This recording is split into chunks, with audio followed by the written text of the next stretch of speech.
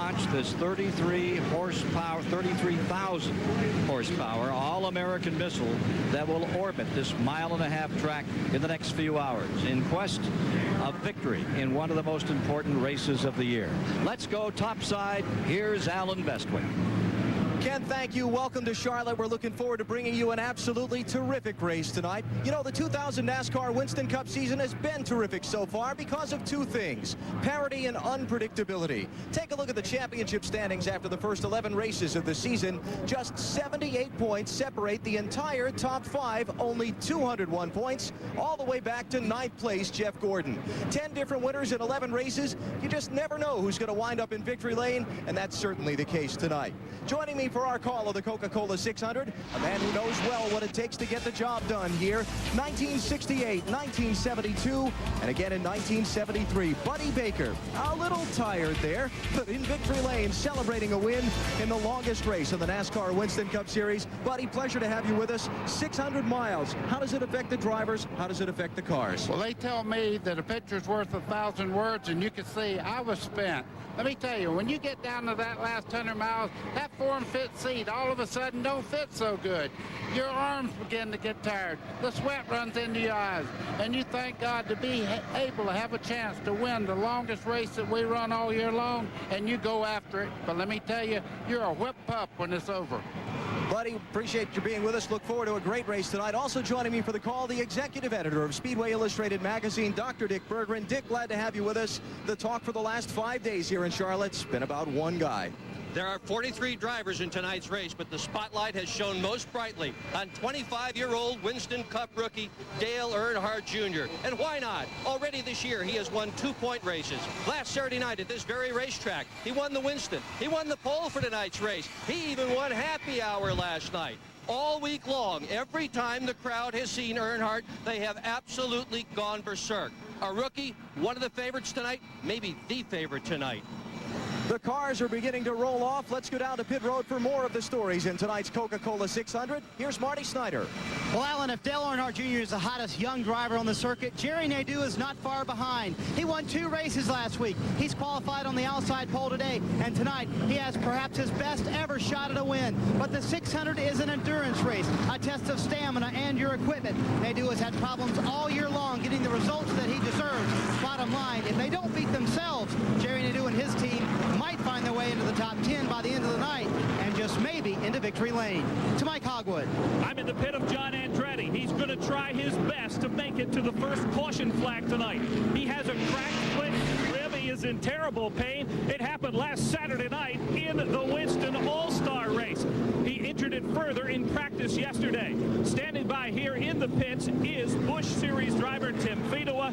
He has told me, yes, he will be getting in the car at the first caution flag today. It's been 5 years since he's had a Winston Cup ride. Now to Mike Massaro.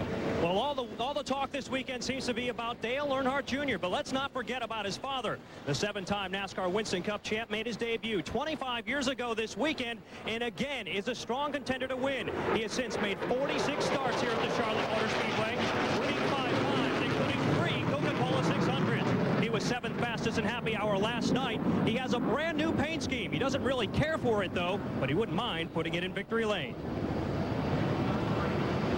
43 drivers set to go in the Coca Cola 600. Let's take a look at the starting lineup. Dale Earnhardt Jr. is on pole for tonight's race, the only 2-time winner so far in the NASCAR Winston Cup season. Jerry Nadeau seeking his first win outside of row 1. He'll start there.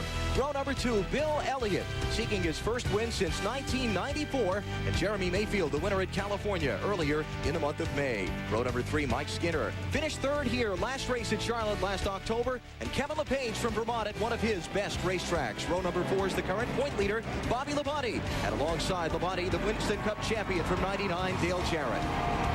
Row number 5 is Tony Stewart, last to 4th in 1999 in this race, and Kenny Wallace trying to turn around a tough luck here.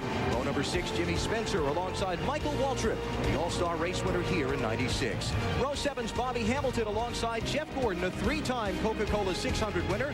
Row number 8, Dale Earnhardt, the 7-time Winston Cup champ, and Rusty Wallace, who's finished 2nd in 2 of the last 3 600s. Row number 9 is John Andretti, who you just heard will give way to Tim Fedewa in this race, and Steve Park could win number 1 come tonight. Row number 10, Mark Martin, always a favorite, a 3-time Charlotte winner, and Ricky Rudd, who makes his 48th Charlotte start. Row number 11 is Matt Kenseth, the Rookie of the Year leader, and Ricky Craven making just his 5th start in 2000. Row 12, Rick Mast in the A.J. Foyt car alongside Robert Presley. The 13th row, Brett Bodine and Winston Cup rookie Scott Pruitt. The 14th row is Joe Nemechek and the defending 600 winner Jeff Burton. In row 15, Jeffrey Bodine makes his 2nd start of the season alongside rookie Dave Blaney. The 16th row is Ward Burton, just 3 points behind Bobby Labonte in the championship alongside Wally Dallenbach. The 17th row is Kenny Irwin and former Charlotte winner Ken Schrader. Row number 18, 5-time 600 winner Darrell Waltrip in a ride they bought earlier this week, and Sterling Marlin. Terry Labonte got his best finish of the season at Richmond a few weeks ago. He's alongside Chad Little in row 19. The 20th row, Johnny Benson and rookie Stacy Compton. Elliott Sadler had a top 10 car at Happy Hour yesterday. He's alongside P.J. Jones, starting in place of Robbie Gordon. And bringing up the rear of the field would be Mike Bliss in his Pontiac, starting 43rd. Now the Visa race analysis. We're going to go 400 laps. It's 600 miles and a 1.5 mile quad oval. Pole speed 186.034, a new record. Pit window 65 to 70 laps. They'll be in for tires and fuel.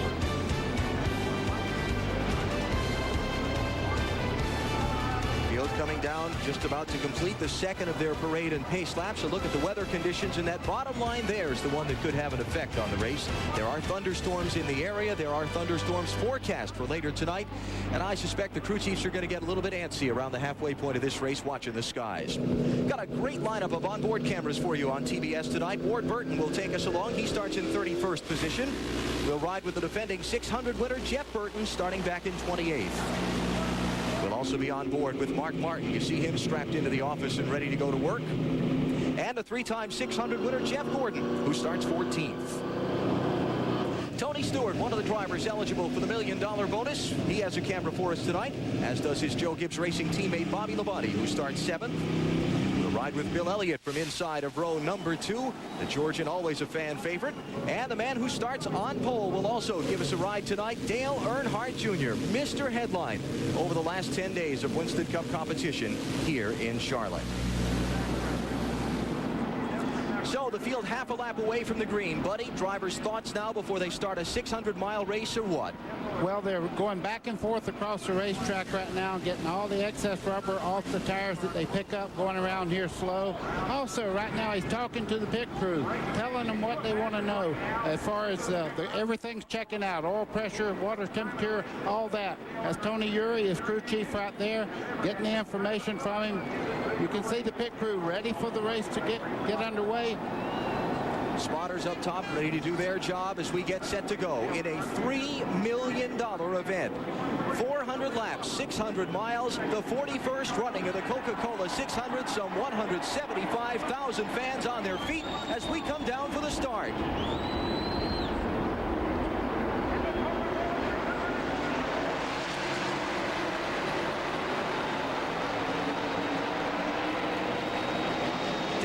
Jr. gets the jump on Nadeau. He leads into turn 1.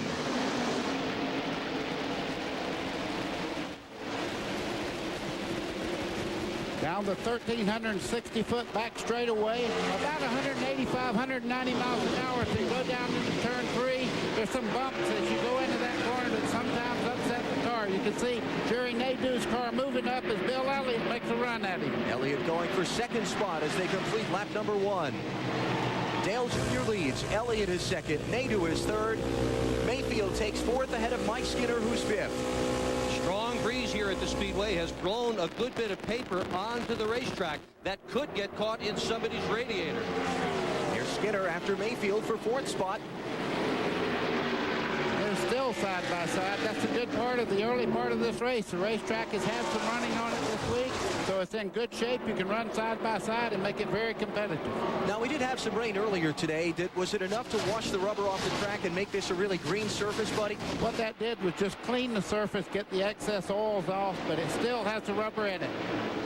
Still watching the race for 4th. Mike Skinner down low. Jeremy Mayfield up high. Skinner's car not carrying its usual paint scheme, carrying one of the military designs this weekend. Diving down to the low side, gets a good run as he gets back in the throttle. As they come off turn 4, it looks like Skinner has the spot. Not not by much. Skinner has never won a Winston Cup points race. He has a car that nearly won earlier this year at Atlanta, and there are a lot of people who think maybe tonight's his night. Dale Earnhardt Jr. leads. You see Bill Elliott in second, closing quickly on his back bumper. Bill Elliott earlier today told me he liked this car. Ray Evernham has been an advisor. You know, next year he's going to move to the Dodge Racing team.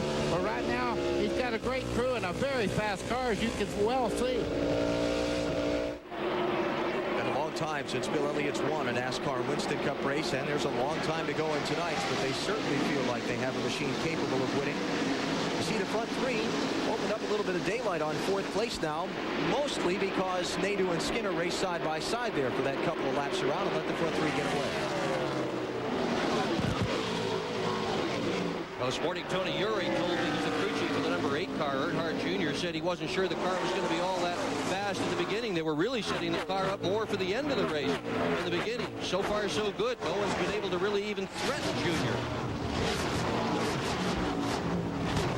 Look at that junk blowing around. I got to tell you something. That could be a problem for these cars because they tape the front of the cars up. As you can see on the front of these cars as they come by, they put a lot of tape there to get down for. If you get a food wrapper on the front part of that car now, it cuts off some of the air and could make it run high. Looks like Dale Jr.'s car already has picked up a little piece of trash right underneath the Chevrolet bow tie symbol. Mike Hogwood, what about it from Dale Jr.'s pit?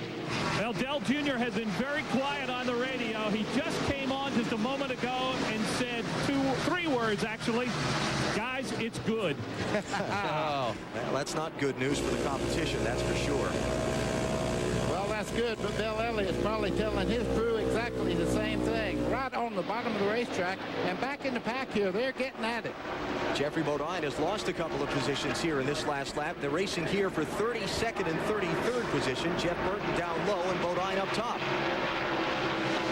Jeffrey's been working out. If he makes it through this race, it's by far the longest he will have gone since Daytona. He's been working out, trying to get himself in shape. He told me this morning he thinks he's up for it. He can go all the way. Don't come down, Jeffrey. That's all I can say right there. He went down in the corner. It's a good thing he held the high line. Jeff Burton, the defending 600 winner, starting way back in the pack in tonight's race, took the green flag in 28th position. As the change for the lead off of turn number 4, here comes Bill Elliott up front. Needless to say, you could hear the crowd cheering over the noise of the cars as they came by. They love this race, and Jerry Nadeau now moving up on the back of Dale Earnhardt Jr.'s car also. That was only the 6th lap that Bill Elliott has led so far in 2000. As good as he's been running, he's not been in the lead a lot. Here's a look at what happened off of turn 4 he a got lap ago. loose. The car jumped sideways. You can see the back of Earnhardt Jr.'s car step out. He had to back out the throttle, and Bill Elliott just flew by. Only the second race that Bill Elliott has led here at Charlotte since 1992. He led 30 laps, the 697, but Elliott has not spent a lot of time at the front of the pack at this racetrack in recent history. Going to see another lead change here. Elliott up the racetrack. Earnhardt Jr. just gets in the throttle. They're going to run side by side all the way down the front straightaway, though, I guarantee you. Awful early to be running this hard.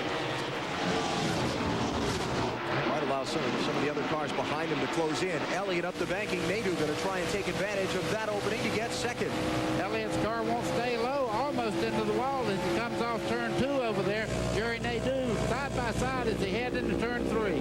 Won't stay low, or you think he's just not trying to force it, knowing that Junior was going to come back and be a little more desperate to lead than he was, and Nadeau probably a little more desperate for second than Elliott's going to be at this point.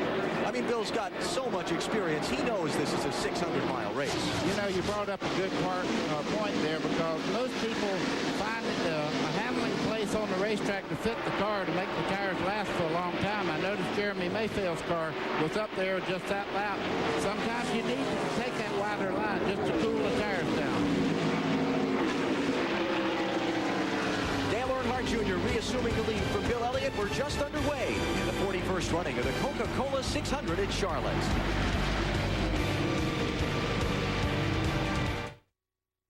Hi, I'm Tammy. What do you look like?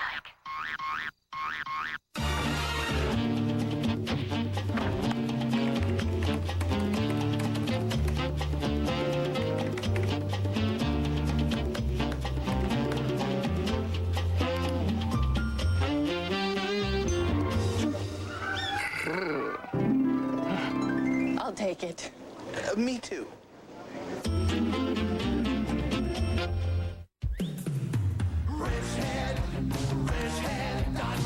When it comes to getting the right parts fast and easy, guys who know their way around under the hood always turn to their best friend, wrenchhead.com, the place to buy auto parts online. Go to wrenchhead.com now to enter the Father's Day 400 sweepstakes and win Dad a trip for two to the big race in Daytona July 1st. Plus lots more. With wrenchhead.com, getting the right part is a snack. Wrenchhead.com. Are you a wrenchhead? Whether you drive your family around the neighborhood or the number 21 Citgo Taurus around the NASCAR circuit, you make a lot of pit stops along the way. So from Darlington to Detroit, Bristol to Boston, and just about every place in between, you can count on your local Citgo to keep you going. Gas, food, and conversation. Just what you'd expect from a neighbor.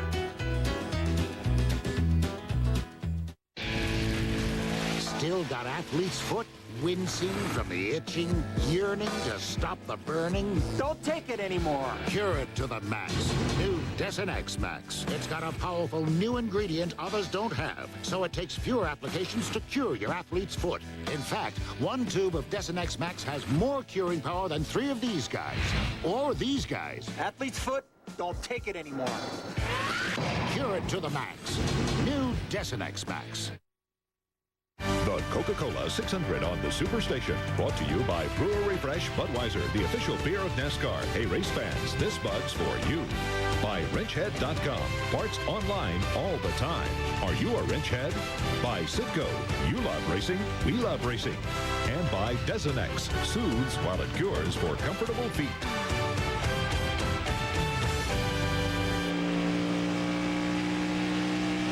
The Coca Cola 600 is underway at Lowe's Motor Speedway, Charlotte. Just 17 of 400 laps in. You're looking at the race leader, Dale Earnhardt Jr.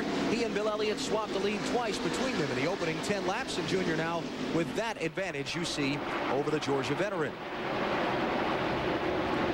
While we were away in the break, the change for 4th position, we saw Mike Skinner bypass Jeremy Mayfield for that spot earlier. Now Mayfield has made the return pass on Skinner, so Jeremy up to 4th. Skinner has dropped back to 5th, just ahead of Tony Stewart, who's in 6th. Now the man on the move in the early going is Dale Earnhardt. He started the race in 15th position, and he is about to take the 6th spot, make it the 8th spot away from Kevin LePage. And you have to remember how well he ran at the sister track here in Atlanta this year. He won the race over Bobby Labonte by less than a half a car length, but he really gets around this type of racetrack extremely well. Now remember, too, he's led more laps at this racetrack than any other driver in tonight's field, and he has won this race 3 times. Senior.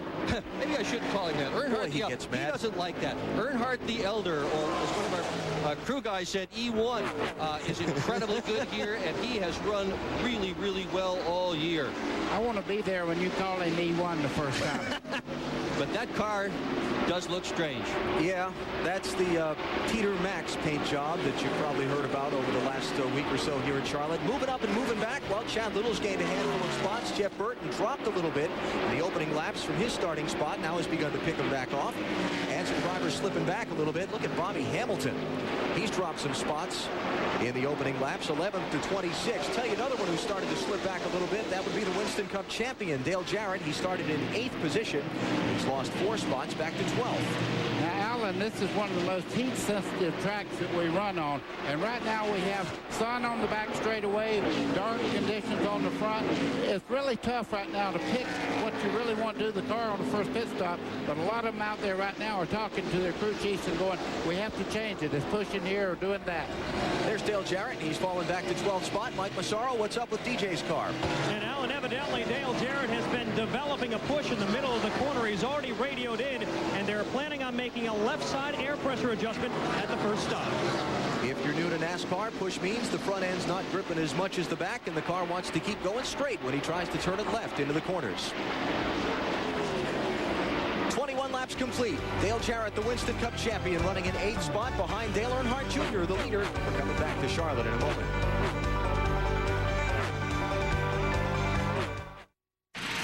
thousands of race fans braving the heat here to watch NASCAR's best try to conquer this track. And here comes our field. Bobby Labonte showing the way into the final lap before the green. Tough luck early on for Jeff Burton with the Intimidator haunting his rear view mirror. Everyone on their feet as the field enters turn 4 stacked at double wide, and our pace car finds pit road. Down goes the throttle, down goes the green flag, and this is what race day is all about, folks. Kyle Petty nudging Ricky Rudd, giving us some early action. Number 40.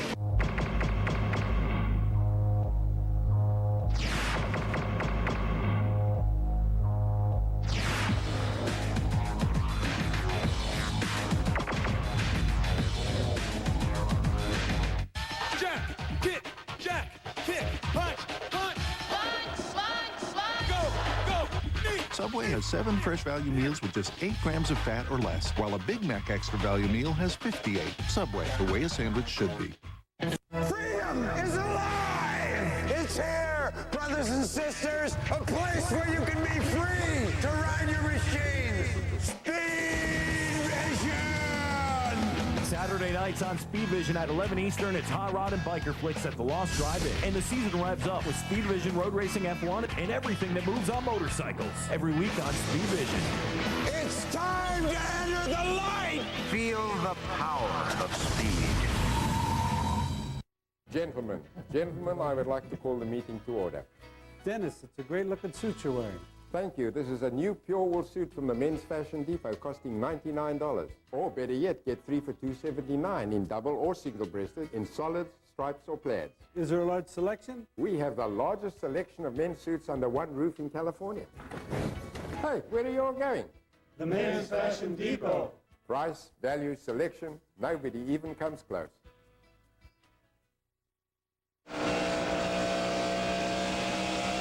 Today, log on to TBSSuperstation.com and follow live in-car camera action for the Coca Cola 600. That's Elliott Sadler making his way up through traffic back in 35th position, deep in the field. I think he was 10th quickest in the last practice yesterday in the 21 car, so he's real excited about today, but he has to deal with this heavy traffic. Here's a race for second spot off of turn 4. Jerry Nadeau in the blue-nosed machine with the orange stripe around the bottom, putting some pressure on Bill Elliott, who's putting some pressure on the race leader as well. Elliott's just using a higher line at both ends of the racetrack, and that's like waving the carrot in front of the horse for Jerry Nadeau. That bottom lane is just awfully tempting. Look at this bunch. So they don't even care where they run. 3 wide coming off the corner there and down the front straightaway. These guys are going at it. That's back for 31st and 32nd position. Kenny Irwin, Chad Little, Bobby Hamilton, Elliott Sadler. Surprised to see Ward Burton back in the middle of this group there. The gold and black car in the middle of it, the 22 machine. Yeah, he had been really fast in the happy hour session, and they thought they had a great car for today, but so far it hasn't shown a whole lot.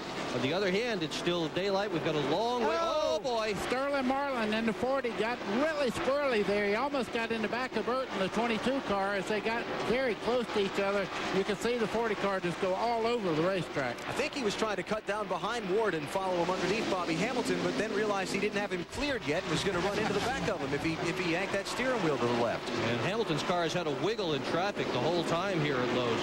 Yeah, he started 13th. He's back in 35th now and about to lose a couple more spots. There's the view from Ward Burton's perspective. See that sun glare off the windshield before he gets behind the shadow of the grandstand in turn 4. Ward second in points, just 3 out of the lead. This driver has never led the Winston Cup points. He's got a taste of it now, though. One of the fastest cars on the racetrack belongs to Tony Stewart. He is working on Mike Skinner there, trying to get the 5th spot away. Stewart started back in 9th position. He was a couple of seconds behind Skinner, what, 7-8 laps ago? Look how close he is to him now. Stewart's team owner is Joe Gibbs. Mike Hogwood is with him down on pit road. We're just talking Tony Stewart really moving up there pretty fast. Bobby Labonte running well. What's your strategy here early in the race, Coach? Actually, both our cars, we just want to make a lot of laps there early. Feel the cars out. I think Bobby right now sliding the nose a little bit. Tony's pretty happy. So we just want to stay up front right now and make laps. It's a long night. Yeah, long night, and it's still early. Mike mentioned that Bobby Labonte did have some paper on his grill. It caused the oil temp to go up to 250. It was a moment of concern here in the Labonte pit. There you see see the piece of paper there on the right side of the grill, left as you look at it, but right on the car. And you'd probably want to know why the oil temperature would go up. Well, your oil. Here's a challenge for second spot off of turn number 4. Jerry Nadeau is going to finally make that move underneath Bill Elliott. He's been dangling that low groove in front of him for a while. Hadn't got it made yet. Bill fighting back on the outside. He'll get a great run up out of the corner there on the high side. And while they race side by side, the 4th place car, Jeremy Mayfield, closing in quickly. They didn't get him yet. But you know, that's one of the great things. That's one of the great things about this racetrack is they can run side by side all the way around, and neither groove is necessarily faster than the other. Yeah, Nadeau has not gotten it done. He's given up on this attempt so far. Now I'll try to tell you why it was running hot. The oil cooler's up there in the grill, and once something gets over the front like that, the temperature just goes sky high.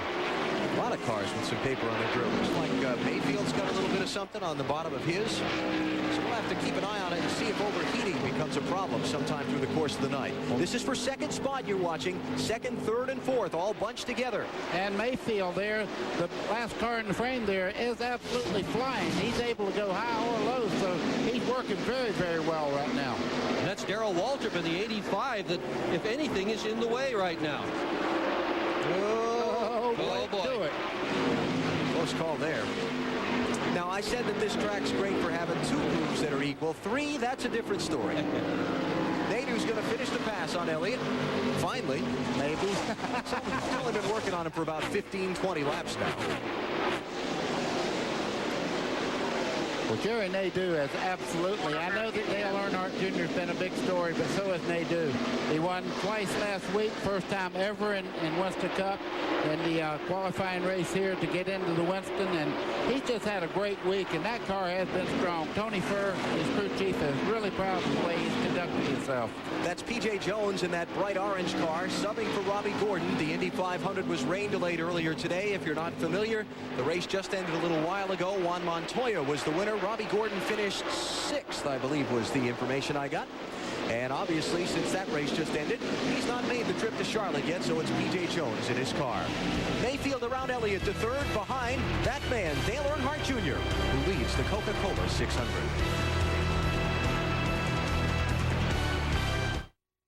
TBS Superstation wants to know, who's tougher, Rocky or Bond? Who are you? My name is Bond. James Bond.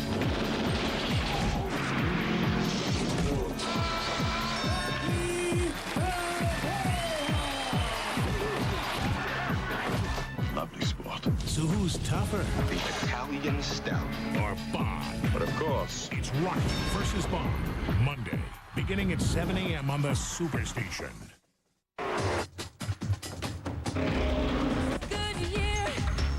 I'm Rusty Wallace for the new Goodyear Eagle #1 NASCAR tire. The only tire with the official NASCAR logo.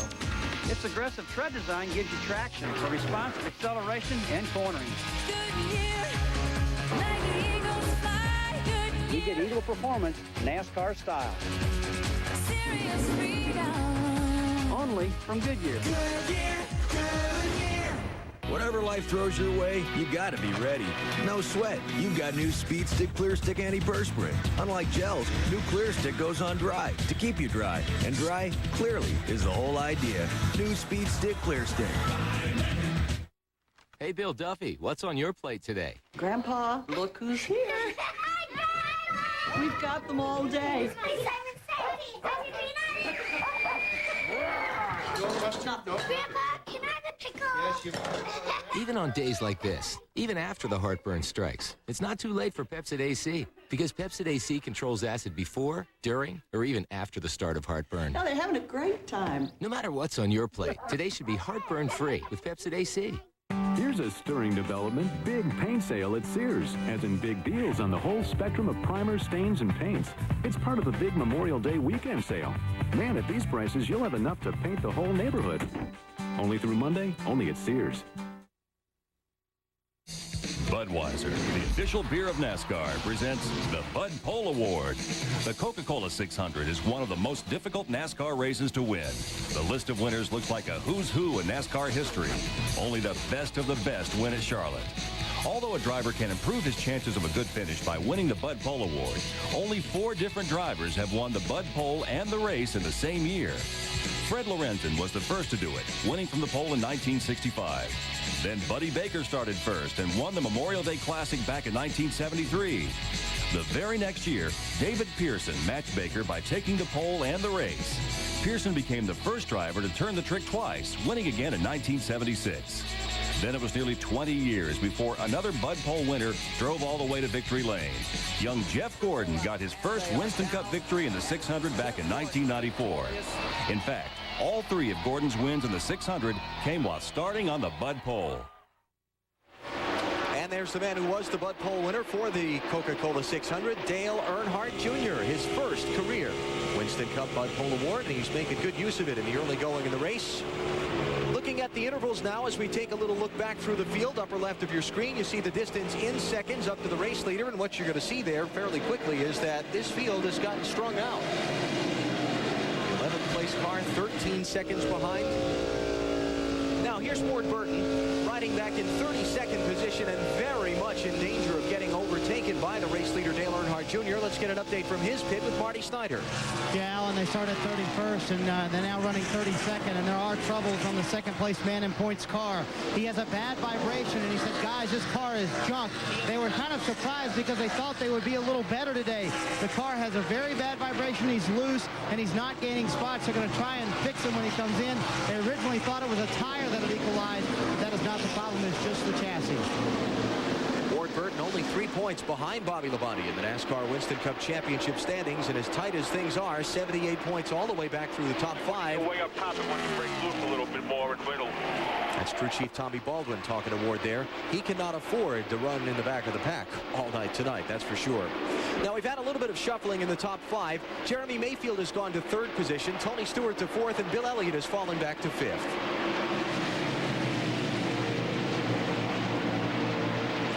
We told you at the top of our broadcast that John Andretti had injured himself yesterday. Actually, he injured himself last week. Tim Fedewa will get aboard that car, and Mike Massaro is in his pit with him. That's right, Alan. John Andretti aggravated a rib injury earlier this weekend. Tim Fedewa standing by to replace him in the cockpit of the 43 machine. Tim, what's the plan? Well, right now, John hasn't said a whole lot. The original plan was first caution, and John was going to come out and I was going to win, but he hasn't said a whole lot. We're just waiting to hear from him, and whatever he decides is what we'll do. Right now, John Andretti 24th on the racetrack. The last time Tim Fedewa was in Winston Cup competition was in 1995 at Dover. Andretti right now running back in 25th position, still on the lead lap, but struggling obviously a little bit. And the rib just broke in a practice session. Incredibly enough, John Andretti was just out there on the racetrack, went hard into a corner, and bang, a cracked rib broke. Yeah, he said he heard it crack. Now Yeah. that's bad, but he's showing a lot of guts out there right now. He's racing Jimmy Spencer and those guys and not giving up a lot of ground to him. Interval between the top 2 closing up a little bit as Dale Earnhardt Jr. got caught up in some lap traffic. You see that Jerry Nadeau has closed in behind him. There's Jr. in the red car. Nadeau the next one behind him. They're coming up on the back of Ward Burton, the 32nd place car, to try and put him a lap down, having been overtaken already by the leader, Kenny Irwin, Sterling Marlin, Dave Blaney, Wally Dallenbach, Stacy Compton, Jeffrey Bodine, Bobby Hamilton, TJ Jones, Darrell Waltrip, Scott Pruitt, Mike Bliss. Junior setting a pretty good pace around here. Look at that. And they said they had the car set up for later. I just can't imagine how it could be much better than it is right now. Ward Burton fighting very well through 1 and 2, but when he gets down to the next corner, you'll see the car go straight up the hill. We're already through the 50-mile mark of the Coca Cola 600. Dale Earnhardt Jr.'s led just about all the laps so far. We're back with more of our live coverage on TBS shortly.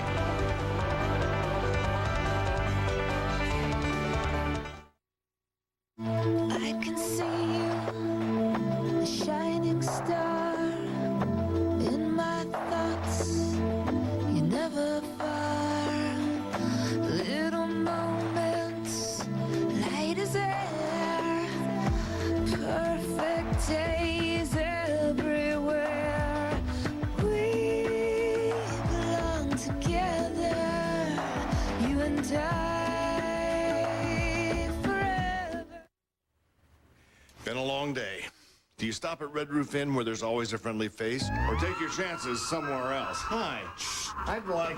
Could I just... Busy.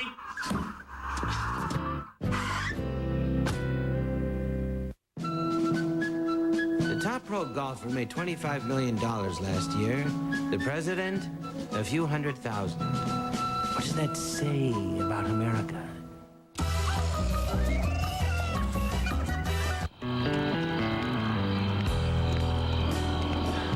You know, this is great.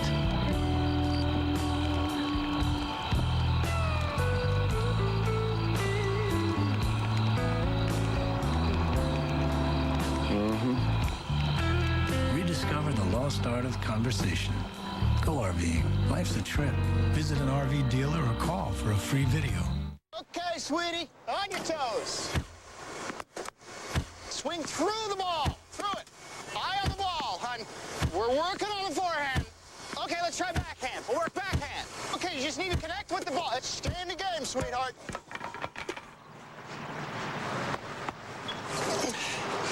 Now, don't be afraid to charge the net.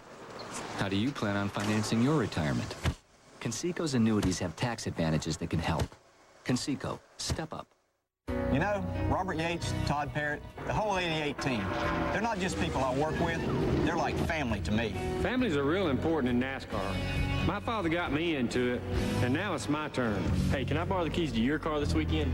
No. Families are great support, but I compete with my brother.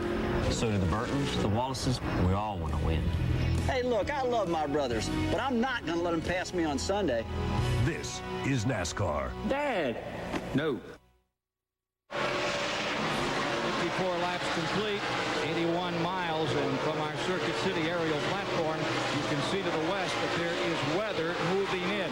Halfway would make it an official race. They've got a lot of going to do to get to halfway. Back to Alan Bestwick. Ken, we have a new leader in the Coca Cola 600. This is a moment ago while we were in the break. Dale Earnhardt Jr. appeared to slow a little bit off of turn 2. And Jerry Nadeau went blasting on by. Well, then he picked the pace right back up. I don't know whether he was just maybe looking at the line that the 25 car is running on the racetrack or what, but he's still sticking right with Nadeau. Well, it happened right when he was beside the 22 car of Ward Burton that he'd been trying to put a lap down for a long while, and they got awfully close together coming off the second corner. Earnhardt Jr. got out of the throttle just a tad, stayed out of the throttle long enough, and Nadeau went blasting on by. Little patience shown there by Dale Jr. not wanting to put the car in a bind. Maybe he listened to Otis Redding instead of Eminem today. Ward Burton on pit road, lap 55. Marty? And again, Ward has that vibration. His car is extremely loose. They're trying to tighten him up with him. He is now down the way and back out on the racetrack, but again, has a vibration. His car was also very loose on that run. Ward just overtaken by the leaders and put a lap down before the stop. As Marty said, here's Bobby Hamilton. Troubles there on the right front. Hamilton all the way back in 41st position. Is going to go a couple of laps down with this stop. We're just getting near the 100-mile mark now and expect in the next 7 or 8 laps we're going to see all of the leaders onto pit road. Circuit City telemetry on board Bobby Hamilton's car. Okay, you have a speed limit. You see him going right down on the speed limit. As soon as he passes the line down here, the RPM will go boom. He did a nice job, kept it right on the speed limit until he got past that white line, and off he went. And remember that these cars don't have speedometers on board. Now, he's not allowed to go up over that white line until he gets on the back straightaway for safety reasons. Now he goes right up, but he does not go out in the racing line, if you notice, until he gets speed up. Got a change for third position. Tony Stewart has gotten around Jeremy Mayfield to pick up third. As we look at the leader picking through some more lap traffic, John Andretti, Jimmy Spencer going a lap down. Storyline of the first part of this race has been people get put a lap down early, and in a 600-mile race to have that done before you're even 100 miles in, that is not going to be a good night. Well, one of the great things that happened to Nadeau yesterday in the last practice, he went in and got under a car and lost the back of the car, and they fixed it. So he don't have that. Fifth place cars on pit road. Bill Elliott. He's in for service, Mike Massaro. And the drive-through crew goes to work on the right side right away. This car's down right in the middle of the corner. They're going to try to free it up with an air pressure adjustment going up a half a pound on both left side tires. Now they swing around to the left side. They'll make the 4-tire change. 2 cans of 76 racing fuel. He's finally down and away. 17.5 seconds. A good stop for Bill Elliott. Very competitive stop. Jeremy Mayfield is in. Getting service on his machine. Rusty Wallace comes down pit road also. Jimmy Spencer's in. There's Rusty. Robert Presley's just leaving pit road. As we look at Wallace's crew go to work. What's the official signal? Signaling something. Rusty is going to get a penalty for being too fast entering pit road. That's going to be a 15-second penalty once they finish the work on the car. So when everybody steps away, there it is. That was a brave official to stand there. Rusty did put it in gear, made as if he was going to go forward. The official timing it now. 15 seconds is a long time. It's forever. 29-3. Wow. That's almost a full lap around this racetrack. Stacey Compton's also going to be coming back to pit road. He was speeding leaving the pit lane. He's going to get a stop-and-go penalty. They enforce the penalty if they can get it while you're still there. If you speed coming in, they enforce it while you're on pit road. If you do it when you're leaving, you got to come back in. I think that's even more costly than the 15-second. Here's Steve Park on the pit lane. Schrader. Schrader in the grass trying to get in there. That's brave. Yeah. Or he's leaving the pit road, the whole deal there. Tony Stewart is on pit road as well. P.J. Jones has been in for service in the Robbie Gordon car. John Andretti is also coming down pit road. We'll keep an eye out there to see if they make the driver change. Park's crew going to work. Mark Martin's coming in. 18-8 on the Park car. He heads off. There's the Tony Stewart crew going to work on the Home Depot machine. Good stop. Look at that. 15.4. Terrific job by that crew. Be some high fives in that pit crew when they get him out back on the racetrack. Here Mark comes Martin's Junior on the pit road. There's Dale Jr. coming in. This is lap 63, just shy of 100 miles. Mike Hogwood. Well, Dale Jr. had told his guys, fellas, I wore the right rear blown out. Tony Eury Sr., Tony Eury Jr. heading up this crew that has done so well. No adjustments at all. 4 tires, a full tank of fuel for Dale Earnhardt Jr., the pole sitter. 16.5, what a stop. Nadeau, the leader, is in on pit road. Tony Kerr had called him in. There are going to be no adjustments here. Jerry Nadeau has been very happy with this car. They do have some planned adjustments to make with air pressure when it gets a little cooler on the track, but they're not making them now. Down around to the left side. Car is up on the jack. Tires are on. Looks like a good stop for Nadeau. Fuel is in. The engine shut off. Got it fired. He's away, but a costly stop. Stop, guys. 16-second stop. Great stop. Go, Jerry, go. Dale Earnhardt Jr. coming around, kind of racing Jerry Nadeau back off into the corner. Shouldn't be a contest because of that little glitch that Nadeau had trying to leave the pit lane. Where is he? Maybe it's going to be more of a contest than I thought. Yeah, Nadeau's going down the back straightaway. He'll retain the advantage he had. He's already into turn 3. And Earnhardt's just now getting there. So Jerry Nadeau gets off of pit road ahead of Dale Earnhardt Jr. despite the little hiccup there when he dumped the clutch. Now Jeff Gordon is the race leader. He's not yet visited to pit road. It's Gordon, Kenny Irwin, and then Jeremy Mayfield, who will apparently win the race off the pit lane. There's Gordon. He just came down the pit lane, made his stop, is beginning to head back up onto the racetrack. So it looks like Jeremy Mayfield will win the exchange on this round of pit stops, and he should take over the race lead in just a couple of more laps here in Charlotte.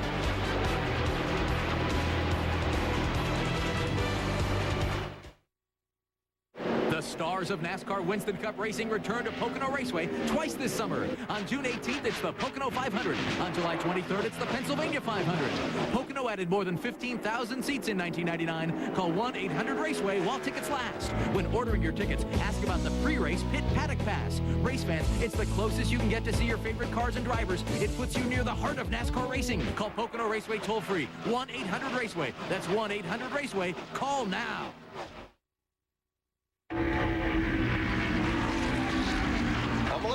Coming in, guys. Look, Bill's in trouble. right, Bill.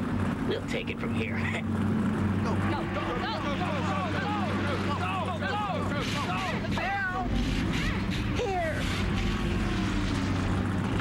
Where can you always find a fast and friendly drive-thru crew? Did somebody say McDonald's? It's your umbrella, a great escape. Your concert hall. It's your car. Keep it going longer with Midas. New expanded services, more genuine Midas parts, a nationwide lifetime guarantee.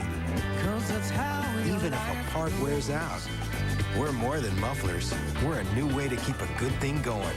Go Midas.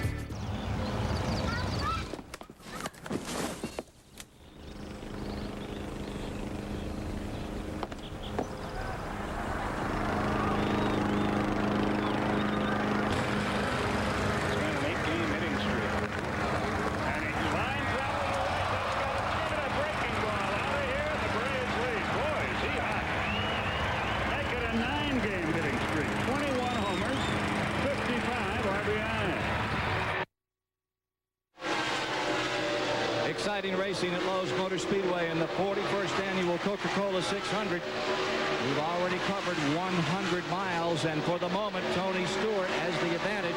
He just swept around Jeremy Mayfield after those first pit stops to take first place. Stewart now the leader. 6 lead changes. Nary a caution. And 167, well, that would give us a new record. But there's a long way to go and a lot of pit stops, and everyone is still running. Back top side with Alan Bester.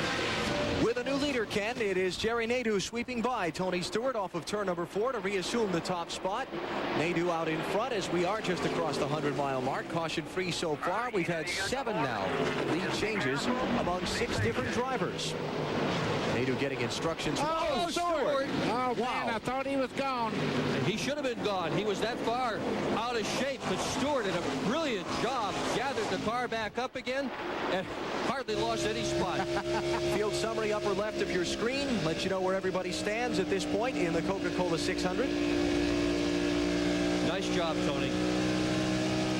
There we go. There's our field summary. You see Nadeau, the race leader, over Mayfield and Stewart. Dale Earnhardt Jr. fell back to 6th after the pit stops. He has just moved back up to the 4th position.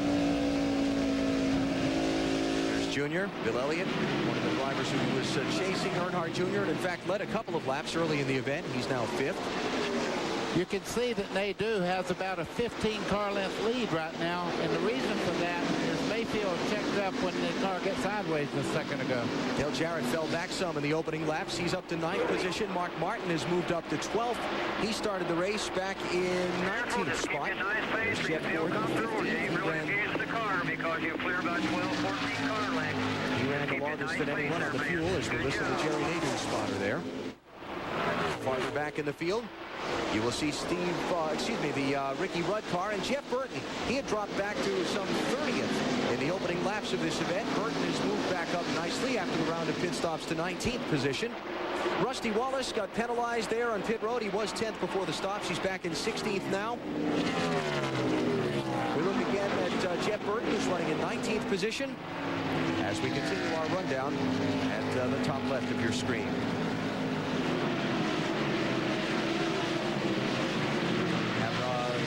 At this point on the lead lap, 25 cars.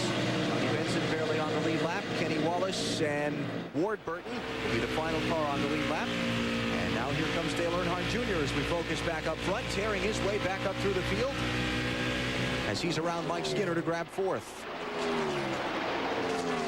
Actually, Skinner's around him to grab 4th. Had that backwards, didn't I?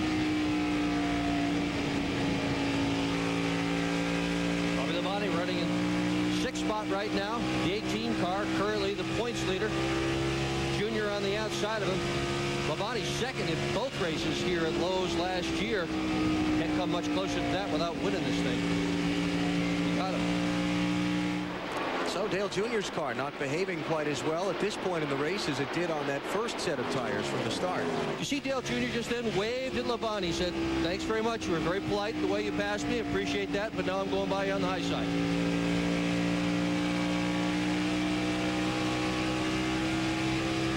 Welcome back a minute ago to Tony Stewart as he overtakes Jeremy Mayfield and reclaims the second spot. Stewart had a close call up in turn 3. This is Stewart right here, and as he starts off the corner, watch the back of the car, just step out. He heads up the hill. That's great driving to just maintain control.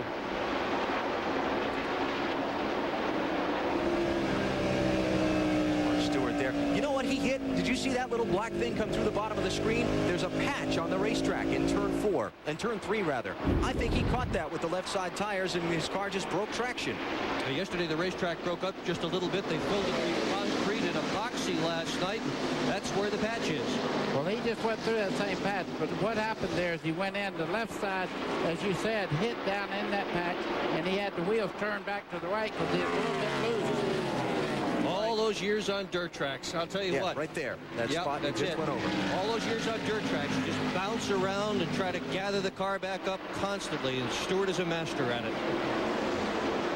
See Tony Stewart's interval to the leader. He's losing ground to Jerry Nadeau right now. Nadeau's last lap was 172 miles an hour, and Stewart's was 169.7.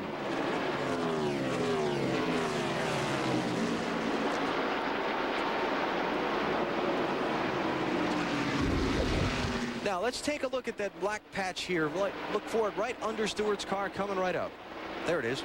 There's two things to watch. The 12 car there on the inside actually pushing a wall of air up towards the back of the car also. And we're under caution for the first time in the Coca Cola 600. Steve Park just did kind of a lazy spin off of turn number 4 and wound up down in the tri-oval grass. He's driven the car away. There is Park, who was running in 19th position at the moment. And the yellow flag waving for the first time here at 80 laps into the event. So Steve Park, it looks like none the worse for wear, other than probably needing a new set of tires on that machine and a minute to catch his breath and get his heart to stop beating so fast. There's John Andretti's car. Let's go to pit road. Mike Massaro. And Alan, we've waited most of the afternoon for this. John Andretti now slowly rolling down pit road. Tim Fedewa waiting to jump into the cockpit of that STP machine as the team now waits to do service on that car. But John Andretti's rib injury has gotten to the point where he can go no further. Well, he's gone 120 miles, which is probably as far as you could expect a driver to go with a broken rib, and especially a freshly broken rib. Well, I tell you what, I've had them, and they hurt so bad you can't get your breath. That's the bad part. Andretti going to give up the 30th position at this point to come off the racetrack, and most of the other leaders are going to come in as well for service. Stop's going to be at lap number 81 of 400. Nadeau is in. Stewart, Mayfield, Skinner, all in. In fact, I believe everybody on the lead lap has come in for tires and fuel. Marty? Tony Stewart is in. His car's a little bit loose. Just before that caution came out, he radioed the crew. I'm starting to feel a slight vibration in the pedal. So we have to keep an eye on that for Tony Stewart. Jeremy Mayfield is also in. He is in third. Stewart down and away. Mayfield a little loose. He is also down and away. Now down to, well, back upstairs. Checking to see who's going to win the race off the pit lane. It's going to be Nadeau who will be first out. Good stuff, and guys. you see Stewart out second. And there's the driver change with Tim Fedewa going in. Mike? That's right, Tim Fedewa now jumping into the cockpit of the 43 machine. They're now cinching up the seatbelts and fixing everything inside their car so that it is appropriate for Tim Fedewa. John Andretti has now gotten out. He sits on the wall right now, collecting his thoughts, catching his breath, and now finally removing his helmet. We'll get a word from him in just a minute. That's Phil Horton, the gentleman in the red shirt standing right behind Andretti. He's an athletic trainer and physical therapist that works with a lot of the drivers and no doubt there to tend to John Andretti's needs. Jerry Nadeau leads. We're under the first caution of the Coca Cola 600.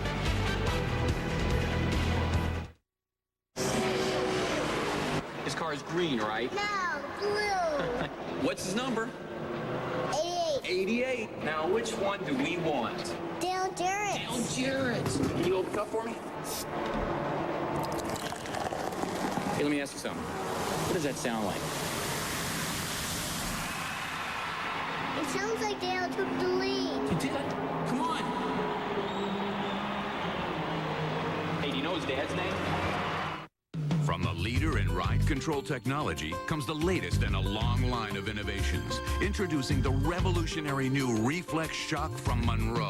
With impact sensor technology that shifts between firm and soft compression in just 12 milliseconds, combining superior comfort with a dramatic reduction in pitch and roll for maximum safety. Experience the new standard in comfort and control with a new Reflex Shock from Monroe. We need a car? A minivan. No. An SUV. With leather. Blue. Green. Bluish green.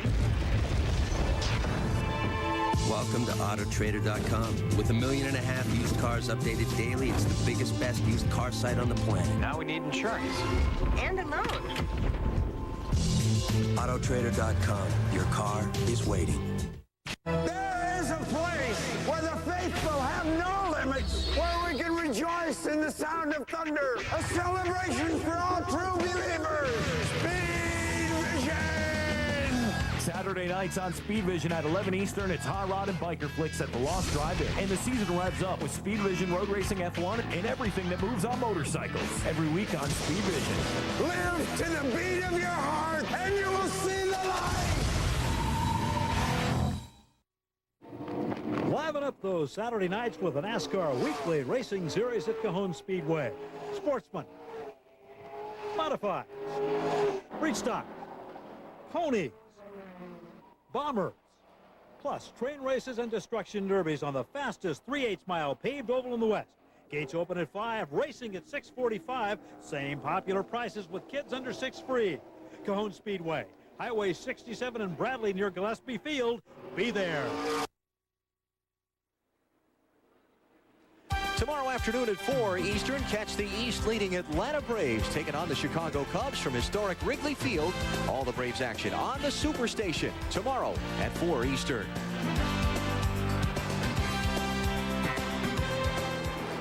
Under caution for the first time in the Coca Cola 600 because of that. Allen right by himself off turn 4. The back just stepped out. He was lucky nobody collected him. Back underway there. No harm, no foul. Just right on. That would be Steve Park's car going around. Here's a look back from Robert Presley's camera as he leaves Park behind, spinning in a cloud of smoke. At Kenseth taking evasive action going through the infield in the 17. Park in 22nd position on the lead lap as the field comes off turn 4 for the restart. Jerry Nadeau's crew, fabulous job on the pit stop. He holds on to the top spot as we get back at it. Waving a green flag atop the starter's stand. Look at the jump that Nadeau got on Tony Stewart. Big jump. Big jump. You're laughing, Baker. What are you laughing about? I'm just looking back here. You think they're not running hard? These guys that are a lap down are trying to get a lap back, and a guy like this gets such a great jump. There's no way to get a lap back because he's like a rocket ship on restart. Second spot, Tony Stewart there, a little ways behind. There is John Andretti's car, now being driven by Tim Fidoa. Let's go back to the Petty team's pit, Mike Massaro. And Alan, John Andretti has come out of the car and has received some treatment from team trainer Phil Horton, and now has collected his thoughts and his breath. And, well, John, I think the thing that we need to address is how disappointing is it for to have an injury sideline you for such a big event? It's just disappointing for any event. I've never had to get out of a race car for any reason other than the fact that, you know, you got a 24-hour race, but unfortunately the cars are raced real loose. And, now I think the car's a little better, but I can't turn the wheel like I need to turn it and wrestle the car like I need to wrestle it to give these guys everything they deserve. So it makes more sense to put somebody in there that's healthy and try to get ready for it over. Well, guys, the SDP car had to come in a second time because the first time they weren't able to change tires. And that car back in 37th position, 1 lap down to the race leaders. Jeremy Mayfield around Tony Stewart for second. This is a little farther back in traffic. There's Dale Earnhardt Jr. He's running in 6th spot. He's just taken that position away from Bill Elliott, who follows him around the outside of Terry Labonte.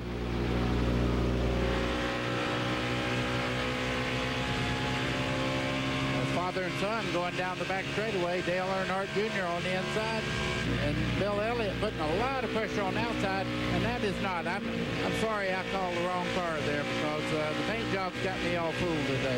That's Terry Labonte's car, and Texas Terry not having a good day. 29th position a lap down. Here comes Dale Jarrett up through the field. Jarrett's finding himself moving forward under this run. After that pit stop, he's up to 8th spot, trying to take 7th away from Bill Elliott.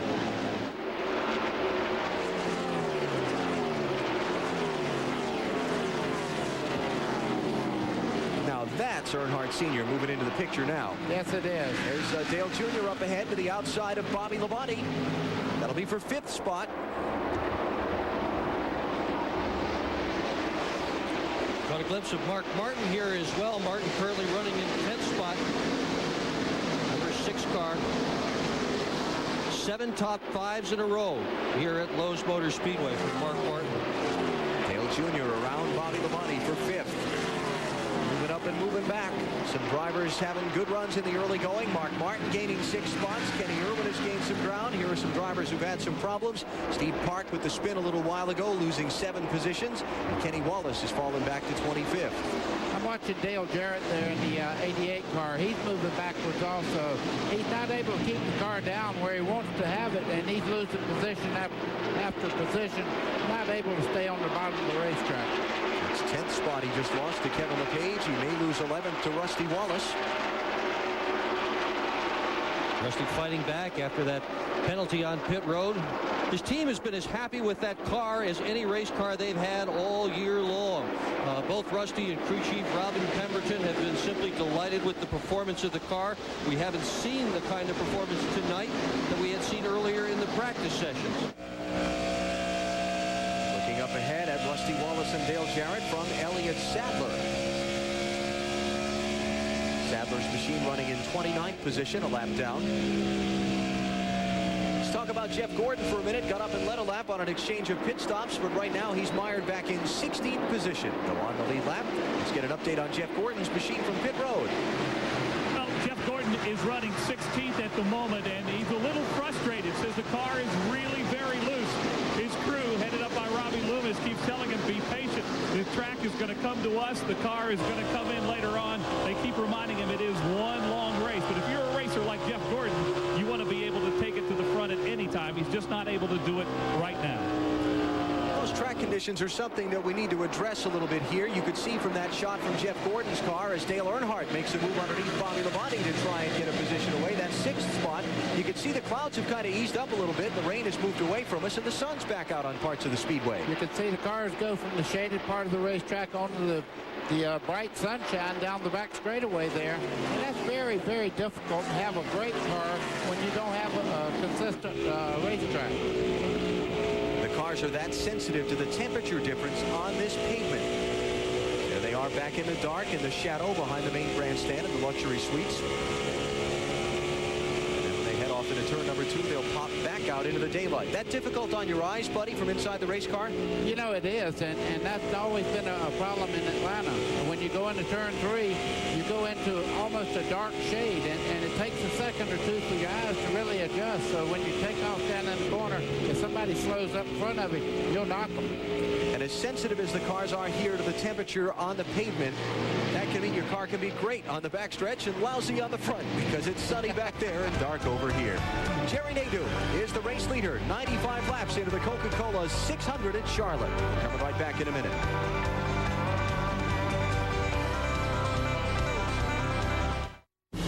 What could you do with a frozen secret agent from the 60s? Thaw him out. Yeah, baby. Yeah. Mike Myers. Shall we shag now or shall we shag later? Elizabeth Hurley. A lot's changed since 1967. In the world broadcast premiere, Austin Powers, International Man of Mystery, with scenes never before seen in theaters. Let's get down to business. Next Sunday at 8 Eastern, only on TBS Superstation. The family has always put in the forefront to protect the quality and the standards set by Adolphus Bush. The deep sense of pride that my grandfather taught me, that my father continues to teach me. I think he would be very happy that the generations of his family have practiced what he taught us.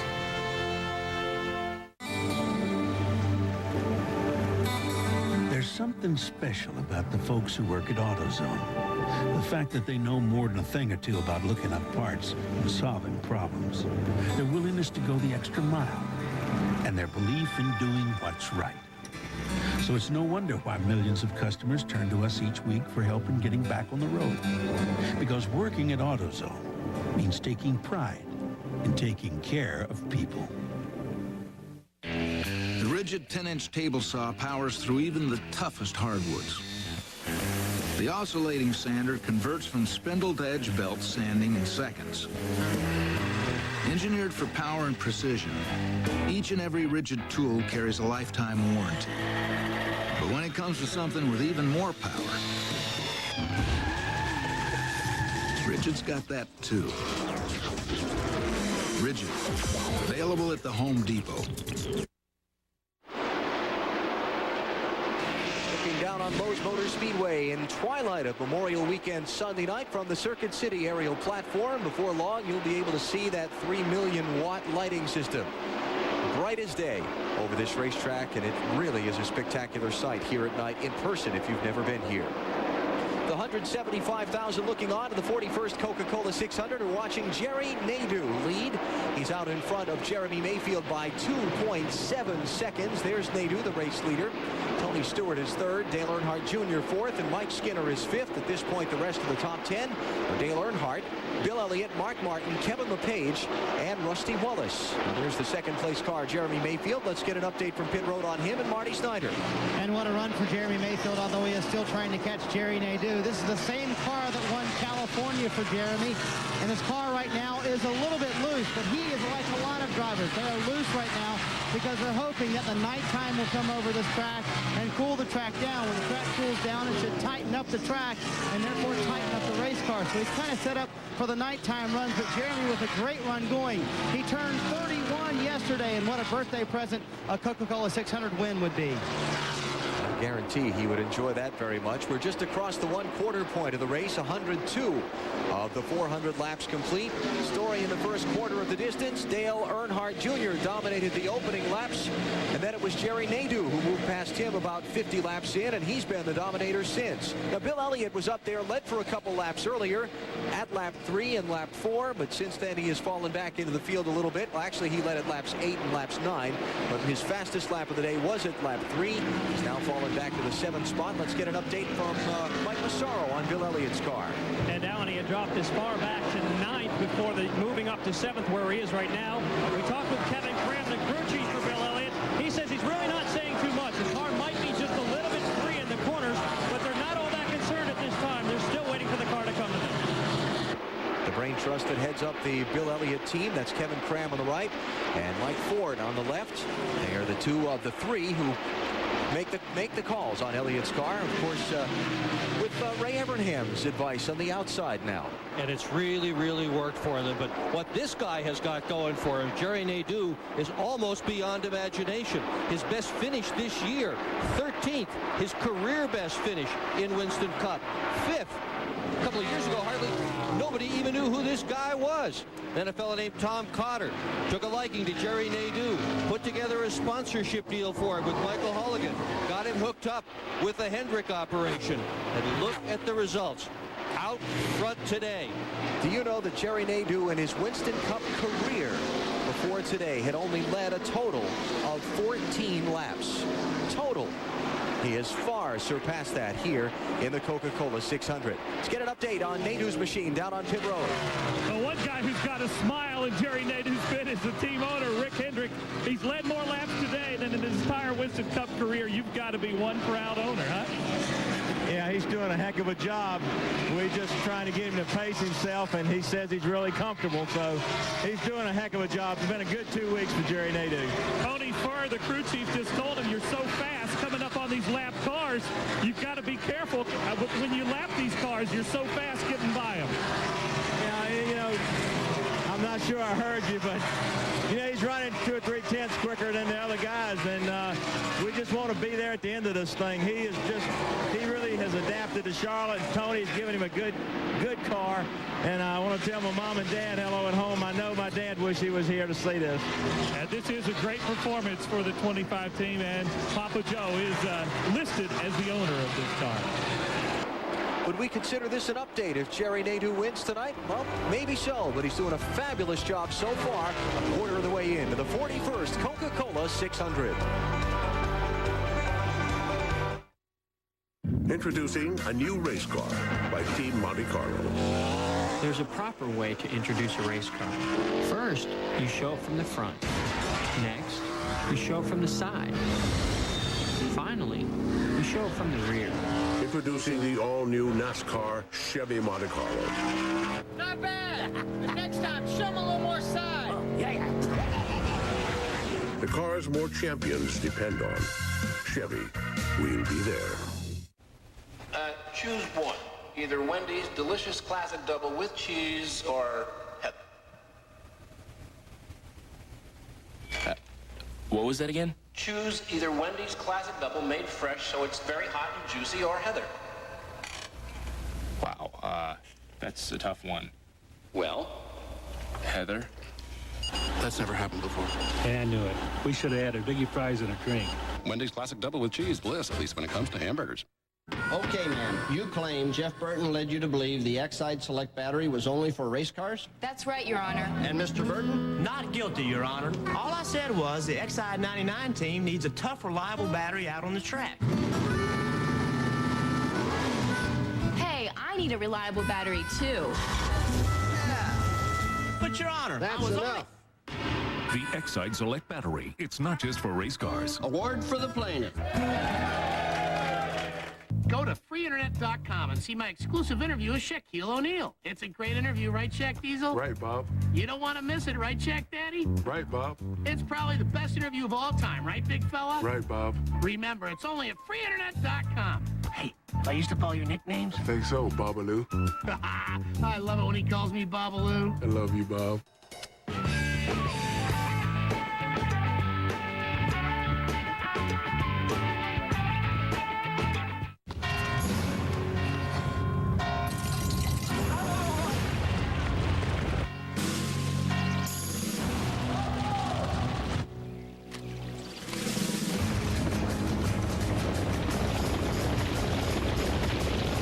Never has so much power gone into our battery.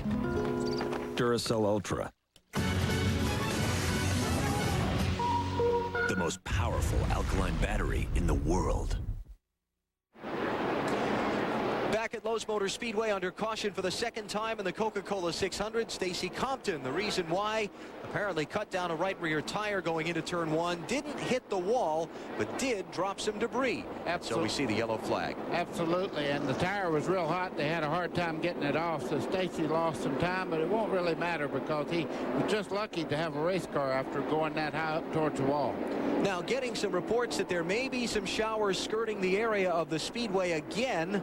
So these pit stops may turn out to be really important if weather comes to shorten the event. You look at Nadeau, Mayfield, and Stewart in the triple box left of your screen. And let's watch how the crews do here going head-to-head. Well, that's Jerry Nadeau on the top, Jeremy Mayfield, and Tony Stewart there.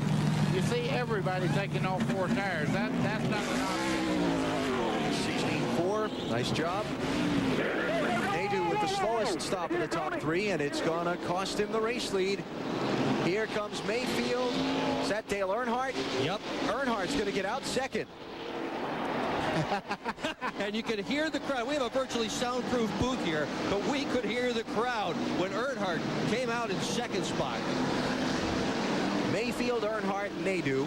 Those will be the first three. Then it's going to be Tony Stewart. Mark Martin's going to come out fifth.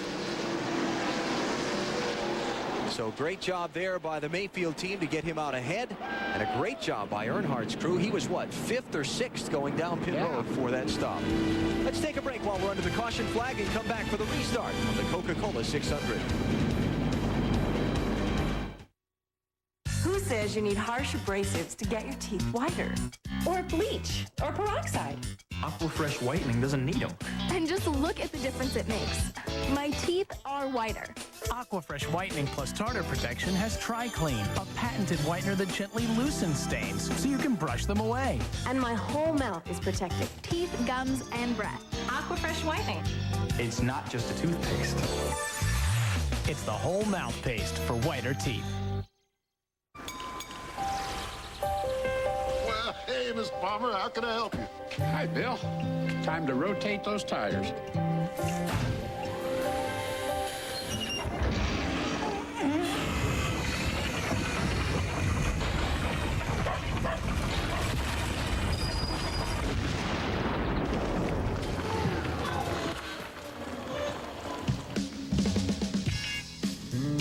Cooper Tires.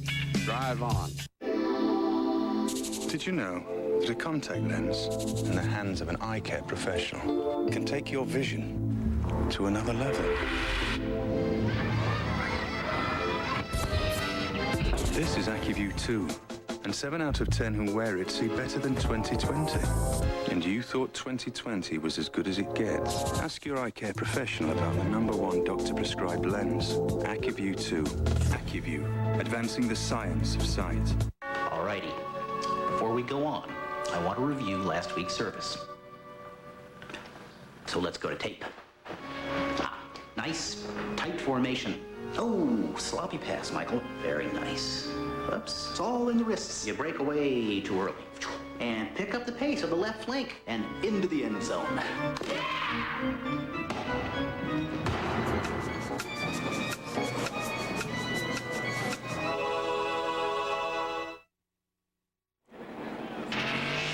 The Coca Cola 600, its 41st running. Live from Charlotte on Superstation TBS. Glad that you've joined us. We're getting ready for the restart, about another lap away. Let's get some recaps on those pit stops we saw a moment ago. Here's Mike Hogwood. Well, in Jerry Nadeau's stop, there was a bit of a glitch changing the left rear tire. They were down and away, and then the concern was, did they get all the lug nuts on? Well, they have watched it closely here under the caution laps, and a huge sigh of relief in these pits. All the lug nuts are there. Jerry Nadeau is okay and in third position. To Marty Snyder. Well, Jeremy Mayfield came in second and out first. They were a little loose. They put a half a round into the left side. That should tighten him up from the middle of the corner off, make the car drive a little better. And as he was screaming down pit road, he knew he had a great stop. He said, "You guys are unbelievable," on the radio. Tony Stewart came in third, out fourth. They took a little time. He was also loose. They added a pound of air pressure to the left rear tire and also half a round into the left side. That should also tighten him up. Let's go to Mike Massaro. Well, high fives all the way around down here in the 3 pit stop. After Dale Earnhardt came in, just took on 4 tires and fuel, no adjustments. The team was extremely happy. They came in 5th, came out 2nd. Alan? Well, Dale Earnhardt's got a sniff of the lead here. He's going to restart in 2nd spot.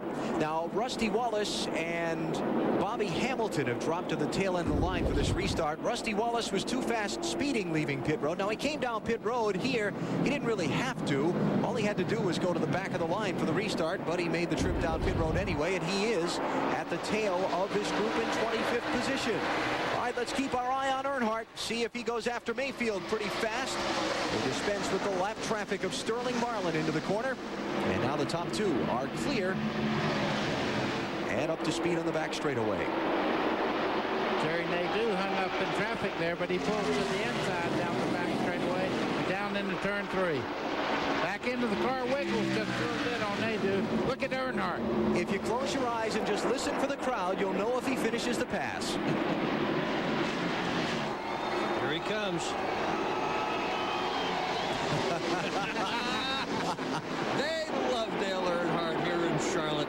Hometown boy, drives the way they like to see a fella drive. Look at him. That entire audience is applauding Dale Earnhardt. Dale Earnhardt the elder. There we go again. He's going to get you for that. Yeah, he is.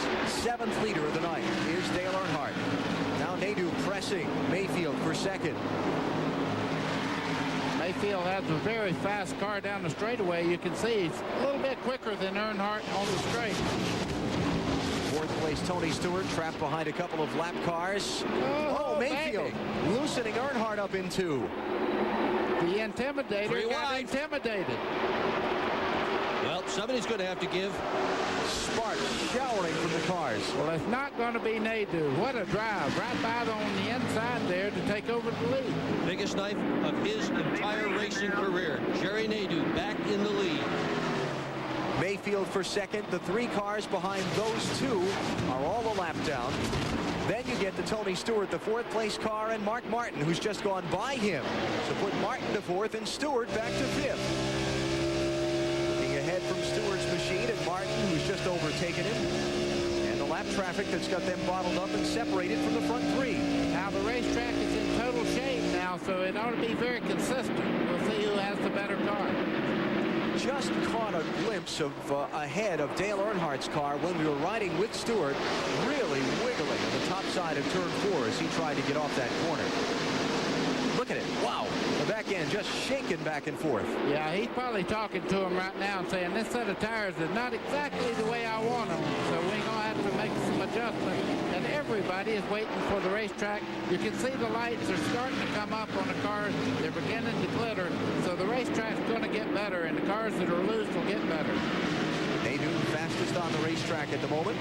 There's Ricky Rudd running back in 9th position. And Tony Furr has just called to Nadeau and said, don't punish your tires. You just got brand new tires on. Take care of those tires. He doesn't want him to run off with this thing, even if Nadeau can. Have a field summary running up the left of your screen to let you know where your favorite driver is. At this point, 120 laps into the 400 to make up this 600-mile event. Just about to hit the 200-mile mark and another 14 more laps. Tell you like a race with some underdogs up front, you got it. Here's Nadeau, never won a race in Winston Cup in his whole life, not a points race at any rate. Right behind him, Mayfield never even led a lap here at Charlotte. Skinner and Earnhardt Jr. racing for 6th and 7th. Earnhardt Jr. just keeps the power on there, and of course, Mike Skinner knows there's a long ways to go right now. It's Jimmy Spencer right behind them. He's a lap down. As you look ahead from Junior's machine, the bright green car there is Kenny Irwin's car. And Irwin was put a lap down earlier in the event as well. He's back in 27th spot. Bill Elliott with some problems. Elliott slowing on the racetrack. Down in the apron. He's down on the apron. That won't bring a caution out. I did notice some flames coming out of the exhaust pipe, so he's turned the power off, and that's just unspent fuel there that you're looking at. Was running in the 11th spot. Well, I wonder, they had a choice of a couple different engines in that car. They went with the engine that had the lighter weight components, and I wonder. Durability, reliability, it's a factor in a 500-mile race, let alone a 600-mile race. And Bill Elliott will be coming to the attention of his crew momentarily. Falling aside from the 11th spot here at this point in the event. It's been since 1994 since Elliott's gone to victory lane. And it will obviously, the dry spell, continue for at least one more week as we watch Jerry Nadeau, who again had led only 14 laps in his entire Winston Cup career before tonight. Out in front for 64 circuits of this Coca Cola 600 now. Now the gloves are off, and he's taking it right behind the wall. Not a good sign for Bill Elliott. He obviously knows that whatever it was that happened is going to put him out of the race.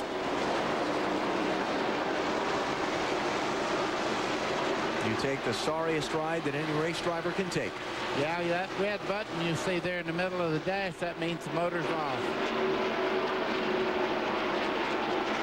Jerry Nadeau leads by 1.3 seconds over Jeremy Mayfield. 125 laps into the 400 in tonight's race.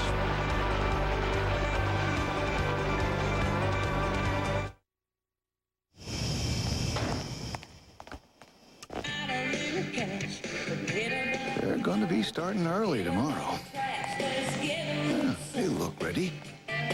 People don't like surprises. That's why they put the prices right up front. Goodwrench Good Time Savings means great deals, like air conditioning service for only $69.99 or less. It's a good time to see your select GM Goodwrench dealer. Me? I always have a good time around here.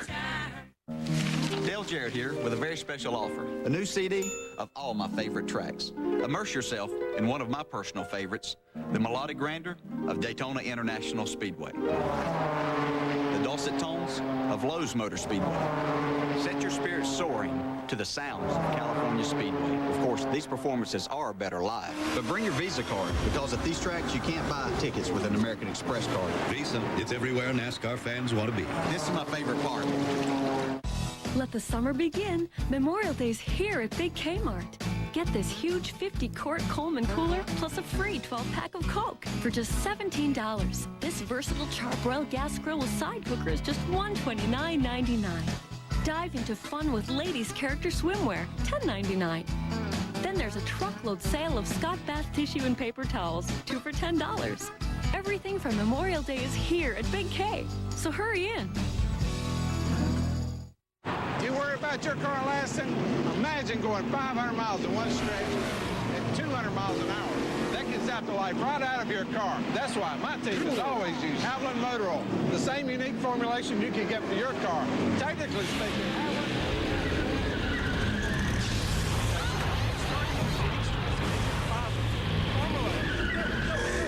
that's the kind of protection I'm talking about. Why aren't you guys working? The Coca Cola 600 on the Superstation, brought to you by the men and women of General Motors, whose commitment to quality brings you outstanding cars and trucks.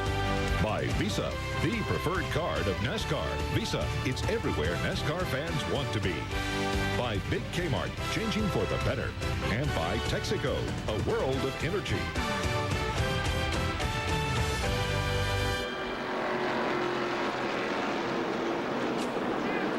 Under caution for the third time in the Coca-Cola 600 single car spin off turn 4. Much like the Steve Park spin of a little while ago, Mike Bliss went for a lazy spin down into the tri-oval grass, separating the pit lane from the front stretch, but as you see, has continued on away, and all the fenders look to be in their proper place. Let's go into the garage of Marty Snyder.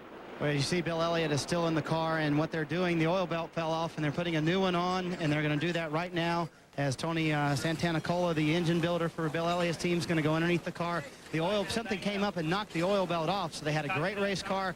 That's an odd problem to have happen, but it is something that does happen on occasion. The oil belt knocked off for Bill Elliott. They will get him back out on the racetrack. Well, chances are he's run that car without oil pressure. The engine may well be damaged as everybody heads down pit road. Stop's going to be at lap 131. Nadeau led last time coming down pit road, went out in third position. Let's see what happens on this exchange of stops. You look at Nadeau, Mayfield, and Dale Earnhardt in the triple box on the left of your screen. Last time Nadeau's crew had a 17-second stop. Earnhardt's pitted way up pit road from Nadeau. Talked about a 2-tire change on the 25 car. Tony first said no way. Jeff Burton's out awful quick. Wonder if he got 4 tires or 2. Who's going to win the race off the pit lane? It looks like it's going to be Mike Skinner. I believe that's Skinner's car that was first off the pit road. Yeah, and DJ's right behind him, Dale Jarrett. Dale Jarrett had a great stop. I think we might have just seen some 2-tire stops. We'll go back and check with our pit reporters and recap things for you. But for Skinner to go in 6th and come out in the race lead, I'm going to wager he might have just gotten a pair of right sides only. Under caution in the Coca-Cola 600. We'll come right back. I can see you, a shining star in my thoughts. You're never far. Little moments, light as air, perfect days everywhere. We belong together, you and I. Kick off your summer with the big sunny taste of Sonic's Bacon Patty Melt Toaster Sandwich with crisp bacon, sweet grilled onions, and smoked cheddar on thick Texas toast. Now with a large order of tater tots for just $2.99. Only at Sonic, your summer flavor place.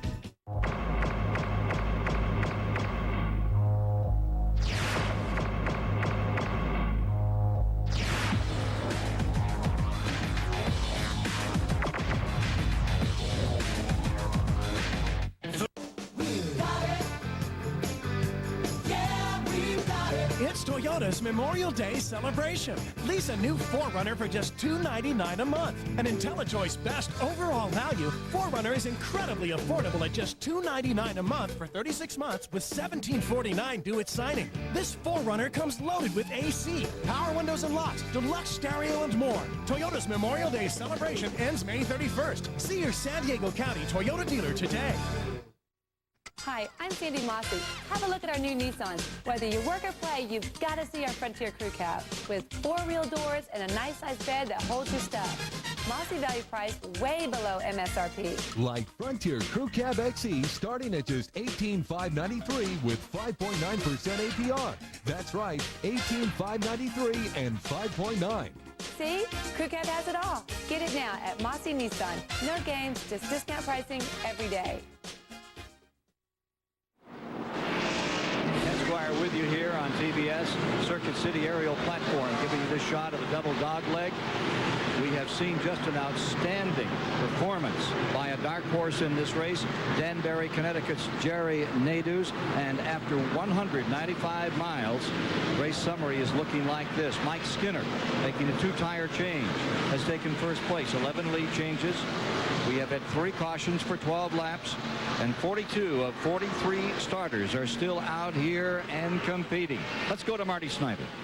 What a heartbreaking day for Bill Elliott. Bill, what happened? We had something, it took the teeth off the oil pump belt. We run an external oil pump, and it's a rubber belt.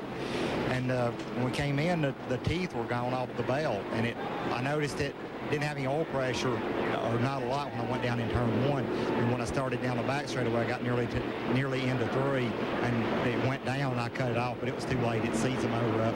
They tried to put a belt on it, but it wouldn't start. And they did try to fix it, but it would not start. Bill Elliott will be done for the night. I could just about bet you that he lost the oil pump. It quit turning, and that was shear the belt. We're getting set to go back racing as the field is bunched up double wide up in turn number 3. Lap cars to the inside. Let's tell you that Mike Skinner, our pit reporters say, Dale Jarrett, the second place car, and Jeff Burton, the fourth place car, got right side tires only on their stops.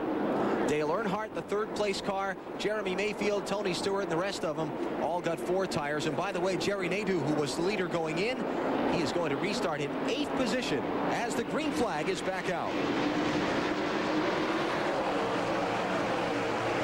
This is where Nadeau has to use a lot of patience. He has a great race car, but he's back further than he's done all day long. We'll watch and see how he does as he comes towards the front.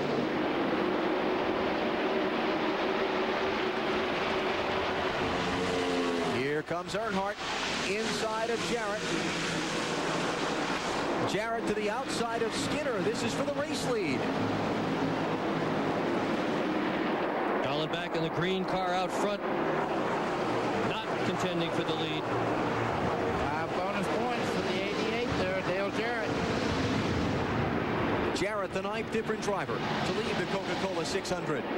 Dale Earnhardt to 2nd. Mike Skinner back to 3rd. Remember, Jarrett only got 2 tires on the pit stop. Earnhardt got 4. Let's see what the 7-time champ can do with the defending NASCAR Winston Cup titleist. Boy, Earnhardt's car is so very quick. Kenny Irwin is dropping back just a little bit. You can see him going on both sides of him as they go down the front straightaway. New leader. Dale Earnhardt back out in front. And that car is not jumping around like it was just a second ago. It looks like it's on a rail now, so I'm sure they did a lot of adjustments on the air pressure on the tires. He looks very good now. Ricky Craven has just taken his car behind the wall. The main driver, the second car to go back behind the wall, joining Bill Elliott, the only 2 drivers not on the speedway of the 43 that started. Boy, look at that shot, top of the screen. There is some weather in the area. Some heavy weather.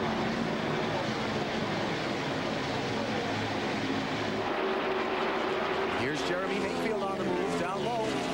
And there's a storm brewing right on the racetrack right now. Jeremy Mayfield down on the bottom.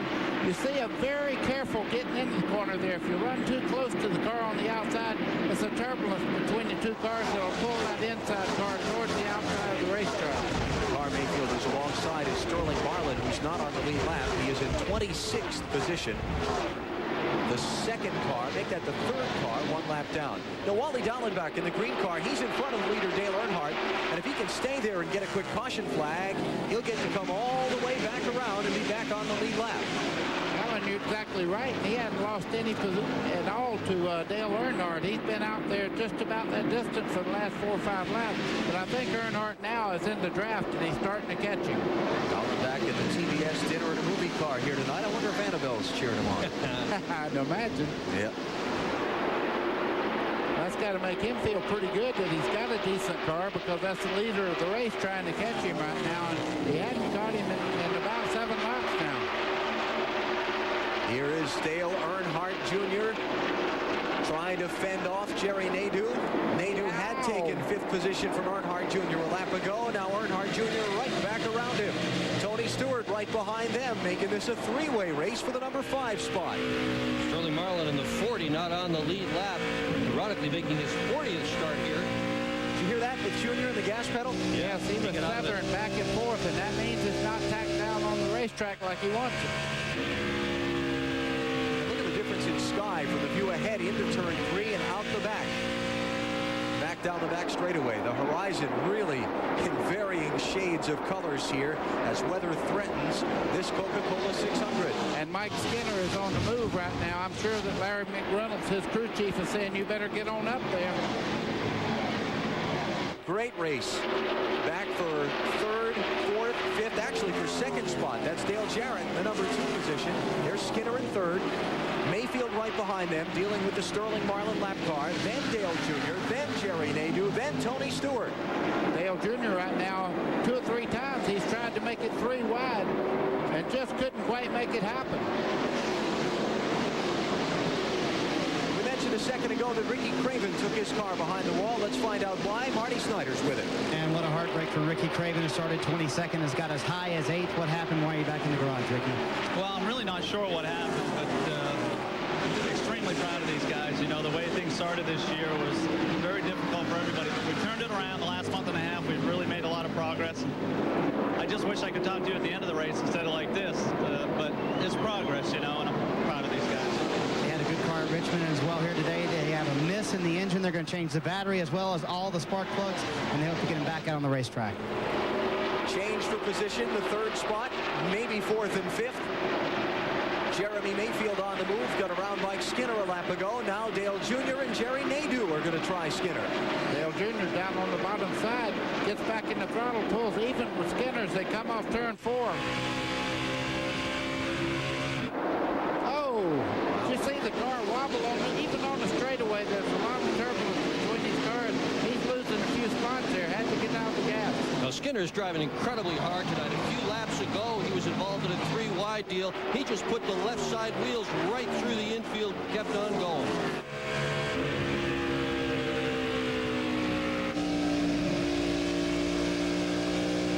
We are 200 miles into the Coca-Cola 600. Upper left of your screen, a full field summary lets you know where everybody stands. Dale Earnhardt leading the race. Dale Jarrett fell back in the early going. He's moved back up to 2nd, got just 2 tires on that most recent pit stop. Jerry Nadeau's been the dominant driver of the night so far. He's led 67 of the 145 laps as we watch Mayfield take Jarrett for 2nd. There's Nadeau. Tony Stewart, Mark Martin, Jeff Burton. Burton was way back at 30th in the early going. He's moved back up into the top 10. He got just right side tires on the last stop. Matt Kenseth has had a solid run, started 21st up to 12th. Rusty Wallace penalized not once but twice. First time 15 seconds for speeding entering the pit road. Second time a stop and go for speeding leaving pit road. Ward Burton had some problems earlier in the event that dropped him well back in the field. His handling was just off. He's moved back up nicely to 16th spot. There's Rick Mast, who has had food poisoning all week, waiting to hear if he's going to give way to a relief driver in that car. Mike Dillon is standing by in case Mast needs relief. Farther back through the field, Ken Schrader moving up to 21st position. Jeff Gordon having an off night. He's back in 20th. And the last car on the lead lap is Michael Waltrip in 23rd position. Through the rest of the field rundown in the upper left of your screen. And those poor drivers, they have to look up there if they're not leading this race and see these black clouds all the way around the racetrack. Now we see the blue sky just behind the front grandstand here as they come off turn 4, but it is really dark down in 3 and 4. But don't forget, it's not an official race until we get to 201 laps. So even if it were to rain now, there's really not a lot at stake in terms of the urgency there. You're exactly right on that. Earnhardt Jr. wants to be in the lead when they come back to that halfway as he wiggles off the corner there, but he is already up to second spot now. Great race here for second between 5 cars. Earnhardt Jr., Mayfield, Nadeau, Stewart, and Jarrett, who's sliding back through this group.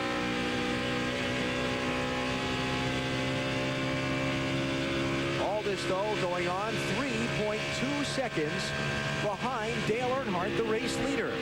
So you got the Earnhardt family occupying the top 2 spots of the Coca Cola 600. Very popular with the local fans in Charlotte. We'll come right back in just a minute.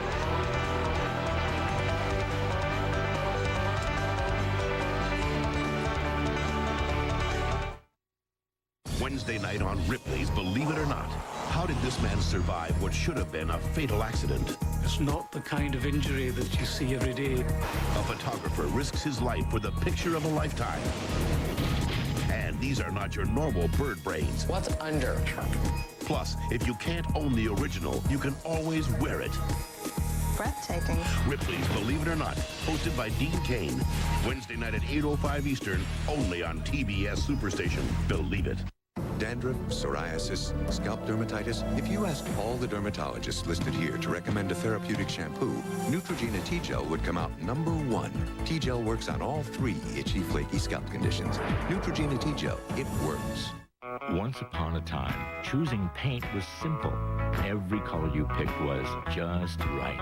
Today at Lowe's, choosing the best paint is simple once again with American Tradition. So advanced, it shows you complete color themes. So durable inside and out, it's warranted for life, all at a guaranteed low price. American Tradition, only at Lowe's, improving home improvement. Don't miss our Memorial Day free-for-all. Great deals on selected products, only at Lowe's.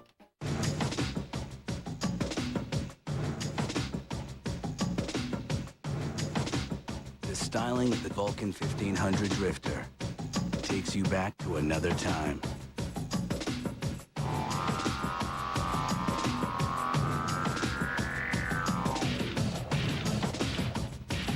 The engineering, make sure you don't get stuck there.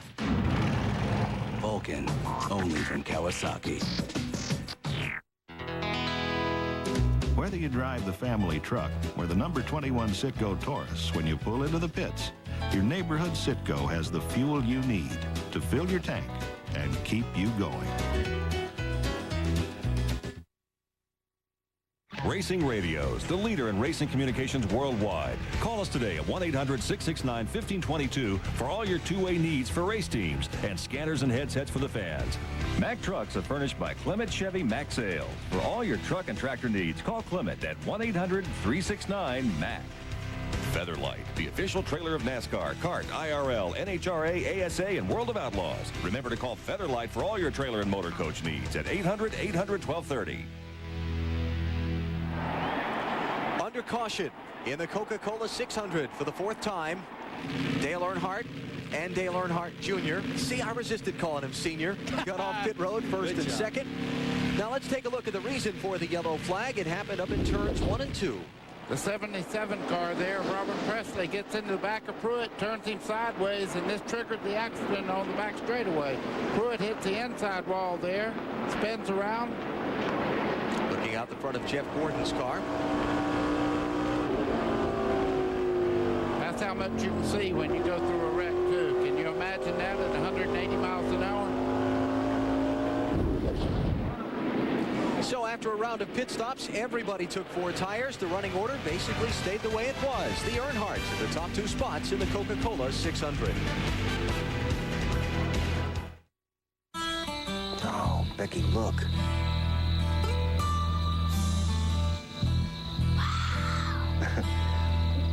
There's a Big Dipper, and there's Orion. Daddy? Who turns off the stars at night? Nobody. They're on all night.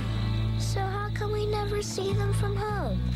Discover the world through a new set of eyes.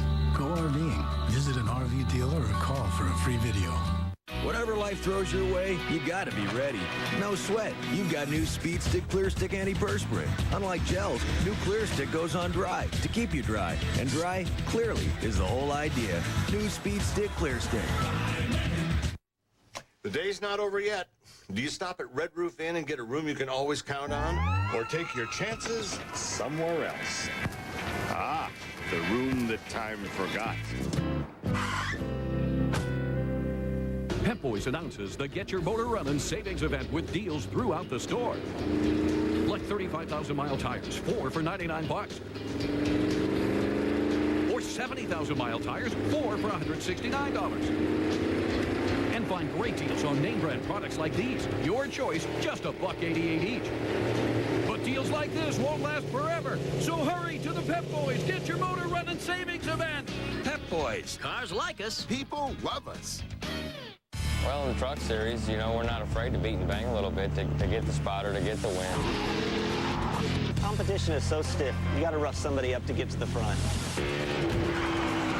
You know, when you're looking in the rearview mirror, they're your friend. If you're looking through the windshield, they're your enemy. You have to use that chrome horn and lay the bumper to the guy in front of you. The NASCAR Craftsman Truck Series. This is NASCAR. The NASCAR Craftsman Truck Series is as tough as it gets, bud. Superstation TBS at the Coca Cola 600 Lowe's Motor Speedway in Charlotte. Thank you. We appreciate it. Appreciate your being here and showing us off to everyone in the infield. I'll bet they're having a great time tonight. They may not be having a great time in a little while here, and I don't think I'd like to be up in that hot air balloon either. Because while we were in the commercial break, we saw this off in the distance. Yow. Watch. No. Not too good. No. We'll hope that that stays away from us. As you can see, the weather has been changeable all night long. We're still not yet at halfway. It still would not be an official race if the weather comes in, but we're creeping closer and closer to that point where it's going to start to give the crew chiefs fits if the weather does close in. In fact, they've got enough fuel on board now to run to the halfway point of this race, so they may have just made the last pit stops they'll make. And the one who lost the most track position on these pit stops is Jeremy Mayfield. Came in third, went out 18th. They made an adjustment to one of the shocks on the car that took a lot of time to do. He's lost a lot of track position. Well, what do you think? 25-year-old kid, the 49-year-old veteran. I'm going to tell you right now that that kid in second spot is just absolutely thrilled for the opportunity to race his father in one of the biggest races ever. Elliott Sadler, 24th place, first car a lap down, overtaken by one Earnhardt. Oh, he had to back up the throttle a little bit. He and Elliott Sadler almost collided coming off turn 2.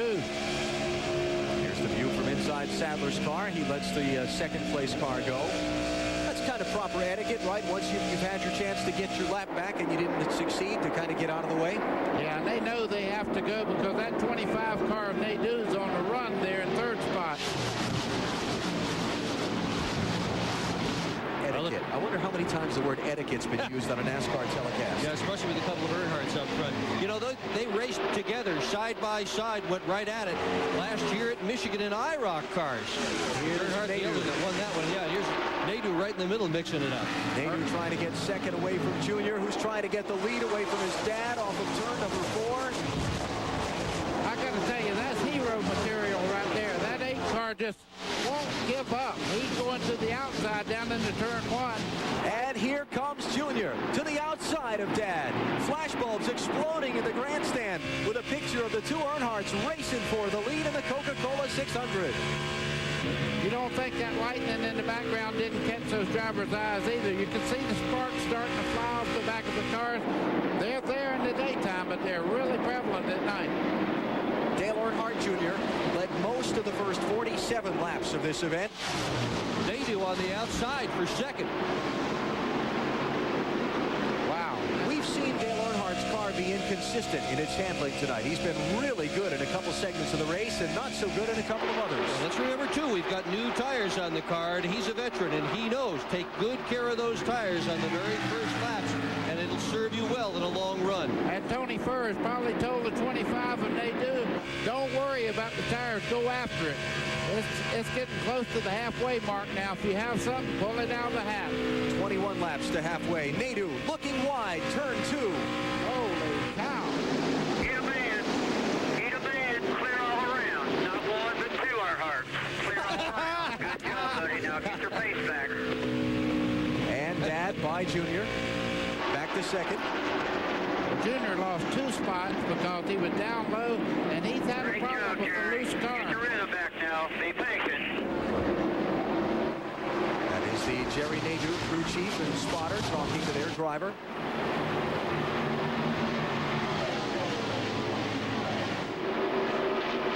Dale Jarrett currently running at 4th spot. Barely see him in the picture. A bunch of lap cars in the way. Jarrett's 4th. Bobby Labonte's just taken 5th away from Tony Stewart. I was waiting. And 4th away from Dale Jarrett. I was waiting on Bobby Labonte to start coming up through there. He knows it's getting close to money time. He'll move up. Every segment, he'll move up. The NASCAR Winston Cup Championship leader, Bobby Labonte, makes his first appearance tonight in the top 5 up to the 4th spot. Now, let's go back to Jeremy Mayfield, who we told you restarted in 18th position. And let's get more on what they did on that pit stop that cost them so much track position. Marty Snyder. Well, and these teams are very aware of the impending weather, and that's why it's so surprising that Jeremy Mayfield took the time to make a shock adjustment. When you make a shock adjustment on the pit stop, it's a very big adjustment. It takes a long time, but it's also a very dramatic adjustment. Jeremy had a pretty good car before that. What they did is they took one sweep out of the right front shock. What that does, it opens up the right front shock a little bit, and that should loosen up the car, especially off of the corner. Jeremy was tight. He restarted 19th. Currently, Jeremy is back up to the 17th position. And while we watch the 2 Earnhardts go at it, Dick, what physically has to be done to take a sweep out of a shock that would take him so much time? It's just a bunch of adjustments that are available on a shock absorber. They start messing around with those things. You don't just take the wheel off. You got to make the adjustment. Then you get the wheel back on again. Kind of stick a little, I don't know, a little piece of metal inside, a little nozzle at the bottom of the shock, and you turn it one round. You got to reach on there and twist it around. Pass for the 5th position is Tony Stewart's going to get by Dale Jarrett. So put Stewart up into the number 5 spot. And as you can see, we're getting closer and closer to halfway. Weather may be getting closer and closer to us. And it may not, too. You may abuse your car right now, and it never rained at all tonight. Scott Pruitt involved in bringing out the 4th caution of the race. His car's behind the wall. Mike Hogwood is with him. Well, his crew is working feverishly on the car. Scott, what happened? Well, we just got down in turns 1 and 2, and I think just got a little bump from behind. This car, there's so much on the edge anyway that just, you know, any little bit of bump can really set you off. And unfortunately, we started out real slow. The car was real loose. We made changes. The tight car was running a lot better. We were working our way back towards the front, and unfortunately got taken out. Scott Pruitt disappointed, but his crew's working hard. They hope they can get back in this Coca Cola 600. Jerry Nadeau has opened up that interval of the lead, 1.26 seconds over the Earnhardts, Dale and Dale Jr. There it is. Bobby Labonte 4th, Tony Stewart 5th, closing in on halfway in the Coca Cola 600 with weather threatening.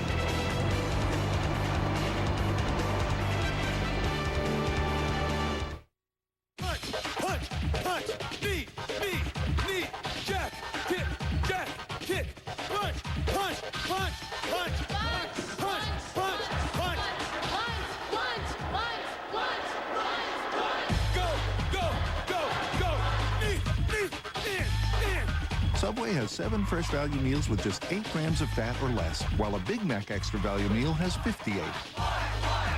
Subway, the way a sandwich should be. Chew, chew, chew. Go where you wanna go. Many driving problems have been answered by Goodyear innovation. AquaTread wet traction, high-performance Eagles, all-terrain Wranglers, and AquaSteel run flat. That's serious technology. Freedom from worry. What's on the horizon? More new solutions for your peace of mind. Serious freedom. Goodyear, Goodyear. In our family, men lose their hair early. Thank you. By the time we hit 30, we don't have to invest much in combs. So I started using Rogaine when I was like 28 at the first sign of fallout. Before I looked like I needed it, because I know I would. So here I am. I've been using Rogaine for about 2 years now, right at the source of the problem. and I don't see any difference. And that's the idea. You keep the hair you have. Look, I love my dad. I'm just not in a rush to look like him. Simple, safe, smart. Rogaine. It's stronger than heredity. Wrigley Field is good to pitch in, but the wind's blowing out. It's just not a lot of fun. Wind or no wind, that ball's gone. Wrigley just, still sticks out in my mind as a great place to play. It's a fun place. The bleacher bums, they have a special way of getting on. Braves Cubs 4 Eastern Monday. And Friday night, don't miss the World Series rematch when the Yankees come to Turner Field. It is too much. 7:35 Eastern Friday on the Superstation. Back at Lowe's Motor Speedway, Charlotte, North Carolina, just outside of Charlotte. The Coca Cola 600 nearing its halfway point. Alan Bestwick with Buddy Baker and Dick Berggren. Jerry Nadeau has been the story so far. The young driver from Connecticut is out in front by 1.7 seconds. He's led most of the first 170 laps of this event, seeking his first Winston Cup Series win. The Earnhardts are running second and third, but in a different order than when we went to the commercial. Dale Jr. just made the move around Dad to pick up the number 2 spot. And looking back from Dale Jr. at Dale Earnhardt now. Bobby Labonte is closing quickly on Earnhardt there for the 3rd position. And as soon as Junior passed his dad got on the radio and told the crew that it's tight coming off. The car not handling as well as he wants it to. That's Bobby Labonte you see just behind the Dale Earnhardt car. Back end of the frame. And for the people that don't know what tied off means, that means you're turning the wheel, it won't take a good set, and it's going to the outside of the racetrack. Farther back, Matt Kenseth is having a terrific run in this Coca Cola 600. He started in 21st position. There you see the scoring serial on Matt, just slowly but surely picking off spots one at a time. He's up to 7th now. He and Robbie Reiser have made a great team in Busch Grand National, and they've really adapted well into the Winston Cup. See a little spark coming out of the exhaust pipe there. That's just when they back off and shoot that fire out of the exhaust. Jack Roush's cars do that. Most folks have a hard time understanding how, if Dale Earnhardt Jr. has won 2 races, Matt Kenseth can be leading Rookie of the Year. But it's based on your best finishes in the year, and Earnhardt Jr. has had a terrible problem with consistency in the spring. He's got the 2 wins, but he's also got a few finishes in the 30s. Kenseth's been from the top 10 to about 20th almost every week. Behind Kenseth, Rusty Wallace runs in 8th. They had been racing with Mike Skinner just a little while ago, but Skinner's now disappeared back to the 11th spot. Let's hear from his crew chief now, Larry McReynolds, down on pit road with Mike. Well, guys, a developing story with Mike Skinner. He had been up towards the front most of the evening so far, but he just radioed in and emphatically said this car is extremely loose. We're with crew chief Larry McReynolds. And Larry, what are you planning to do? Well, obviously I couldn't hear what you were saying, but I'm pretty sure he was asking, we're pretty loose, and that's the frustrating thing about this business. We didn't make any adjustments on that last pit stop, just changed 4 tires, and I would believe, if anything, the racetrack's tightening up, so I just got to believe this is a loose set of tires. We're going to make a slight adjustment to tighten him up on the next pit stop, but we got to be careful not jumping the fence. Good thing is, it's a long race, but as the clouds come in and the sun sets, the track continues to change. Saw Steve Park bypass Mike Skinner to pick up the 11th spot. Park recovering from a spin earlier back at lap number 81 that dropped him back to the end of the lead lap, but he has recovered quite nicely, matter of fact. While we watch Jerry Nadeau continue to lead, we also watch the very ominous skies building over Lowe's Motor Speedway. Mike Hogwood is down by the NASCAR weather radar station in the Winston Cup garage. Mike? And it's very colorful, and that's not what race guys here want to see. Here's the Charlotte Motor Speedway, and it's clear right now, but you see that line of thunderstorms and some of those storms blinking red not too far away from the racetrack. And that's all just a matter of which way they move from there. And blinking red is mighty ugly. They are threatening. The weather people have said that we've got some really tough stuff in the area. Jerry Nadeau leading the Coca Cola 600. Right now, 23 laps from halfway.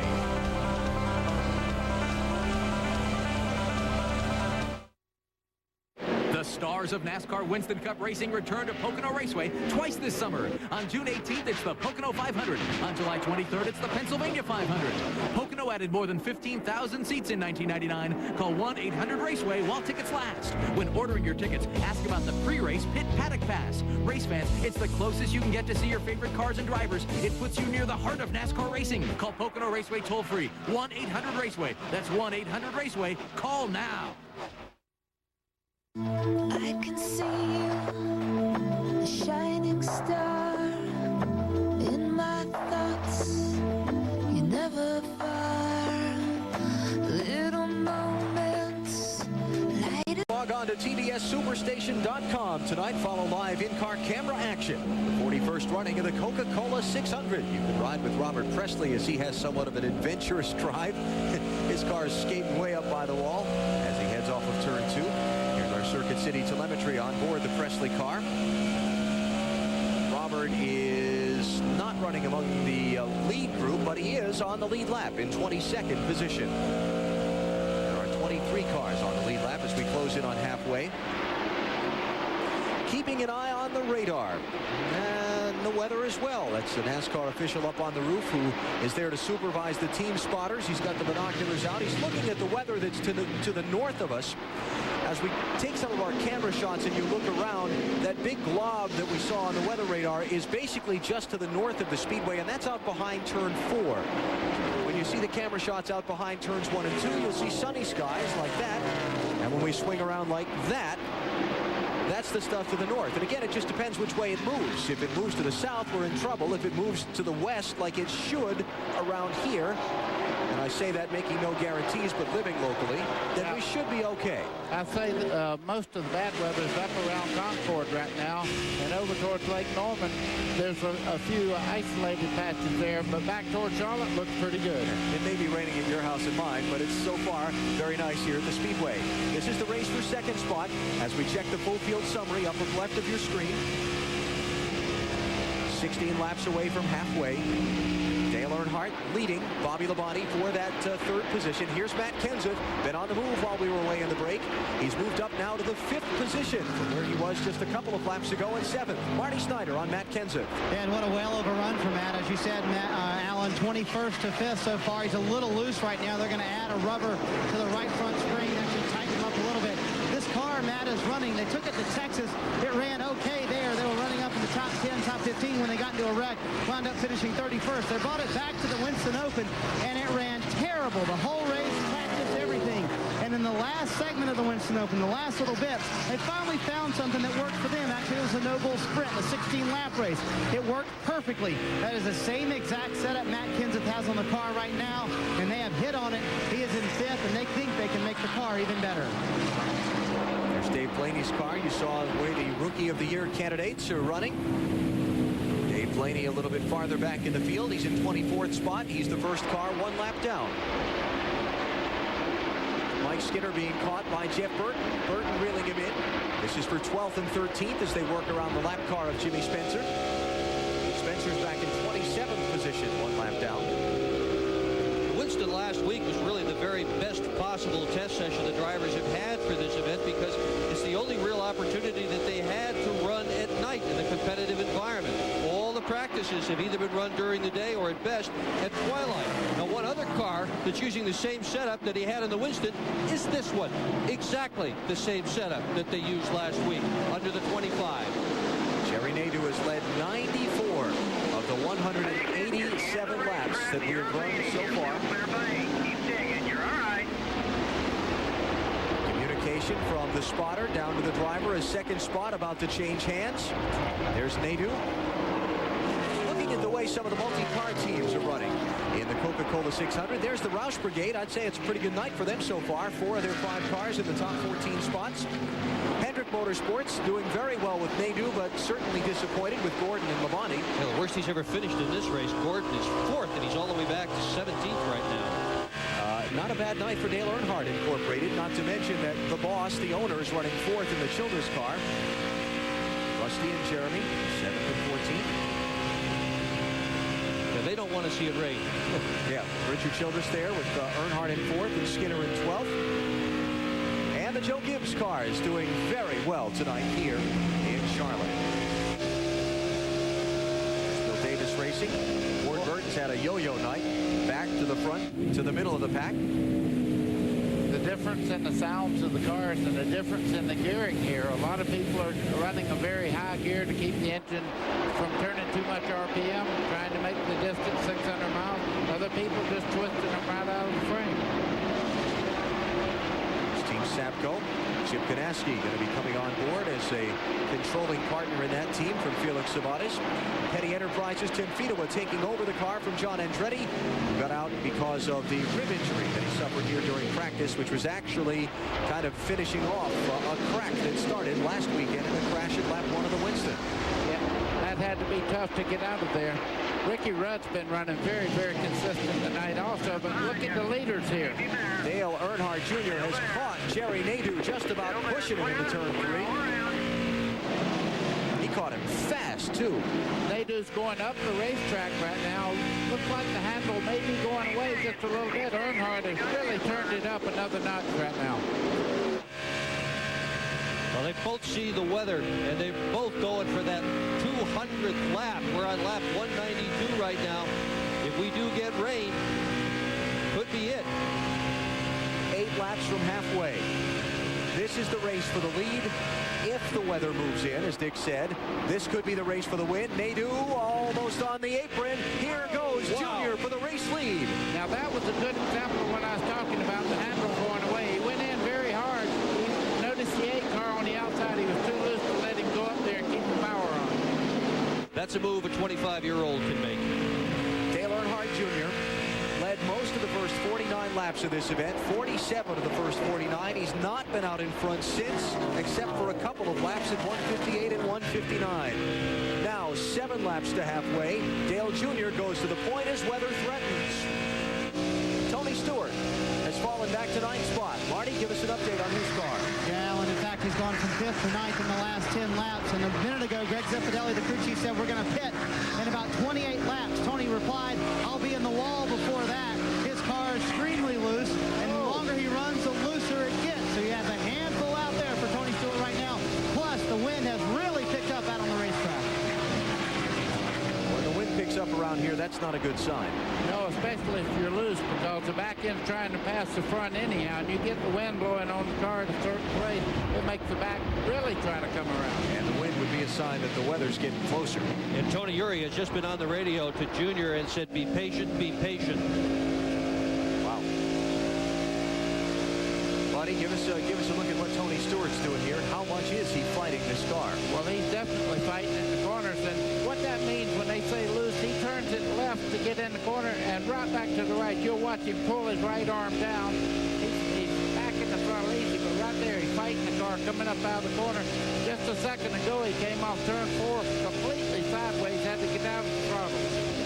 And as folks here watch Winston Cup races and so on, and they hear all this talk about tight and loose race cars, basically there's only one way to fix that when you're on the racetrack and can't come to pit road. Stay out of the gas longer. That's exactly right. You have to change your driving style if your car's not working. The leader, Dale Jr., caught in double wide lap traffic. That's Bobby Hamilton's machine ahead of him. P.J. Jones subbing for Robbie Gordon in the orange car as they slice through. Now we saw the lap with Tony Stewart and the car not handling so well. Let's ride with one that's running pretty good. Watch the movement of his hands on the steering wheel and listen to where he is on and off the throttle. Well, he's right under the 4 car right now. You'll probably see some hand movement there because he is under another race car, but as he starts out of the corner, you can see even lap cars run about the same speed down the straightaway. It's in the corners that the good race cars make their time.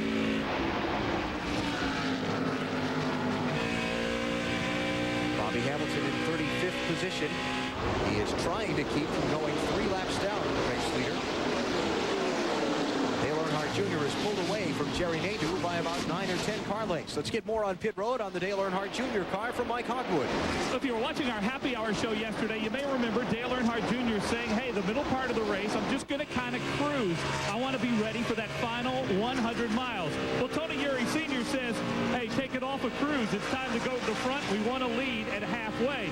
And they did remind him that this same sponsor had a victory today in Indianapolis as well. They're going for a clean sweep. 1 lap from halfway for Dale Earnhardt Jr. Next time he comes by, there's Tony Eury, the crew chief, team leader, veteran team leader on the Dale Earnhardt Jr. team. When he comes back around this time, you'll see the cross flags at the starter's stand, and we will have an official race 1 lap from that point. Tony Eury Sr. for many years was crew chief for Dale Earnhardt the Elder on this NASCAR's Busch Grand National Series, won lots and lots of races. Crew chief for Steve Park, Jeff Green. Boy, when he hit it with Junior, he hit it just right. It's a wonderful combination. Boy, there's a pessimistic stat for the Dale Earnhardt Jr. team, isn't it? I wouldn't count on that tonight. The question is, are we going to get the full distance in? Yeah, and that's the other thing we have to remember. Every time you go down in that corner and you know there's bad weather around here, you hope you don't drive off in that corner and hit a rain patch, because we run basically slick tires down there, and if they get water on them, buddy, you're in trouble. While we were watching Dale Jr. take the halfway point, second spot changed hands. Bobby Labonte around Jerry Nadeau, just past midway in the Coca Cola 600.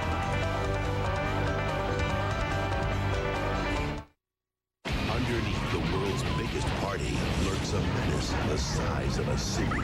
John Corbett, Jessica Steve, and Brittany Daniel in the Superstation original movie on hostile ground. Sunday, June 11th on the Superstation. Why don't we go in the back and shack? I'd never have sex with you, ever. Can Vanessa resist the power of Austin's mojo? Find out in 7 days on the world broadcast premiere of Austin Powers. Sunday night at 8 Eastern, only on TBS Superstation. I like new things, especially when they get old. Like keeping things around? Good news. Introducing Valvoline Max Life, the first motor oil formulated for higher mileage engines. Max Life conditions use seals to help prevent leaks and helps keep your high mileage engine performing for a long, long time. Son, another 100,000 miles and this baby will be yours.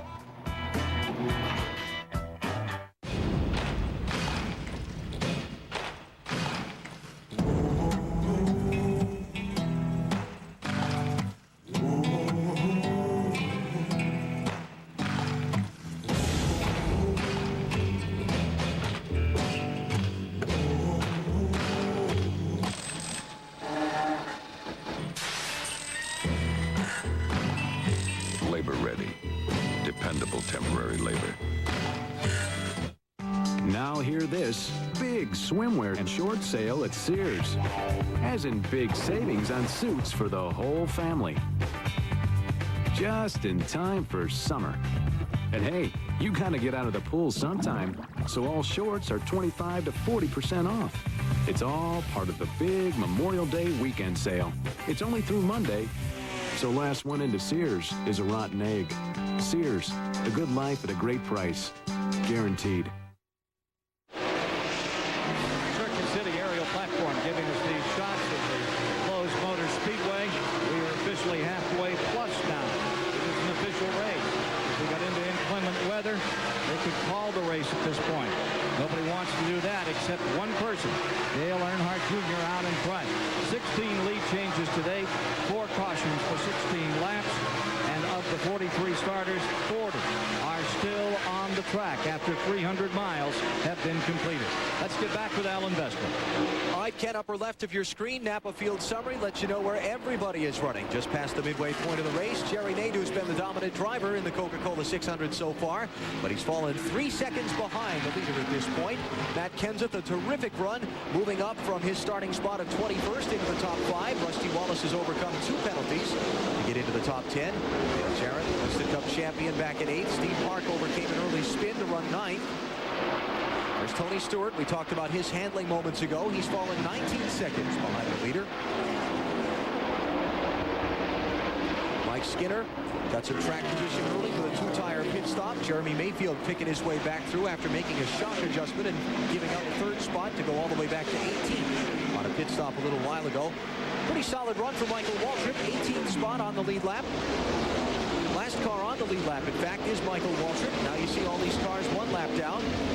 Ward Burton had run up through the field a little bit earlier. Then the handling on his car has slipped off just a little bit, and he's fallen back into the field. Ken Schrader, 23rd position. Joe Nemechek, Chad Little, and Dave Blaney also a lap down. Elliott Sadler made his way up from his starting position of 41st. It's not been a good night for Terry Labonte. He's a lap down. Last car 1 lap down. And some of the cars more than a lap down. Tim Fedewa in for John Andretti. In the Petty Enterprises car, P.J. Jones in for Robbie Gordon after the Indy 500 was rain delayed earlier today. Gordon finished 6th in that race, but it ended just as we were firing the cars up to start the 600. Obviously, Gordon not able to make it here in time for the event. Bill Elliott is out of the race. Ricky Craven is out of the race. Scott Pruitt is out of the race. And that is the full field summary just past halfway. Top speeds at this point, Dale Earnhardt Jr. and Bobby Labonte running very comparable lap times. Bobby had been closing in on Dale Jr. a little bit ago, but now that interval between the two is kind of stabilized. Yeah, stabilized, if anything, opened up just a tad. Junior running a very, very nice pace out there. All by himself in the lead. He's got a 1.7-second lead over second spot. That sounds like a lot of time on the racetrack, but that's one slip in one corner. All you have to do is get a little bit sideways, and that would be down to a car length or less. We are coming up on 60 laps from the last set of pit stops, so we should begin to see the leaders coming down pit road shortly. In fact, here's Jeremy Mayfield in for service. Ward Burton has also been on the pit lane as well. This stop a little bit early at lap 211. Marty? Well, Jeremy did not make the progress that he wanted to, Alan. He restarted 19th after the shock change, and he only got up to 15th. His car is still tight, too. They put around the wedge on the left side, down the way. Jeremy Mayfield all back on the track. Here's Michael Waltrip fighting to stay on the lead lap, the 17th place driver now. Kevin LePage is on pit road. He was on the lead lap until coming in for service. So much for Michael being on the lead lap as Junior goes by him. So long. Yep. Michael, a 5-time winner here in Busch Series competition. In the Winston the All-Star race. Yep. Winston Open twice. You can see why he's going a lap down. He's rim riding around the top of the racetrack. The car's not handling just the way he would like to have it. There's Ricky Rudd up to 6th position. There you see the scoring serial on Rudd. He slowly picked his way up to being just outside the top 5. Mike Hogwood. Well, he just told his crew chief, Michael McSwain, that this car is really coming in for him. He loves every change they've made. They've made great pit stops all night long. So far, this has been a great night for Ricky Rudd. He's told his crew tonight might be the night they win at Charlotte. There's Tony Furr, Jerry Nadeau's crew chief in the upper right of your screen, looking on, waiting to see when he'll call his driver onto pit road out of 3rd position. As we watch Rudd put a lap on Glenn Bodine, runs in 37th position, nearly 4 laps down to the race leader. So far, the weather has held. That blob we saw on the radar north of the Speedway has stayed north. We stay under the green flag just past halfway in the Coca Cola 600 in Charlotte.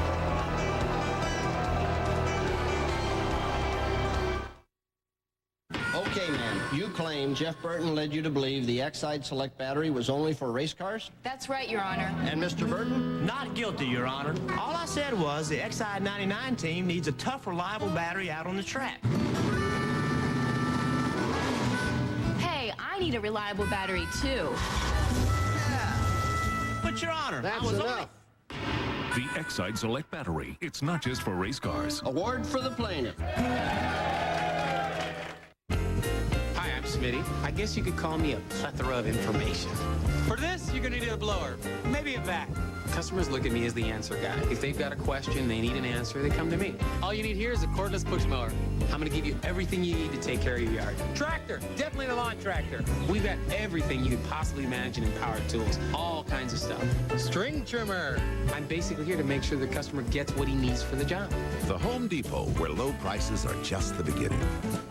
AOL membership gives you more benefits, and it's never been easier. It's so easy to use. You just plug it in. AOL parental controls help safeguard your kids. Customer service is always there to help. AOL has it all. Email, buddy lists, keyword. Type in the keyword and boom, you're there. Instant messages are the universal language. AOL simplifies my life. AOL's Insider Savings Club saves you hundreds of dollars every month. AOL is always adding new stuff to make life easier. America Online, so easy to use, no wonder it's #1. Call now and we'll sign you up right over the phone.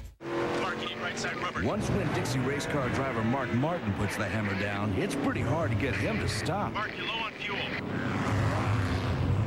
What's up, Jack? Now, dang it, listen up. I can't believe you guys are doing this to me. Trying to keep you hungry, man. 10 more laps. WD brand steak from the beef people. Please join us in saluting Mark Martin in his Busch Series farewell tour. Guess you're gonna have to stay hungry. Polaris has sold more automatic ATVs than everyone else combined. And to celebrate building their 1 millionth automatic, they're giving $1 million to someone who buys a new Polaris ATV this year. It could be you.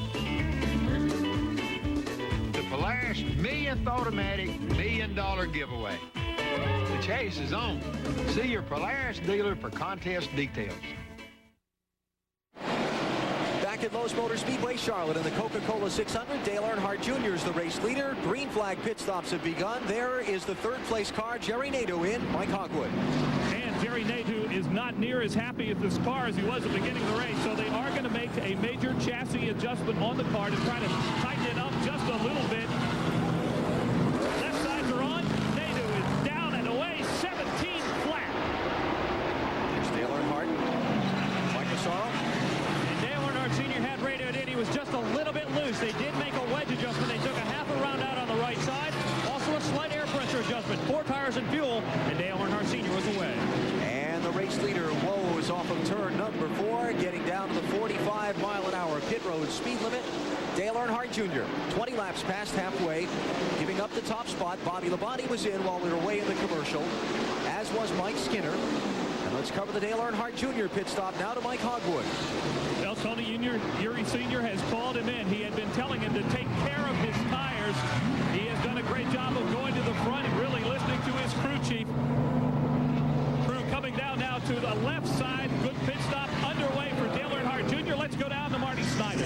Matt Kenseth comes in running second. His car was a little loose. They had contemplated putting a rubber in the right front. They decided not to do that. They're going to try and tighten him up with air pressure. Matt Kenseth down 16-9, a nice stop. Dale Jarrett is not yet stopped. Expecting him to come onto pit road momentarily. There's DJ. He'll take over the race lead on the track. Well, no, he won't either. He's going to duck onto the pit road and come in for his service. Green flag stops here. Lap 221 for Dale Jarrett, one of the cars carrying the colors of the branches of our armed services this Memorial weekend. Let's cover the Dale Jarrett stop. And Dale Jarrett now coming down pit road, 45-mile-an-hour pit road speed. The Quality Care 14 waiting to spring in action on top of the wall. They're off the wall. They swing around the right side. The car has been a little bit tight. They're trying to make a wedge adjustment, but the wrench has gotten caught up in the fixture, and they finally get it in and do take out half a round on the left side. Now they'll swing around to the left side. It's a 4-tire change to Kansas 76 Racing Fuel. Finally now down and away, 16.6 seconds for Dale Jarrett. Now on the exchange of pit stops, it looks like Bobby Labonte's gotten the upper hand on Dale Earnhardt Jr. Labonte out in front. There's Jr., who will come off pit road in second spot, but a little bit ahead of him on the racetrack is Bobby Labonte. There's Bobby, and he's going to assume the top spot at lap 223. First time we've seen the Winston Cup point leader in the top spot all night. 5 bonus points there for leading a lap. And Bobby takes the advantage of good work by his team with the #1 spot in this race. Boy, oh boy, I tell you something else about him. He's very consistent and he's hard to catch. He's very quick around these types of racetracks. And Earnhardt Jr.'s got his work cut out for him catching that car. Bobby, one of 5 drivers involved in the Noble 5 chase for the $1 million bonus tonight. He's in the race lead. Sparks off the bottom of the 93 car. That happens when they fill them up with fuel. Loads the back end of the race car down closer to the speedway, and boom, they'll bounce it right off the racetrack, and that's where you get the sparks. What's that feel like from behind the wheel, buddy? Also, right in front of the left front wheel there, you'll notice the exhaust system right down on the racetrack. And when you put that extra weight in there, Doctor was talking about, it makes the back sag down, and going in the corner, the sparks will fly. You bounce it off the racetrack, does it get your attention from behind the wheel? Oh yeah, it'll make it jump sideways sometimes if you bottom out hard enough. An update on pit road from Mike Hogwood. Just as you said, Alan, they have made some changes in their motor development over the last couple of weeks, and they are not getting the fuel mileage that everyone else is, but they gladly have traded it for the horsepower. They do have one concern on the 18 car. They have noticed a crack in the tailpipe, and that is a bit of a concern for the Bobby Labonte team right now. Yeah, we were talking about that among ourselves during a commercial. Let's just point that out on the air. Bobby Labonte had been last year getting some of the absolute best fuel mileage of any car on the NASCAR Winston Cup Tour, but Jimmy Makar, his crew chief, told me in the garage this morning when I inquired about their fuel range for tonight's race that they gave up a little bit of fuel mileage this year to make a little extra horsepower. There's a fine trade-off there. Now, the effect of a crack in the exhaust pipe would be what? Well, the big thing is you hope it don't blow a piece off of it, because if it does, their tune, their length has a lot to do with the horsepower. It's kind of like cutting the exhaust off on a motorcycle. You kill the performance if you cut them too short. Yeah, but you got to have a little out of the motorcycle. I don't know. I've heard your motorcycle before, Dr. Berman. Bobby Labonte, now the race leader after an exchange of green flag pit stops, 227 laps into 400 in Charlotte.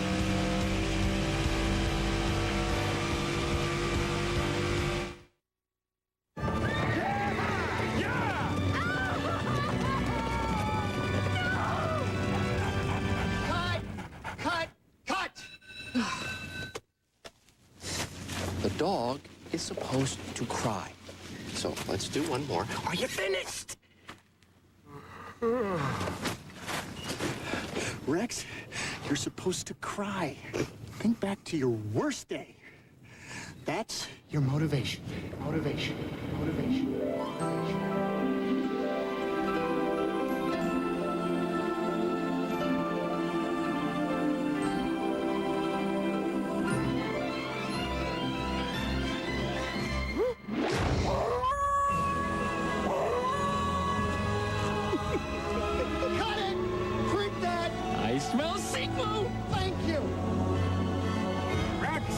Your next movie.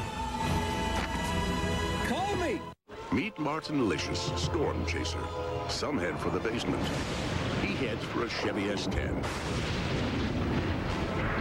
It's got advantages over Ford Ranger, like better fuel economy, a bigger bed, and standard four-wheel anti-lock brakes on every model. Because if you want to outrun Mother Nature, you need every advantage you can get. Chevy S10, like a rock. It's not just a new sign. It's a promise, a guarantee. It's a new Midas. You'll know it when you first drive in. You'll appreciate it for as long as you own your car. Expanded new services, a new lineup of genuine Midas parts, guaranteed for a lifetime nationwide.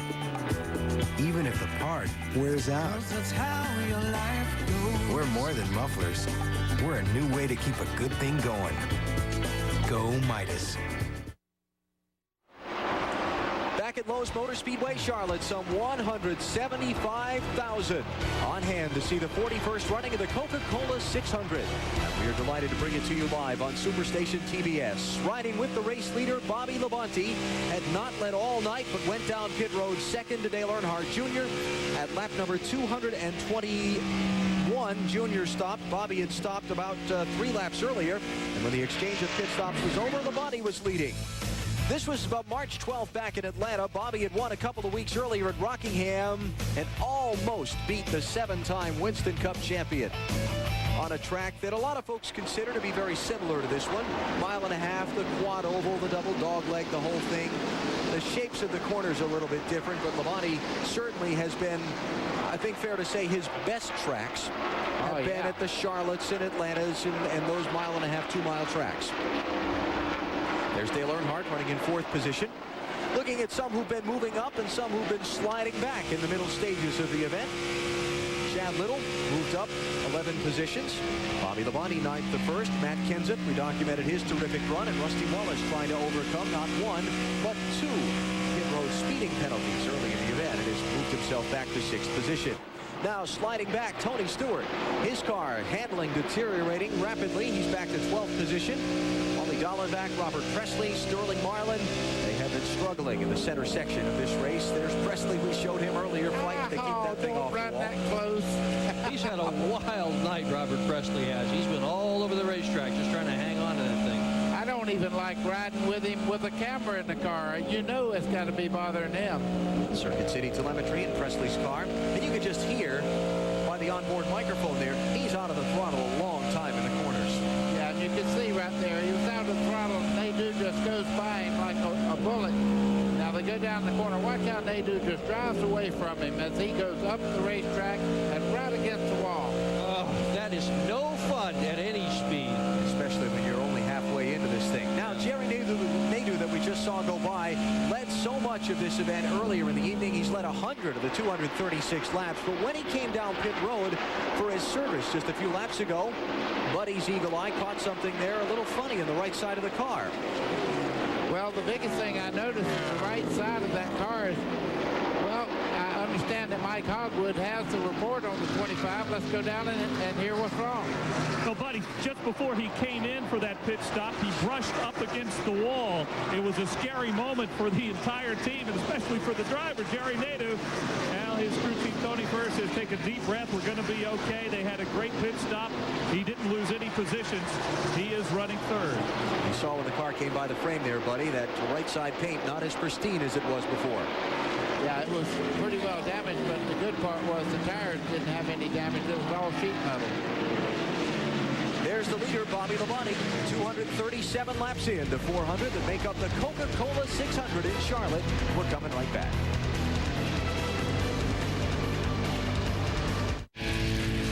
Still got athlete's foot? Wincing from the itching, yearning to stop the burning? Don't take it anymore. Cure it to the max. New Desenex Max. It's got a powerful new ingredient others don't have, so it takes fewer applications to cure your athlete's foot. In fact, one tube of Desenex Max has more curing power than 3 of these guys. Or these guys. Athlete's foot? Don't take it anymore. Cure it to the max. New Desenex Max. When it comes to getting the right parts fast and easy, guys who know their way around under the hood always turn to their best friend, wrenchhead.com, the place to buy auto parts online. Go to wrenchhead.com now to enter the Father's Day 400 sweepstakes and win Dad a trip for 2 to the big race in Daytona July 1st. Plus lots more. With wrenchhead.com, getting the right part is a snack. Wrenchhead.com. Are you a wrenchhead?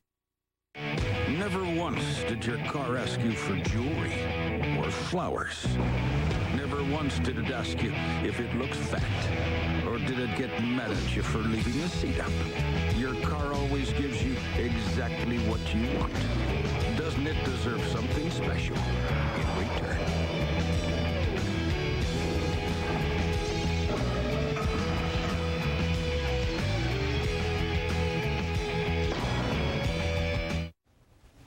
Choose one.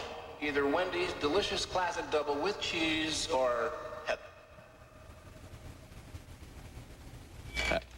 What was that again? Choose either Wendy's classic double made fresh so it's very hot and juicy or Heather.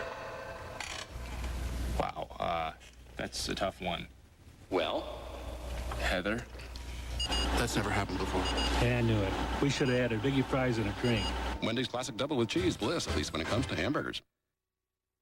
The Coca Cola 600 on the Superstation, brought to you by wrenchhead.com, the online automotive superstore. Millions of replacement parts, performance parts, and accessories. Wrenchhead.com, parts online all the time. Are you a wrench head? Buy the motor oil that provides maximum protection. Castrol GTX, drive hard. And buy Wendy's classic hamburgers. It's hamburger bliss.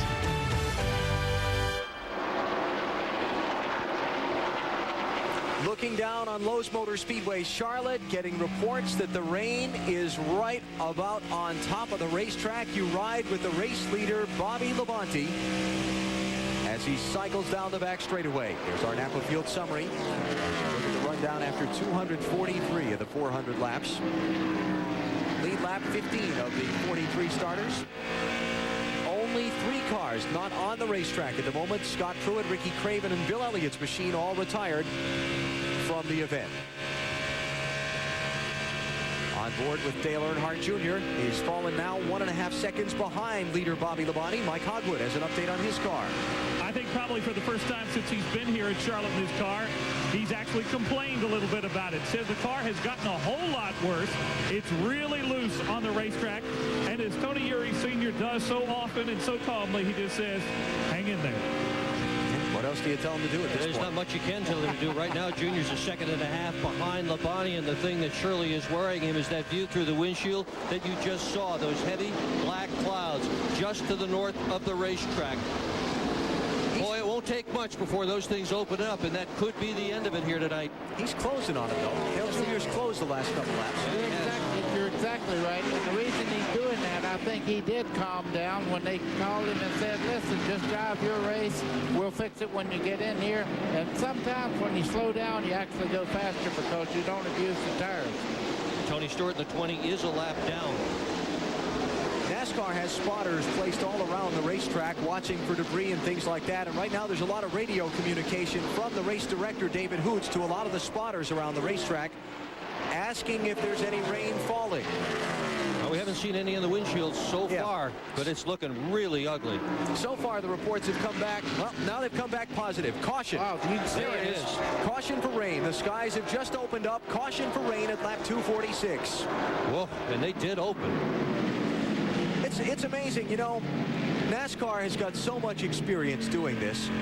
They've been through this situation so many times, how they just had people around who knew when the weather was getting close enough that it began to be a concern. Yeah, and did you see Tony Stewart got his lap back? His teammate let him go. They just radioed in and said he didn't beat Bobby. Didn't beat him? To the start-finish line, so he's going to have to go back. I think by the time Bobby found out it was Tony that was right behind him, it was too late. He was already at the start-finish line. And with the rain, he wasn't, and us being past halfway, he wasn't going to back off and let Stewart go by and take a chance on letting Dale Jr. beat him to the stripe, certainly. Exactly right. Well, this stuff's been hanging around for most of the night. This weather has, and it's finally just creased the edge of the speedway. Not much on the windshield of the car, as you see there, but we did see that shot up into the lights by where all the spotters are standing on the roof next to us, and there were some very thick drops pelting down there. Jerry Nadeau running third behind Bobby Labonte and Dale Earnhardt Jr. at this point. Let's get an update on his car from pit road. They are hoping it rains in the worst way. They have developed a miss in the motor. They think it might be a valve spring. The leaders have pitted under the caution for rain when the race is past halfway. This is interesting. Bobby Labonte, Dale Earnhardt Jr. in. Matt Kenseth in. Trying to see if anyone has stayed on the racetrack to try and maybe slip one away. Kevin LePage stayed out. He is the last car on the lead lap. Nadeau stayed out. Mike Hogwood. Well, they're taking 4 tires and fuel. Oh, the motor stopped. He missed on the motor, and what a tough break for Bobby Labonte, making that maybe questionable decision to come on pit road. We will check with Jimmy Makar in just a moment as to what's behind the decision. Jr. beating Labonte off pit road, but they're going to be behind Jerry Nadeau, who has stayed on the racetrack under the caution flag for rain. Well, the crew chiefs know what's going on weather-wise, too. They watch the radar. That's a calculated risk, though, to pit at this time.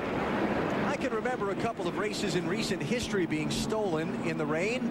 Most prominently in my mind, Darrell Waltrip at Darlington was not the fastest car. He wound up getting the win in the Southern 500. Dave Marcus at Richmond, 1982. See what happens with the weather when we come back to Charlotte in just a minute. Stay with us.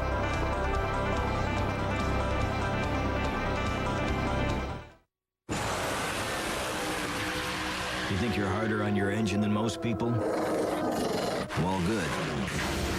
Because there's a new motor oil made to take it.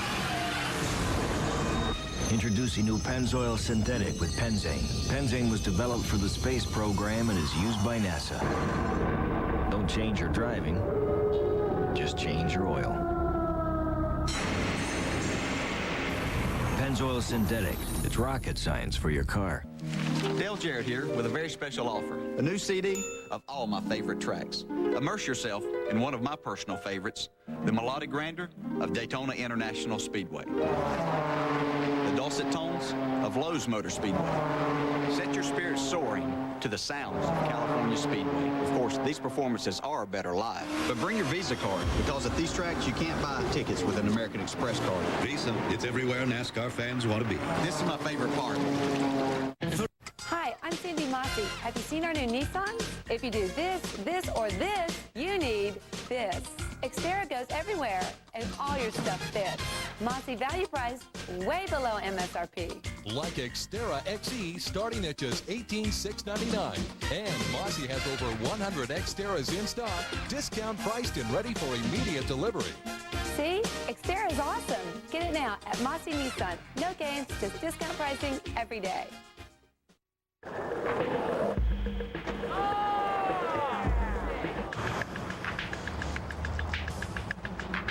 What's here?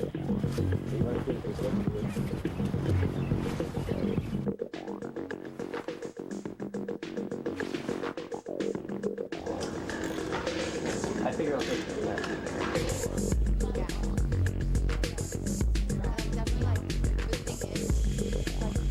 I won't come and dance.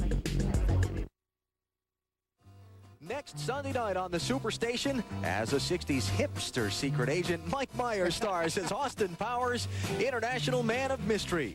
It's a world broadcast premiere next Sunday, 8 Eastern Time, only on the Superstation. Well, we've got quite an interesting scenario playing out here in the Coca Cola 600 as you look down on Lowe's Motor Speedway from the Circuit City aerial platform. We're under the caution for rain. 2 cars stayed on the racetrack, Jerry Nadeau and Jeff Burton. The leaders, Bobby Labonte and Dale Earnhardt Jr., and the other lead lap cars all came in for tires and fuel under this yellow for rain. Let's go down to pit road to Mike Hogwood. Well, let's get the answer for the reason to come down on pit road during this rain caution from crew chief Jimmy Maycar. Well, actually, we've got people watching the weather all around the racetracks. We're on radar screens and up on top of the roof of the stands. And what I'm being told is that this shower is just going to be a light one. It's probably going to stay north of us, and it's clear in behind it. So we're figuring and hoping that the rain's going to be a light shower. It's going to get away. We're going to go back green flag racing. And if we do that, then everybody that didn't take tires in pit right now is going to have to come back in and get their tires and put them in behind traffic. So we're gambling that we're going to go back green again, and we're going to be able to be out front when it gets started. That's the strategy here in the 18th pit to Mike Massaro. Well, one of the drivers who did also come down pit road for tires and some adjustments also with fuel is Dale Earnhardt. And Richard Childress, the team owner for the 3 car, can comment on the strategy and the rain in the area, the threatening weather. How has that changed your strategy? Well, right now we were debating on staying out our pit, but we figured as good as the car was running, we still needed to make some adjustments on it. We made several adjustments that stop. We're here to try to win the race, and if it goes back green, we're going to be in good shape. To Marty Snyder. And Frank Stoddard is the crew chief for Jeff Burton. And Frankie, why did you decide not to stop? Well, I was hoping nobody would. I was hoping that everybody would pit except for us, but the 25 stayed out. Just taking a chance. We were running 11th. I thought there was 15 in the lead lap. Turns out I think there's 16. Actually, maybe 14. But regardless, just taking a shot. You don't know how long this rain's going to stay. It's 9 o'clock now at night.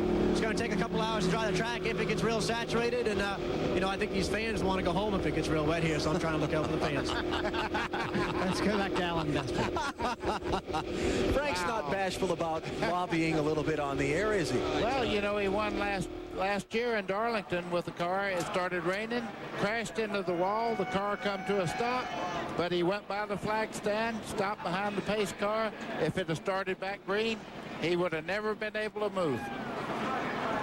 Well, you can see the rain is not heavy, but it is heavy enough we can't run it in. How about the leader's decision not to pit? Let's find out. Well, they're doing rain dances all around down here in the Jerry Nadeau pits. Tony Furr, what's the story with the car? Well, we're just waiting on it to rain right now. These other guys win in the rain, and so we're going to try to do the same thing.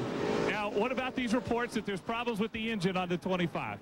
Well, we're not sure. He said it was missing a little bit, and we're going to change boxes here once we get back up to our pit. We'll see then. We're not sure. It may be an ignition box. But you want it to rain right now, big time. All right, Tony the rain Furr, dance underway here.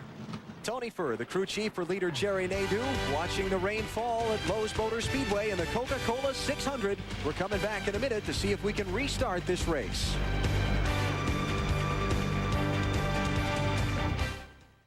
It's the dream of of a lifetime. The chance to become a legend while the whole world is watching. Get set for Wimbledon on TNT. Monday, June 26th through Friday, July 7th. The best tennis in the world is coming to TNT. Look, everyone, it's the Powerpuff Girls. Look, everyone, it's the Powerpuff Girls. Whoops, I said that.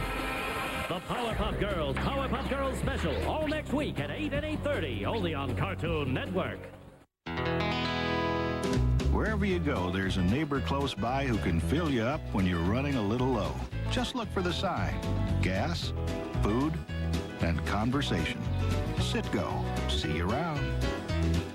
Oh, yes, a brilliant move. Galway scampering across the goal to stop it. They just couldn't seem to get enough players forward before.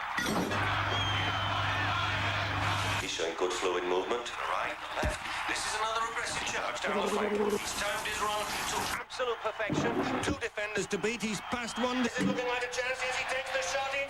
3, 4, 5, 6, 7, and 8.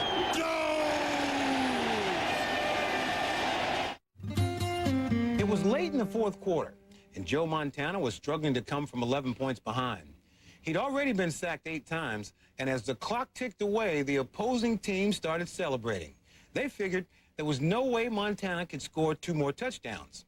They were right. He scored 3. When you're an original, you do it your own way. Original Coors. Expect more from an original. Original Coors. Whatever life throws your way, you gotta be ready. No sweat. You've got new Speed Stick Clear Stick Antiperspirant. Unlike gels, new Clear Stick goes on dry to keep you dry. And dry, clearly, is the whole idea. New Speed Stick Clear Stick. Back at Lowe's Motor Speedway, Charlotte, the Coca Cola 600 is under a rain delay, and it's about to be under the red flag. Jerry Nadeau, the race leader, staying on the racetrack under this caution flag, hoping the heavens were going to open up and that we would not be able to get this race restarted. It's raining a little heavier, heavy enough that we're going to see the race not be restarted. Well, we don't know that yet. We'll wait a while before we find that out. But for now, it is heavy enough that they're going to bring the cars down pit road, cover them up, and park them. And the Coca Cola 600 is going to go under the red flag at lap 254 of 400. So crew chief doesn't just have to set the car up and hire all the right people and have great pit stops and have a terrific motor. Needs to be a great weatherman as well. Meteorologist Todd Parrott that we saw there a minute ago. Meteorologist Tony Furr.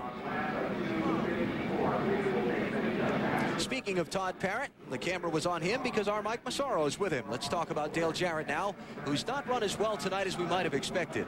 But Alan, the rain seemed to come at a real inopportune time for the 88 team. It seemed, Todd, that the car was really surging towards the front, appeared to be real good on those long runs. How much did this rain put a damper on your plans? Well, you know, the car it was good the first pit stop, and it hadn't really been very good ever since. And seems we're fighting the tire war tonight, and you know, just so happens we hit on something, and early in the race we were saving it for late, saw the rains coming, and figured we better start getting to work and start getting our best stuff up on the wall. Really hadn't done a whole lot to the car, but changed tires. It just, like I said, we've hit on something on the tires, and you know, the guys have had awesome pit stops, 14-second, 14.5-second pit stops all night long, and keep us getting that good track position. So we need the rain to go away right now. We got a really good race car, same car we had here in the Winston, and if we get the right set of tires on at the right time, you know, look what Little Lee did last Saturday night. You know, he got 4 tires.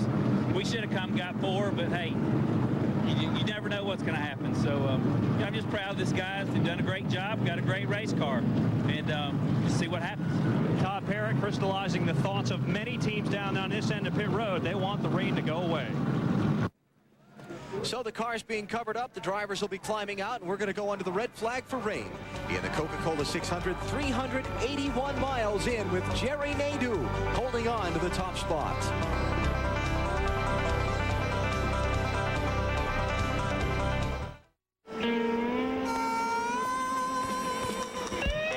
Alongside Kenny Irwin, has Jerry Nadeau just stolen a win away in the Coca Cola 600?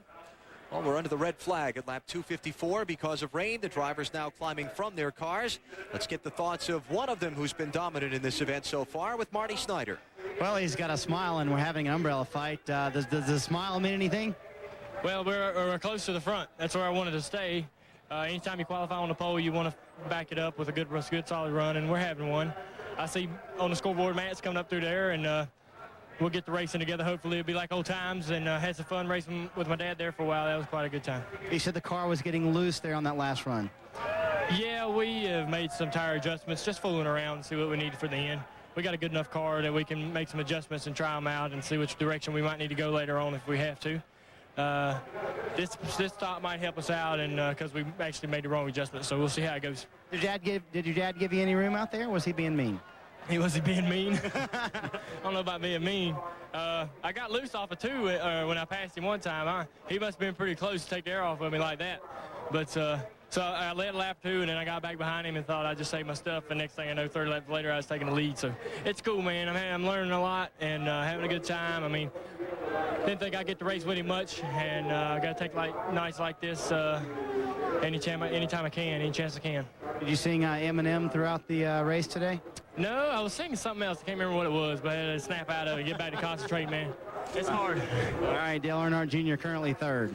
And he's led 78 laps so far tonight of the 254 that have been run. Let's go to Mike Massaro. Well, Alan, if there's any good about this rain delay, it's allowed the Roush Racing teammates to really have a team meeting here. You can see Matt Kenseth along with Mark Martin, Jeff Burton, Jack Roush in the background over here, all discussing the race. And, of course, the rain, Matt Kenseth, came in at quite a bad time for you. You were moving towards the front pretty quickly. Well, I was hoping it wasn't going to rain because it seems like we've been running pretty good about the last 2 or 3 pit stops. So I was hoping it just stay green and we could keep the lead on the people that we had and try to catch the guys in front of us. But now with the rain, you know, everybody's going to make adjustments, and you know, who knows what the track's going to do. So it might be a whole new ballgame. Let's take a step over here, talk with Jeff Burton. And Jeff, you know, the rain has been good to you over the years. You've taken home a couple $1 million as a result of it. Again, you're in the running for another $1 million bonus, and this guy's open up for you. Well, we haven't run that good today. Actually, we're not too bad right now. We're running, I think, 11th right then, and we're running about the same as the leader. And just we hadn't run well until then, so we're a little bit optimistic about it. If it does go back green, we'll have to pit, and we'll come out 13th or 14th or 15th or so, and have to work our way back up. But it was worth a gamble. But you know, if you lose 3 spots, it's worth gambling for gaining 9 spots. Well, let's also get a word from Mark Martin. We're going to try to get a word from Mark Martin. And Mark, the threatening skies, everybody knew about it the last several laps. How did it affect your strategy? It didn't. I don't think it affected it at all. And Mark Martin, of course, commenting on the car being just a little bit off to your liking. We've been slow on 2 runs, real fast on 1 run, and mediocre on a couple. So we're hoping to hit the right combination for the last run. Is this break going to allow your team to regroup and maybe put together a better game plan for the remaining laps? If we're lucky. Yeah, I don't think it's planned that way. We're trying to do it every time, and sometimes it just doesn't work out that way. So we'll see how it turns out. We've got a lot more racing left. Well, the Roush Racing team meeting has broken up. Let's go to Marty Snyder. And Dale Earnhardt currently, well, they took the scoreboard down. I don't know, where are you, Dale? How's the car out there?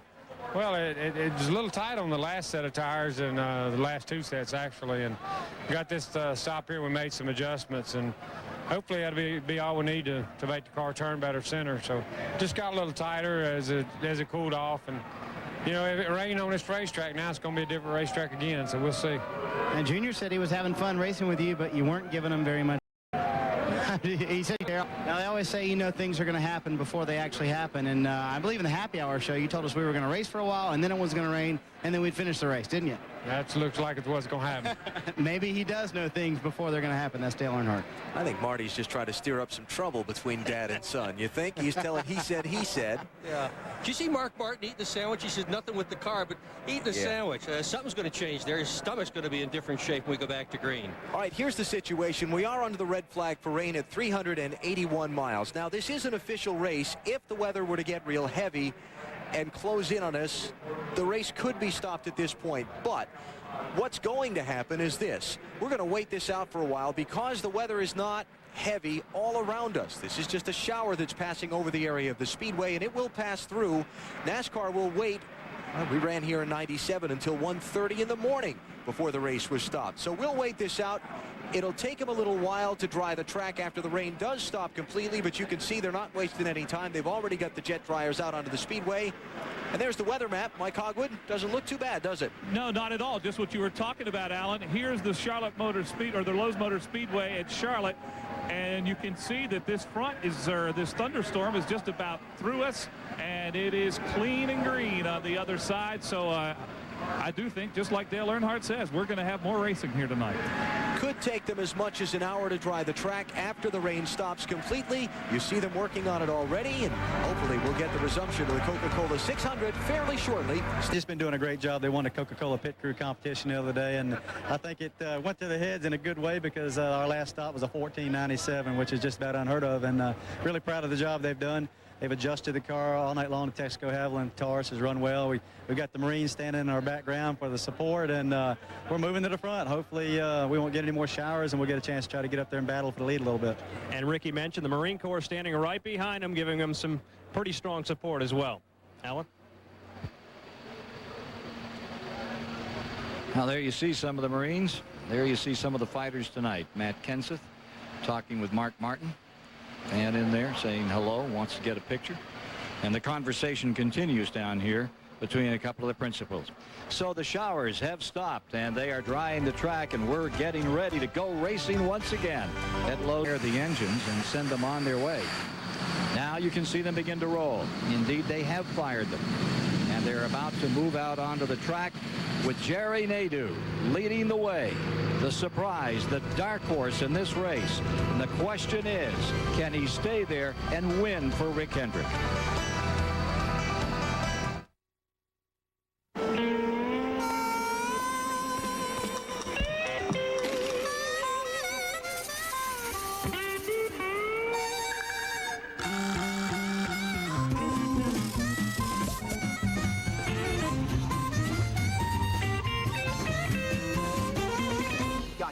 Yes, cheater. Racing. That's what they do. Get your game pieces ready. The Coca-Cola Red Lap is about to begin. Match the winner and you could win a ride with the Coca-Cola Racing family. Here at Cooper Tires Test Track, they're developing some pretty impressive tires.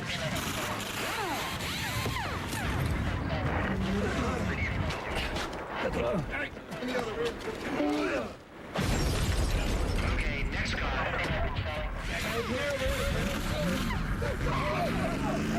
Record time, Mr. Palmer. Cooper Tires. Drive on. Like a furnace up in this mug. Jamie Foxx. Burning up. It's hot enough to make a cool brother sweat. Let me get a Coors Light. Coors Light. Yeah. Woo! Yeah. Get it now. Oh, man, you're so pretty. Oh, I bet you tell that to all the girls. Yeah, I do. Coors Light. Yeah. All right, NASCAR fans, the moment you've been waiting for is almost here. In the next commercial break, 10 Coca-Cola Racing family drivers are going to go head-to-head. These guys may get along like brothers, but you're about to see some serious sibling rivalry.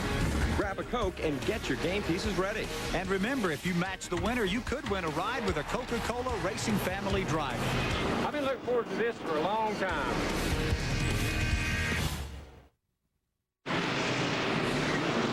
There they are, rolling around this mile-and-a-half track. Looking like diamonds out there. Let's take a look at what has happened so far. See if we can get you up to date on how it all began and how we have come to where we are. This is the start. Earnhardt Jr. on the point. Falling back was the 25, and then coming back, Nadeau, here he is, getting by Bill Elliott and taking second place. And here he is up the outside and around Dale Earnhardt Jr. for the lead. Lap 80, Steve Park loops it coming into the tri-oval area in the double dog leg. Brought out the first caution of the day. Lap 117, Earnhardt Sr. with those strange-looking colors on number 3 brings the crowd to its feet. Nadeau came right back, stacked them 3 high. He came through on the bottom, went back into first place. Lap 130, and Mike Bliss is out of control. Same area, turn 4, able to gather it up, but it brought another caution. Lap 136.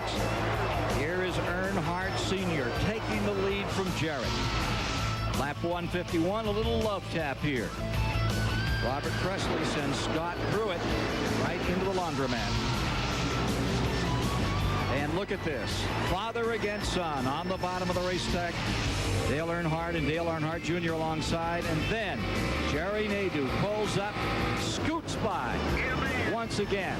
Shows the supremacy of that Hendrick car. Lap 193. Junior's back at it.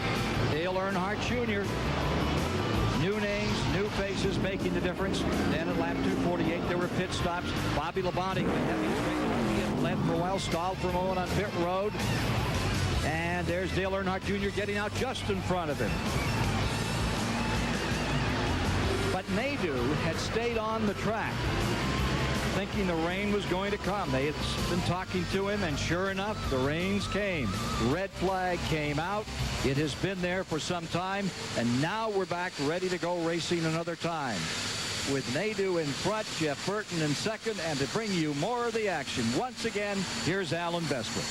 Thank you, Ken. 51 minutes under the red flag because of the rain, but now the car's rolling again under the yellow. With Dick Bergen and Buddy Baker, I guess the question is, once they open pit road, and it is still closed because they're running the jet dryers down the pit lane to get all the moisture off there. Once they open the pit lane, we make the assumption Nadeau and Jeff Burton, who stayed out earlier, are going to have to come in for service. Almost guaranteed that they're going to do that. The question after that point will be what's going to happen to Nadeau's car with the valve spring that's failed. Almost certainly he's lost enough horsepower. He's going to have a real tough time of it from here on. Well, that is true, and they were hoping that the rains will keep on because the valve spring, he's not going to have the performance if that's the problem. But they also said they may be able to change the ignition inside the car, and that might be the problem instead of a valve spring. So, you know, Jerry Nadeau's going to lose a tremendous amount of track position here, though. He'll have to go right to the back when he comes in. Yeah, and they're just guessing what the problem is right now. When they do get back up to full RPM and they change the ignition box, if that doesn't fix it, then they'll know it's something internal inside the engine, and they'll have a good idea their chances for victory tonight are going to be very much dimmer. Still, what a big night for Nadeau, who 10 years ago was racing go-karts of all things, went from that to dirt track modifieds, the Barber Saab Series, European Formula Opals. He's worked as a roofer to pay the bills, mowed lawns, even towed show cars so that he could afford to race. And here tonight, he has dominated the front end of the Coca Cola 600. Nadeau has led 5 times for 110 of the 257 laps that we've run tonight. Let's go to pit road and Mike Massaro. Well, Alan, as you know, a big factor right now is track temperature. We measured the temperature of the racetrack at the green flag. It was 103 degrees. Right now, we've got the thermometer. We're going to take a reading. As we do, we can see it is now 89.4 degrees, so it has dropped significantly. And of course, this is a factor because it will change the characteristics of these race cars. Talking to some crew chiefs, they expect this racetrack to get real tight, real fast. And with that in mind, we expect to see a lot of changes on pit road on the next stop. It'll be interesting to see how many of the cars that stopped just under the caution for rain the first time come back in again to make changes to their cars now. Pit road is open this time. Here comes Nadeau down. Is that Nadeau? No, Nadeau stayed on the racetrack. Nadeau and Burton both stayed out. Well, that's a shock to me. Well, that is an absolute shock to me. What I think they're doing now, Alan, is riding around, and they're trying to get as far as they possibly can. If they run 5 or 6 more laps around here, that's gas mileage. So they're going to stay out there till the last moment, then come in, because they're going to the rear anyhow.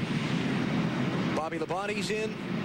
Matt Kenseth's in, Jeff Gordon's in, Dale Jarrett's in, Mark Martin's in, Jeremy Mayfield is in. These lead lap cars I'm calling off here. Well, they've all had a chance to talk things over for quite a while. This is an opportunity to adjust the cars for a racetrack that has changed significantly. Making either a wedge or a track bar adjustment on the Bobby Labonte car we saw in the pit stop there. I think that was actually the wedge was being changed in the left rear of the car. So that's what they do. They sit down with the crew chief and they say, here's what we're doing. We maybe need to come on in and get things changed around. Bobby Labonte certainly is way back now, but hey, listen. A good race car will make up a lot of distance on a racetrack. If you're new to NASCAR, wedge being the pressure of the jacking bolts on the springs, it affects the weight transfer of the car from corner to corner when it hits the banking. The track bar being what holds the rear end housing in place. You can raise or lower that to affect the handling on your car. It's pretty simple to understand. If you go down on the spring, it puts more tension on it. If you go up, it takes tension off the spring. So Jerry Nadeau's going to stay out and hold on to the race lead. Jeff Burton will stay in second. It'll move Dale Earnhardt Jr. up to third. Well, here comes Burton giving up his spot on the racetrack to make his pit stop a lap later. Again, surprises me. Marty? Well, Alan, the first time, to be honest, it was a miscommunication. Frank Stoddard threw his hands up in the air and wondered where Jeff Burton was, why he didn't come down pit road. Right now the car's a little bit tight, but that was an hour ago. This is a very tough decision for these guys as to what they're going to do, and they're having all kinds of problems on the right rear. I think they're putting a rubber in the right rear, and also they think they might be able to make it on one more stop. So Jeff Burton maybe playing a little fuel strategy. Was supposed to come down pit road last time, but maybe this will help him in the end. It's not a huge problem. There's only 13 cars on the lead lap, and that's where Burton is going to come out. He'll be running right around number 13 spot when they take the green flag here, so not a big problem. Robbie Gordon coming in, getting some attention paid to his car here under the caution flag. Gordon now aboard that machine. We told you that Rick Mast has stayed in the A.J. Foyt car. After suffering from some food poisoning, he's decided he's going to tough it out. Jeffrey Bodine still in the Power Team machine for the Joe Bessie operation. Tim Fedewa is in the John Andretti car, made that driver change earlier. We talked about the Bobby Labonte car and the pit stop they made and the adjustments they made. Mike Hogwood has more on that for us. You remember they made an adjustment when we were under caution for the rain. They made a track bar adjustment the wrong way. They figured it out during this rain delay, so they came down on pit road and made the adjustment the correct way. Well, I just can't figure this out. Here comes Nadeau now at the 1-to-go signal. And that's going to put him at the absolute tail end of all the cars that are on the lead lap. And why they hadn't decided to do this earlier is just an absolute mystery. It just doesn't seem to be a reasonable thing to do. But rolling the tire, that's a new rule this year. In fact, midway through the year, they have to get the tires away from the right side of the car, away from the right side of the pit box. If they don't do that, NASCAR will throw a penalty at them. And they also did a wedge adjustment on the left rear when he was stopped there. So Nadeau's going to come back out in 14th position for the restart. By the way, the Robbie Gordon car sitting on pit road is being held for 5 laps as a penalty for disobeying instructions given by a NASCAR official. So there's going to be a 5-lap penalty assessed there to Robbie Gordon, and you see the official standing in front of the car. He might have stayed in Indianapolis. Huh? Yeah, he might well have stayed in Indianapolis and had a soda and maybe a Burger King. Don't know what the instruction was that they were given that they've disobeyed, but it's going to be a 5-lap penalty for that. We're coming to the green flag. Going to go back racing in lap 261. Dale Earnhardt Jr. now takes over the lead. Dale Earnhardt is second. Ricky Rudd is third. Rusty Wallace is fourth, and Mike Skinner is fifth. And just on the inside, Tony Stewart a lap down right now. He's going to put the pressure on Earnhardt to try to get back in the lead lap. Stewart, the 15th place car, as we come down for the restart. About an hour after it started raining, the Coca Cola 600 is back underway. So much for pressure. He didn't even come close to getting the jump on Earnhardt Jr. He just flew out there. Father and son, first and second. Second time that's happened tonight. Junior moving down low to block Tony Stewart from trying to get his lap back. Here comes Stewart, peeking the inside. Junior runs that thing awfully deep into turn 3. We've seen that trend this whole weekend. He really runs that car far into turn 3. Yes, he does. He's very aggressive, and the car is up for the chore. He just drives her down there and sticks, so why not? Take a look at the Napa Field summary now that we're back under green. Lets you know where everybody stands as we run down through it. Steve Park up to 6th. Remember the drivers that made the stop under this caution. Bobby Labonte there, Matt Kenseth. Those are the drivers that made the stop under the caution. They are from 7th position on down. We've got a total of 14 on the lead lap. Labonte and Kenseth here, double wide for 7th and 8th positions.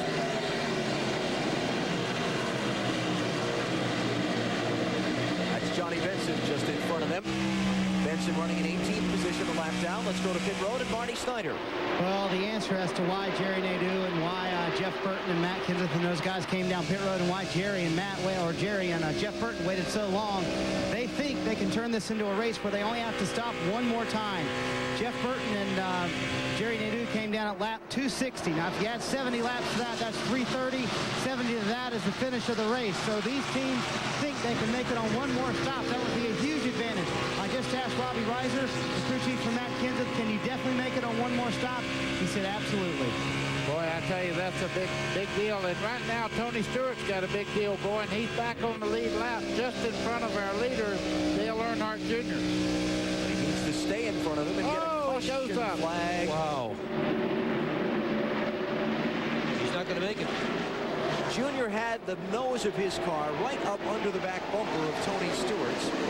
And how that upsets a car, think of the nose of that racing machine almost like a snow plow, but instead of pushing snow, it's pushing air. There's literally a bubble of air in front of the front air dam of those cars. And when you stick the nose right up against the back bumper of the car in front of you, that bubble of air you're snow plowing just literally pushes the back end of that car in front of you around and loosens it up. Jerry Nadeau trying to make up lost ground. 14th position is where he's fallen back to. He's not even up with the pack at this point. He's a little bit off, so that engine problem obviously is manifesting itself further. But look who's in third spot. We just saw him in the corner of the shot. There he is now in the middle of your screen. Rusty Wallace. Now in second spot all of a sudden. Rusty earlier in the race had not one but 2 penalties for speeding on pit road. Lost some track position at that point. He lost 10 positions at one spot from 6th back to 16th for one of the penalties. He's picking his way back through, and it appears the change in track conditions has suited his car well. Yes, and several years back, Rusty Wallace even lost a cylinder and won the race here because he drove the car so very, very hard in the corner, and you can see it sticking right on the bottom of the racetrack. That car is hooked up right now, but you have to remember we're on new conditions here, a washed-down racetrack, and that probably made his car more competitive than before he stopped then. Rusty finished second in both the 1997 and 1998 runnings of the 600, both times to Jeff Gordon, both times with different pit strategies. And in 94, also second to Jeff Gordon. So that's 3 second places in the last 6 600s, all to the same guy. 97 race, Gordon and Wallace. One of them took 2 tires, one took 4. Gordon won the race. The 98 race was just the opposite. They did the opposite they'd done the year before, and the results came out the same. I know Rusty was particularly frustrated that night. He said, it doesn't matter. Last year, I did the different thing this year because I lost last year, and the results still came out the same.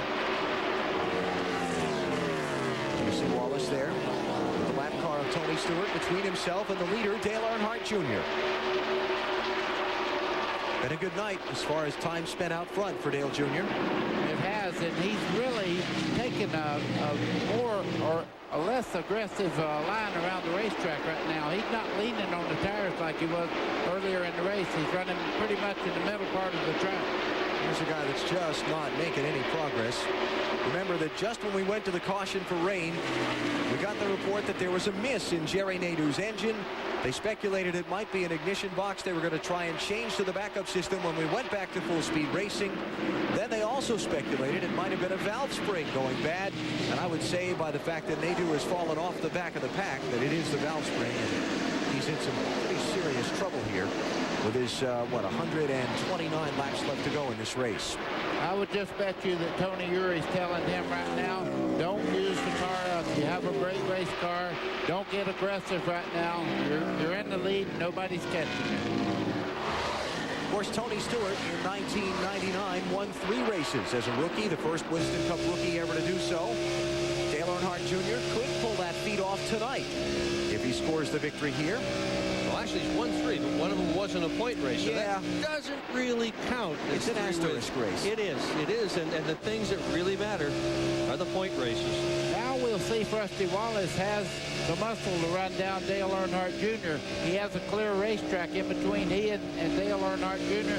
And if he can close in now, that'll tell you he has a great race car. I'll tell you what, he's got a lot of fans. They had a fan appreciation day at his shop yesterday.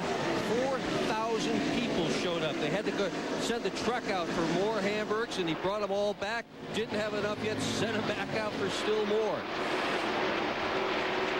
been talking about Jerry Nadeau and speculating that the engine problem is worsening. Mike Hogwood, how about it? Indeed it is. I just talked to Tony Furr, and he had a dejected look on his face, and I looked up at him, and he just looked at me and said, valve spring. Wow. And he just told him to ride it out, but they're really down on horsepower right now.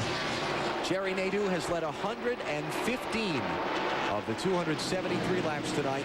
Doesn't look like this is going to be the night for Winston Cup win #1. One of the real problems with valve springs is not just that the engine could get soft. That valve starts bouncing too deep into the cylinder, could bounce off a piston. That could be the end of the engine and the end of the night.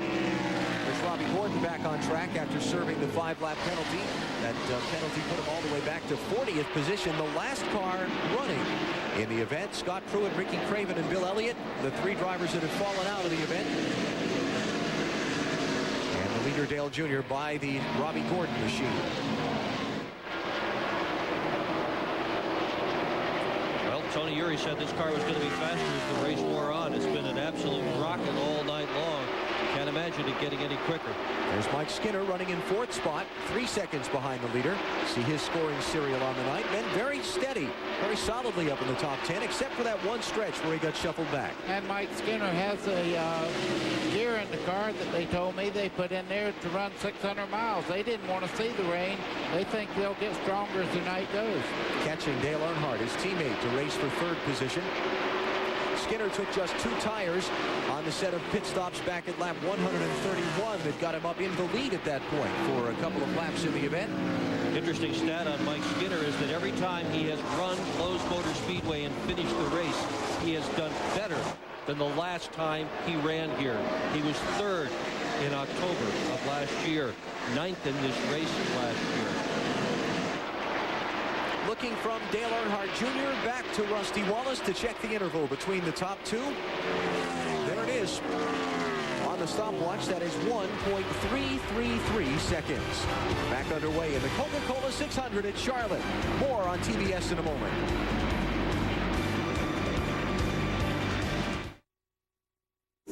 Hi, everyone. It's time for the Coca Cola Red Lap as the Coca Cola Racing family drivers so you can win the first lap. It's no ordinary lap. When these cars hit the red line, they're going to light up like spaceships. Grab a Coke. If your official game piece matches the winner, you could be going for a ride with one of these guys. There's the red line. The red lap is underway. Dale Earnhardt gets the jump at the start as he works to the outside of the racetrack. Here's Bill Elliott now battling for position, and Steve Park is on the move. Meanwhile, Bill Elliott works to the high side all by himself down the backstretch, and Dale Jarrett, man, he looks thirsty in there. Now Burton is trying to make a move. Big pack of traffic down the front straightaway. Rud's pulled out in front of Petty, and there goes Tony Stewart trying to close the gap. Up front, Dale Earnhardt has taken the lead away from Bobby Labonte as they work the high side of the banking. Earnhardt, 1 car length over Labonte. Earnhardt battles back on the high side of the racetrack. They're door-to-door in turn 4. Down to the stripe, it is going to be Earnhardt. Dale Earnhardt is the winner of the Coca-Cola Red Lap. If your official game piece has the number 3 on it, you're eligible to enter the random drawing. And you just might be riding with the Coca-Cola Racing family. Thanks for watching the Coca-Cola Red Lap. Have you ever seen a race like that? No, I haven't. Jack, kick, punch, punch, go, knee. Subway has 7 fresh value meals with just 8 grams of fat or less, while a Big Mac extra value meal has 58. Subway, the way a sandwich should be. Wednesday night on Ripley's Believe It or Not. How did this man survive what should have been a fatal accident? It's not the kind of injury that you see every day. A photographer risks his life for the picture of a lifetime. And these are not your normal bird brains. What's under? Plus, if you can't own the original, you can always wear it. Breathtaking. Ripley's Believe It or Not, hosted by Dean Cain. Wednesday night at 8:05 Eastern, only on TBS Superstation. Believe it. Back at Lowe's Motor Speedway, Charlotte, live coverage of the Coca Cola 600. 41st running for the NASCAR Winston Cup Series. At this point, 282 laps are complete. That's just past 400 miles in this event. And you're looking at the race leader, Dale Earnhardt Jr., who has got 1.37 seconds on Rusty Wallace. A little farther back, side-by-side race for 11th and 12th positions. Jeff Gordon and Jeremy Mayfield here. They've really been going at it, too, slugging it out. Riding in Jeff Gordon's car here while we look at what the car's doing outside. And Buddy, kind of school us a little bit on what's happening here as we watch his movements. He's going down in the corner, down in turn 1 there on the outside. This is what we call hustling the car. Watch his arm speed here, trying to keep that car right on the ragged edge and make time on the car he's trying to pass there. He's fighting this race car. It is not driving just to suit him, but he's making up for it in just hard driving. Back and forth on the steering wheel. About right here, he'll really get the sawing on that baby. Sounded like he had to stay out of the gas a little bit there. He's not had much fun with that race car tonight. It just has not been the competitive race car that we expect to see Jeff Gordon drive here at Charlotte Motor Speedway. Yeah, we were laughing, I shouldn't say laughing, we were talking as Mayfield just blows by Jeremy. Gone. By Jeff, rather. That looks like Jeff might have had a problem there in that corner with getting a little bit loose because he was out running the 12 there for a few laps. And you can see the car sliding up towards the outside wall now. We were talking during the commercial among ourselves, how many times can you say Jeff Gordon's just not had a good car at Charlotte? Recent history, I don't even think he's been in the top 10 except for once earlier when he led for a lap on an exchange of green flag pit stops by staying on the racetrack longer than everybody else did. Well, usually by now he's got that car dialed in, so he's really quick. Not tonight. Gordon running in 12th spot and losing ground. There's the leader, Dale Earnhardt Jr., who's added another 0.6 of a second on to his advantage over Rusty Wallace. It's 1.9 seconds now from first back to second, and Rusty has pulled away from Dale Earnhardt, the third-place car, by a huge margin, almost 3 seconds between second and third. Moving up and moving back, Mike Skinner up to 4th position. See, Kenny Irwin's gained a few spots. Rusty Wallace picking up 4 positions from lap 200 to lap 286, where we are now, sliding back. Jerry Nadeau, the engine problem, dropping him to the last car on the lead lap. Tony Stewart has lost a handful of positions over the last little while. Now running 1 lap down in 15th position. Robert Presley with our Circuit City telemetry. We've watched Robert basically struggle with this car for much of the night. And that's not a lead car right there, and it's turning 8,600 RPMs down the straightaways. That gives you an idea of what these guys are doing that are running maybe 0.2 quicker a lap. See the sparks fly as the brakes wear. Okay, this is the shock right here. You can see it going up and down. This is the coil spring. And this is the plate on the top. When you hear us say they put wedge into it, they run this down, and that puts more tension on the spring itself.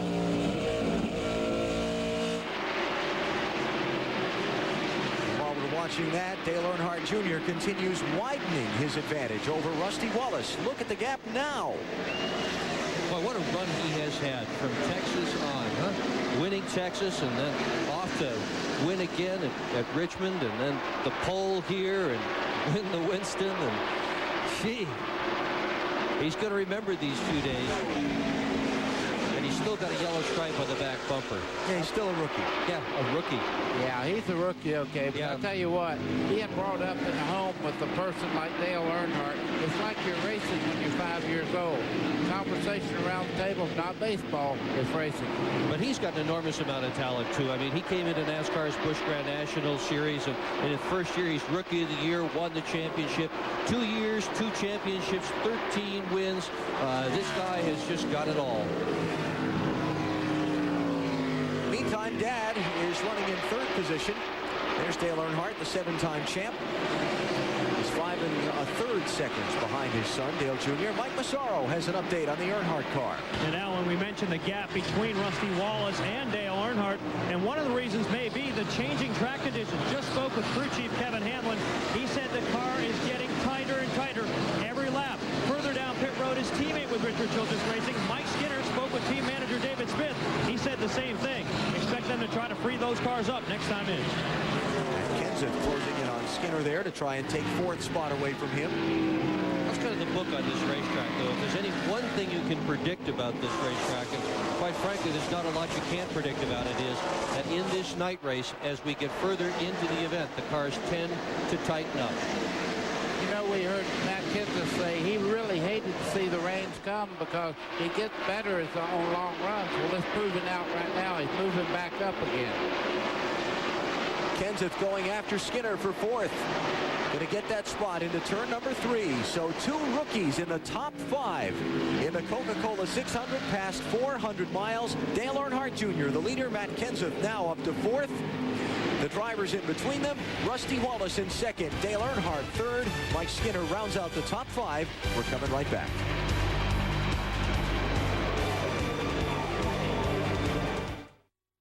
In case you missed it, number 3, Dale Earnhardt crossed the red line first in this year's Coca-Cola Red Lab. If your official game piece has the number 3 on it, you're eligible to enter the random drawing, and you could be riding with the Coca-Cola Racing family. Thanks for watching. Can somebody turn this off?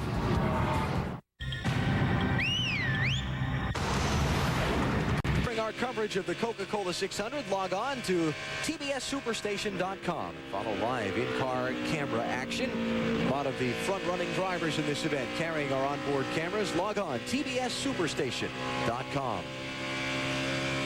Just about to hit the 450-mile mark of the 41st running of the Coca-Cola 600.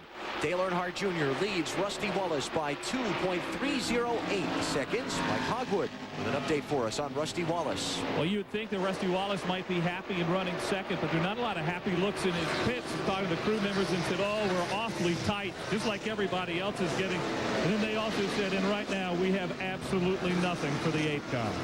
Rusty having fallen back so far because of 2 speeding on pit road penalties earlier in the event, but he has recovered from those both quite nicely. Thank you very much. Upper left-hand corner of your screen, our full field summary showing you intervals from the leader back to the position that your favorite driver may or may not be running in, or may be running in. Jeff Gordon 15 seconds down. Steve Clark 16 seconds down. Now the car's a lap or more down. Jerry Nadeau has been overtaken by the leader, Dale Jr. Yeah, I mean, that's a terrible thing. He's out there running basically on 7 cylinders and had such a great run up to just a little while ago. As a matter of fact, leading at the rain break. But you know who's really dropping back right now? It's Bobby Labonte. For some reason, he's just dropping right back out of sight. He was up to 2nd there. Of course, Bobby made the pit stop on the caution after we came back from the rain delay. Gave up some track position there, but you're right, buddy. He's not made the move back toward the front of the pack nearly as quickly as we thought. 8th position now, and Bobby is some 11 seconds behind leader Dale Earnhardt Jr. And there's Dale Jarrett. He's running in 10th spot now, 14 seconds behind the leader. Scoring serial on DJ, the NASCAR Winston Cup champion. Actually not scoring serial, but intervals from himself to the leader, and you can see he's been losing ground to Dale Jr. as well. Everybody's losing ground to Dale Jr. at this point. And nobody can keep up with him. Nobody at all. Wallace is now 2.8 seconds behind. His dad is almost 5 seconds behind. Junior is setting an absolutely torrid pace here. But remember, this is a 600-mile race. And more than a few drivers can tell you stories about leading this thing at 500 miles and not winning it. Pretty wide open view behind Dale there. Alan, there's one thing right there. That's the most famous thing to have happen to you in your racing career. Look in the mirror and not see another car behind you. Why? Ah, that's a wonderful feeling. Oh, okay. Yeah. Well, I imagine so. Out there, flying, looking back, as they say. Yeah, I imagine so.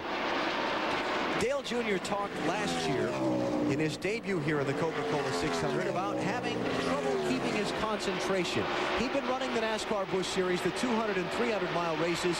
He came here, made his Winston Cup debut in the 600, and said the most difficult thing for him was keeping his concentration in the second half of the event. Now this year, he's been running the Winston Cup circuit, obviously quite successfully, 500-mile, 500-lap races, but we still heard him express earlier tonight a concern about making sure he kept his focus and his concentration the whole 600 miles. Well, it's a long time, a long race. That rain delay surely will have helped. Give a fellow an opportunity to sort of unload a little bit, calm down, relax, eat a sandwich if he wants, get back in and go do it again. So they've really got 2 races tonight. Battle for 3rd spot. Matt Kenseth by Dale Earnhardt into the number 3 spot. So Kenseth, the other super rookie, continuing to charge forward. And at the break, you heard Earnhardt Jr. say, I see Matt Kenseth on that scoreboard coming my way. Can't wait till he gets here so we can go back and race like we did in Busch Grand National. R17 making his 17th career start in Winston Cup tonight. Dave Dave Blaney came down pit road a moment ago, smoke trailing from his car. It's gone behind the wall, and he's with Marty Snyder. Well, what a tough day for Dave Blaney. Finally out. What happened? Something broke in the engine. I don't know, broke a piston or something. But, man, Amoco team was needing a good night. And we started off really bad loose, and got lapped real quick. And, you know, after that, they got it pretty good when it got dark and the track got cooled off. We could hang pretty good, but didn't get to finish it. But I learned a lot. Got to run with some good guys, and suppose we could have made it all night. Dave Blaney and his Bill Davis Pontiac done for the evening. Looking up here at the computer, the fastest car that last lap was Matt Kenseth. He is actually running faster than our lead car right now. But as you can see, Dale Earnhardt Jr.'s got a pretty comfortable pad right now. Look at where the rookies are running in this event. Both Blaney and Scott Pruitt out. Two of them in the top three. And Mike Bliss and Stacy Compton kind of struggling toward the tail end of the cars that are on the speedway at this point. While we're watching Matt Kenseth, Marty Snyder has an update for us on the Kenseth machine from his pit. Well, buddy, you hit it dead on the head. He is great on the long runs, and the car is working really good right now. And you got to remember one thing. Robbie Reiser said they can make it on one more stop. And for the last while, they've been on the fastest car on the track. Now there's caution on the track. We have caution. Ken Schrader's into the wall in turn 2. Caution is on the speedway. The back of the car torn up really bad, and a lot of smoke over there.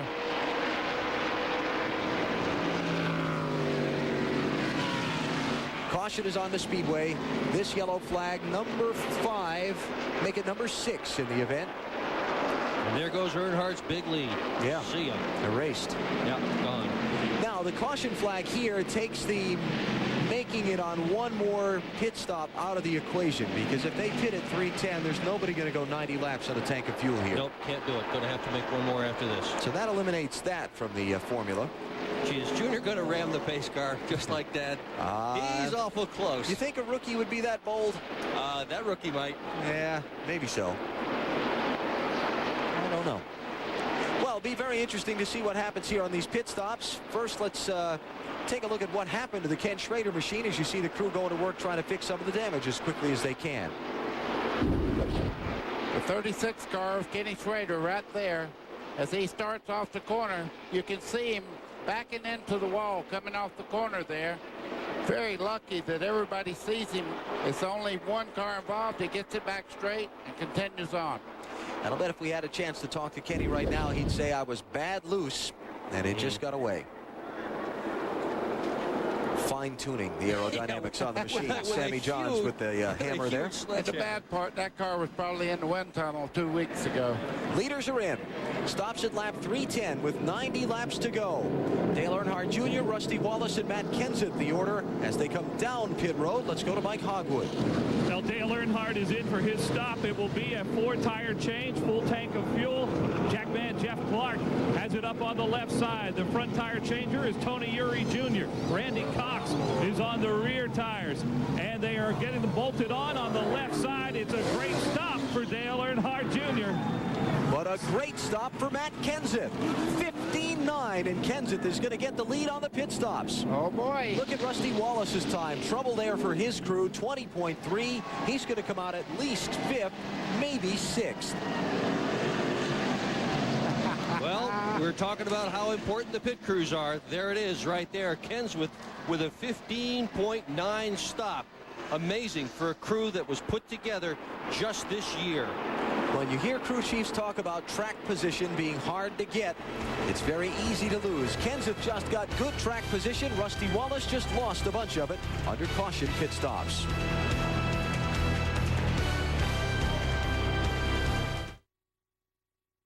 Wrigley Field's good to pitch in, but the wind's blowing out. It's just not a lot of fun. Wind or no wind, that ball's gone. Wrigley just, still sticks out in my mind as a great place to play. It's a fun place. The bleacher bums, they have a special way of getting on you. Braves Cubs 4 Eastern Monday. And Friday night, don't miss the World Series rematch when the Yankees come to Turner Field. It is too much. 7:35 Eastern Friday on the Superstation. Dandruff, scratching, itching. Use Neutrogena T-Gel Stubborn Itch Control with cooling menthol you feel on contact. Unlike self-control, it works. Ask any dermatologist. Pep Boys announces the Get Your Motor Running savings event with store-wide savings, especially at truck headquarters, where you can accessorize with step bars, grill guards, hitches, even Baja wheels. And find great deals on bug shields for $34.88. Well, right now, all these name brand products just 88 cents each. So put your pedal to the metal because deals like this won't last forever. The Pep Boys Get Your Motor Running savings event.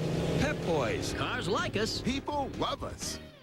Kick off your summer with the big sunny taste of Sonic's Bacon Patty Melt Toaster Sandwich with crisp bacon, sweet grilled onions, and smoked cheddar on thick Texas toast. Now with a large order of tater tots for just $2.99. Only at Sonic, your summer flavor place.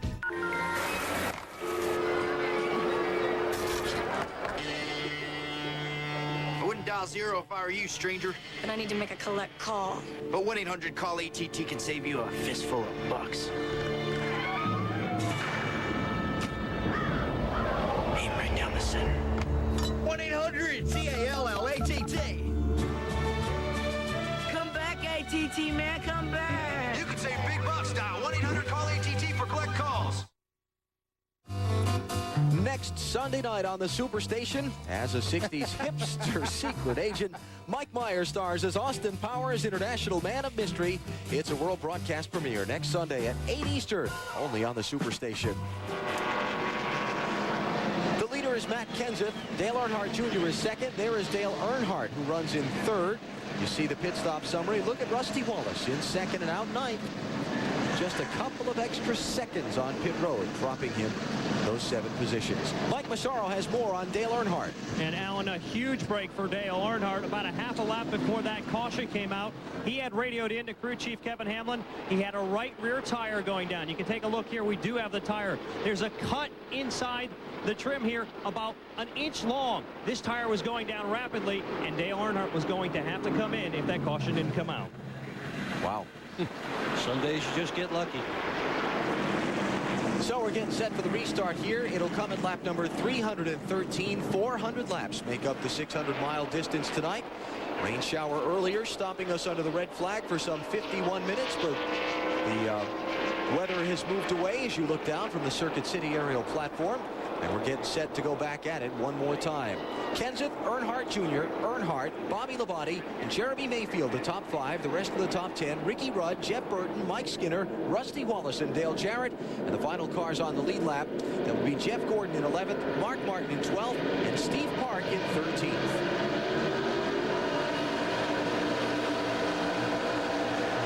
Tony Stewart on the bottom. We'll see if he can get back on the lead lap. Got a good run. Earnhardt Jr. went very high there in the center part of the corner. Stewart now back on the tail end of the lead lap. If he can get a caution flag before Matt Kenseth gets back by him, he'll come back around into the hunt for a good finish. Here comes Earnhardt off turn 4 on the high side. Kenseth shut the door on him. It's like old times last year in NASCAR's Busch Grand National Series when Earnhardt Jr. and Kenseth battled week after week for the championship and for race wins too. For the race lead around the lap car of Tony Stewart. Here comes Dad to make it 3 wide if he can. Yeah, Tony got caught up on the high side. He couldn't do anything about it. Look at Earnhardt Sr. fighting Jr. now. And the sparks are flying. See that dark spot the cars ran through in the middle of turns 3 and 4? There's a section of the lights that are out, not the outside lights, but the reflector lights down on the inside of the racetrack that bounce off the mirrors on the Musco lighting system. You see them on the inside here around the inside of turns 1 and 2. There's a little section of them out right in the middle of 3 and 4, and it leaves just a little shadow on the lower side of the racetrack, but the upper lights are on. It's certainly very safe for the drivers to be going, but watch right here as they run through a dark spot. There it is. And here comes Junior to the outside for the race lead. He's working hard. He's got the position now. He's coming back in down by the start-finish line. 2 young Turks going at it. Dale Jr. back out front. 84 laps to go. Dale Earnhardt Jr. has a very, very fast car on the get-go, but I think Kenseth's car is set up for a real long run, so we'll see if he has the car to keep up with Junior later on in this run. Kenseth back to second. Dale Earnhardt third. Here's Bobby Labonte beginning to roll once again. Labonte had been the leader a little while back. Lap number 298 went down pit road just after the restart from the red flag for rain.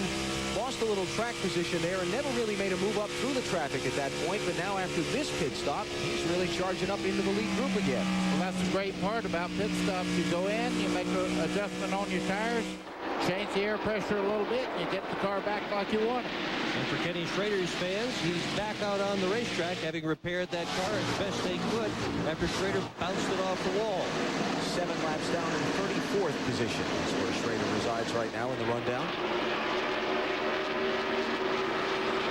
Mike Skinner racing Dale Jarrett. Skinner in the 31. Jarrett to his outside. Ricky Rudd also involved in this for position. Rudd is 7th. Jarrett and Skinner racing for 8th behind him. And Tony Stewart, the lap car, down to the inside.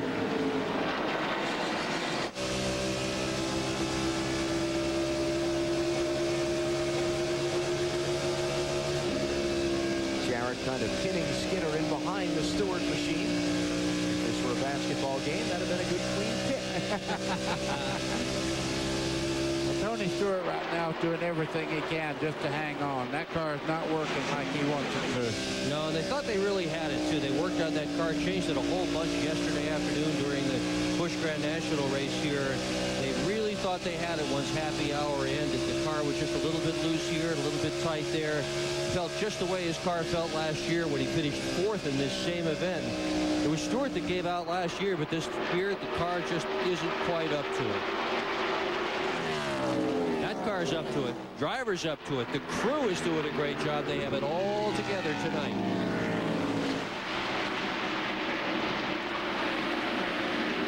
Here's Bobby Labonte up to the outside of Dale Earnhardt. 3rd position. Earnhardt fighting back, though, on the inside. He made him earn that spot. I'll guarantee you he kept it wide open going down in the corner. You see him fighting back on the inside, trying to pick the power up as they come out of the corner and get side by side with Bobby, but no cigar. Earnhardt's got a good car tonight. No gimmies there for sure. Look, he's going to try it again on the bottom. Racing for 3rd and 4th position. Labonte, the Winston Cup Championship leader by Dale Earnhardt, pick up the spot. Looking ahead from Elliott Sadler's car at this race for a position. Elliott Sadler running in 21st position. Not a bad night after starting in 41st, but he's not on the lead lap at this point. Yeah, the car is every bit as fast as these front runners right now, but hey, he's a lap down, and it's going to be tough to make up a lap on Dale Earnhardt Jr., believe me. First 100 miles of this race, a lot of drivers went a lap down. Dale Earnhardt Jr. lapped all the way up to 31st before we even got to the first pit stops in the event. For Dale Earnhardt Jr., who made his Winston Cup debut in this race last year, he talked with us earlier about keeping his concentration for 600 miles.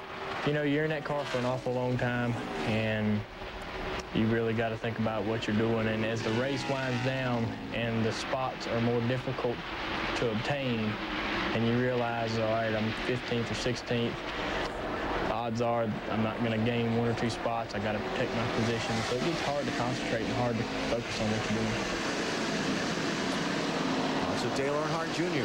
And that's when you're running 15th and 16th. When you're out front like he is right now, it's kind of like leading in a football game in the last quarter. You don't want to make a mistake, so it makes you more aware of what you're doing. But it seems like the race lasts forever under these circumstances. Leading, please let it in.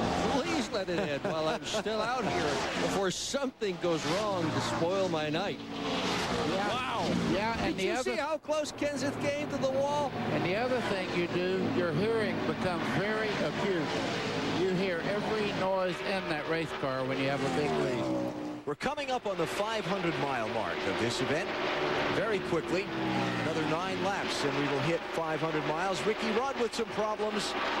Rudd, the 10th place car, slowing down. That is tough.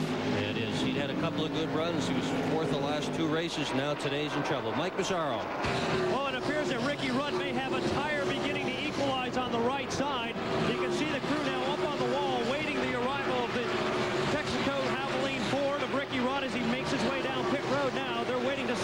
machine 45 miles an hour, the pit road speed. He slowly makes his way down the pit road, and the team goes into action. They'll swing around to the right side and immediately go to work there. Again, the problem, an equalized right side fire, and that's where they'll go to work. They'll swing around to the left side, take advantage of this stop, a 4-tire change for Ricky Rudd at this point. 2 cans of 76 racing fuel, no chassis adjustment. He's now down and away. Going to lose at least 1 lap to the leader, Dale Earnhardt Jr. The better part of the second one as well before he gets off pit road and gets back up to speed. Dale Earnhardt Jr. is the race leader, just approaching the 500-mile mark with that crucial extra 100 still to come. Roush Motor Speedway at Charlotte.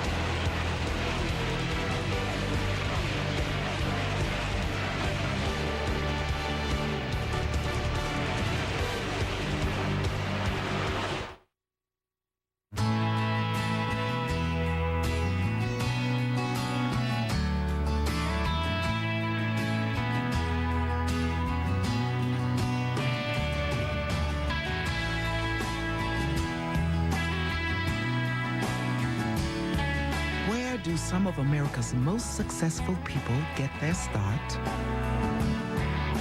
Did somebody say McDonald's? I love you. Good night. I love you. Thank you, and good night. Wayne? Wayne? Wayne? I do love the ladies. Wait. Meeting the guys after work? Who's your buddy? Grab a Miller Lite. It's Miller time. Wayne. It's your umbrella. A great escape. Your concert hall. It's your car. Keep it going longer with Midas. New expanded services, more genuine Midas parts, a nationwide lifetime guarantee. Even if a part wears out, we're more than mufflers. We're a new way to keep a good thing going. Go Midas.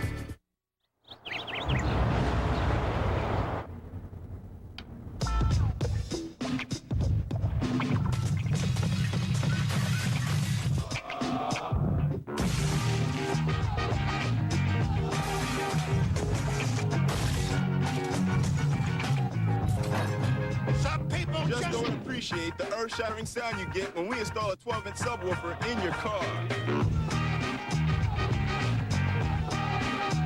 DeWalt's convertible system, the latest thing in cordless. 24 volts, never out of juice. The Delta 10-inch compound miter saw cuts angles on top of angles. I'll see you on Father's Day. Milwaukee's latest. This thing could cut a house down. I love these tools. So where do you find them? At Lowe's. The moment they're available and at a guaranteed low price. Lowe's, improving home improvement. Don't miss our Memorial Day free-for-all. Great deals on selected products, only at Lowe's. Rookie lap 334 as you look at the action from the Circuit City aerial platform. 501 miles complete into the final 100 of the 41st annual Coca Cola 600. 167,000 seats sold out, infield pack, watching as Bobby Labonte is trying to replicate what he did in 1995, trying to close on Earnhardt Jr. At the present time, there's your current leader, Dale Earnhardt Jr., who shattered all the records in qualifying on this mile and a half. Out in front, the new dominator. Question is, can Labonte or his own dad or Matt Kenseth take it away from him in this final 100 miles race summary? Earnhardt Jr. leading once again, 22 lead changes. The caution flag has been flown 6 times for 34 laps. We've had one red condition because it rained for over an hour. We're back at it with an average speed of 140 miles per hour. And get this, of the 43 starters for this 600-mile race, 39 are still functioning, still going at it here on the high banks of Roush Motor Speedway. Let's get back with Alan Bester.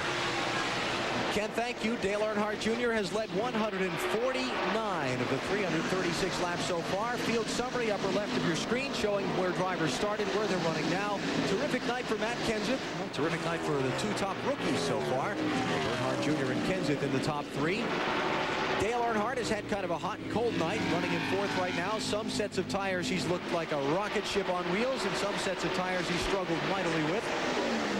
Dale Jarrett, just kind of a so-so night so far for him. Steve Park recovered from an early spin at lap 81 to run in the top 10 now. Jeff Gordon, just hasn't been there all night for Jeff Gordon. Rusty Wallace has fallen back. He had some trouble on a pit stop a moment ago when in second, came out ninth. The final car on the lead lap at this point is Mark Martin in 12th place. All these cars now one lap down, including Ward Burton and Tony Stewart. Johnny Benson, 37th to 15th. Been a good night, but out of the headlines night for Benson, if you will. He's not been focused on much during this event because he's spent a lot of it a lap down, though running well among those cars. Rick Mast suffering from food poisoning. Took a couple of bags of IV during the rain delay that we had earlier in the event. Runs A.J. Foyt's car in 18th position. Jerry Nadeau led so much of this race. What a night for Nadeau. 115 laps he was out in front. But just as we got to the rain delay, the engine started skipping on his car. A valve spring problem suspected. Nadeau being overtaken by the leader, Dale Earnhardt Jr. for a second time. He's back in 20th position. Looking at the rest of the field summary, Jeffrey Bodine has run the whole distance so far in his Chevrolet. 27th position for Jeffrey. John Andretti back in 33rd spot. The car Andretti started anyway. Tim Fedewa now behind the wheel of that machine after making the driver change earlier. Andretti with the broken rib. And the drivers out of the event include Dave Blaney, Scott Pruitt, Ricky Craven, and Bill Elliott. Ken Schrader's car has also just gone behind the wall after damage from the crash he was involved in at lap number 310. Story right now, solid lead for Dale Jr. 2.7 seconds over Bobby Labonte.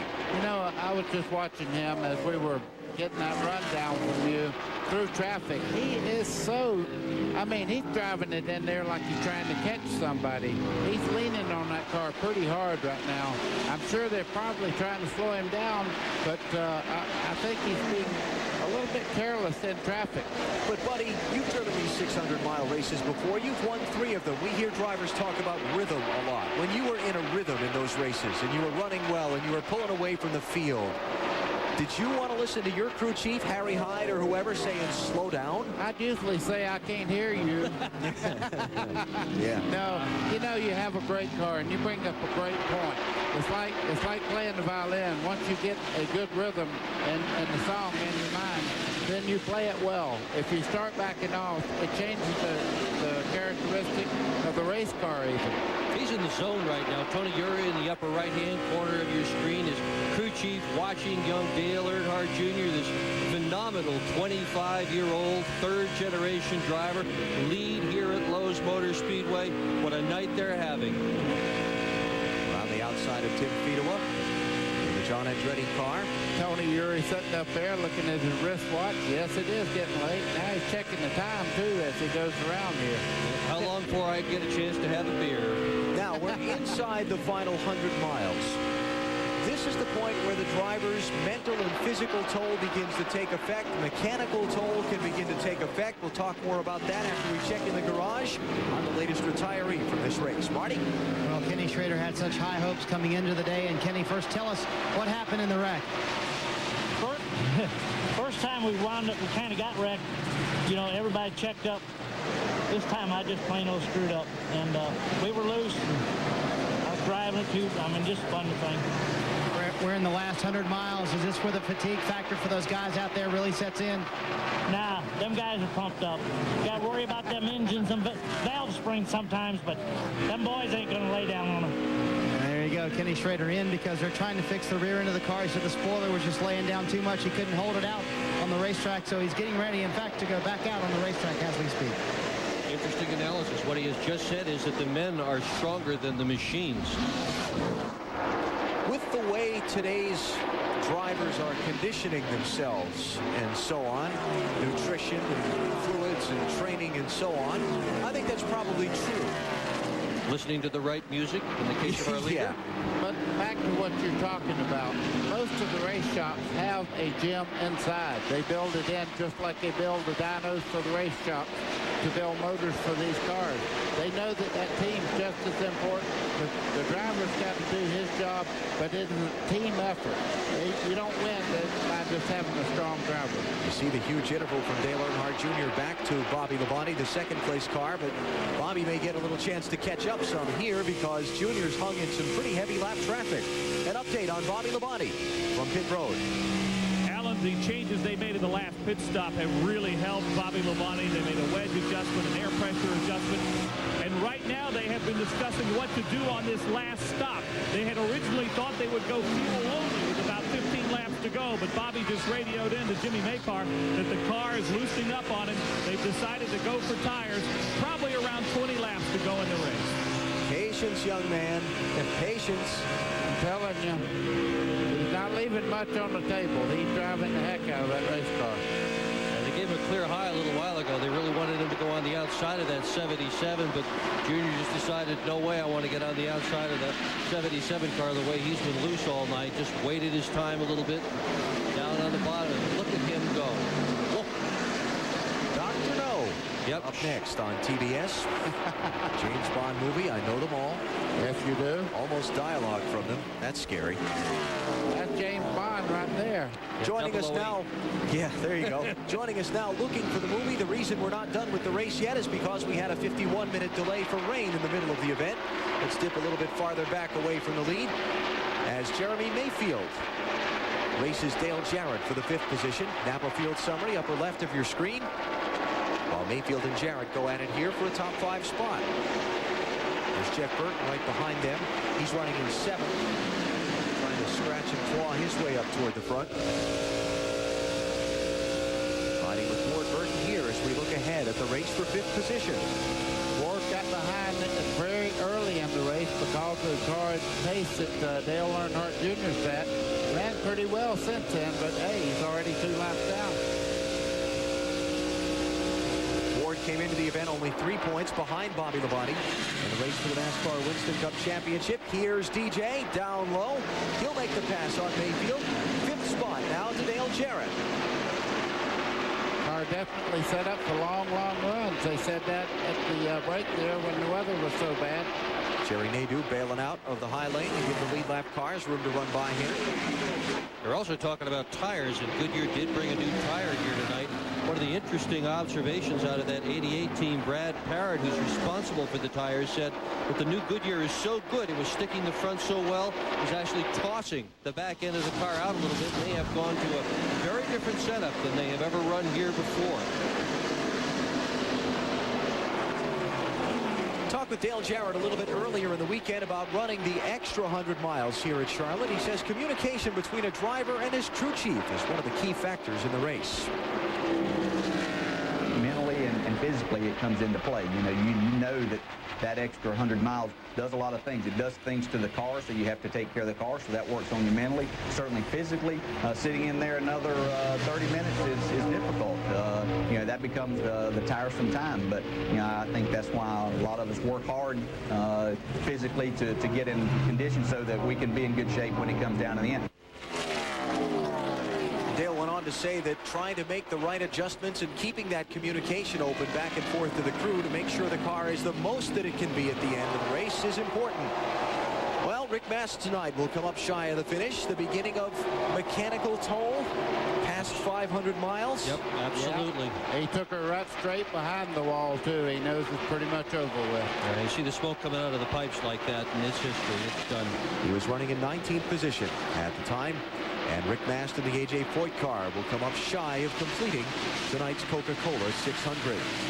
The interval between Dale Earnhardt Jr. and Bobby Labonte is somewhat stabilized at about 4.2 seconds. Matt Kenseth a little ways off of Labonte's back bumper, another 3 seconds, a little under 3 in 3rd. Then Dale Earnhardt closing on Kenseth to race for that position. That'll be 3rd and 4th when he gets there.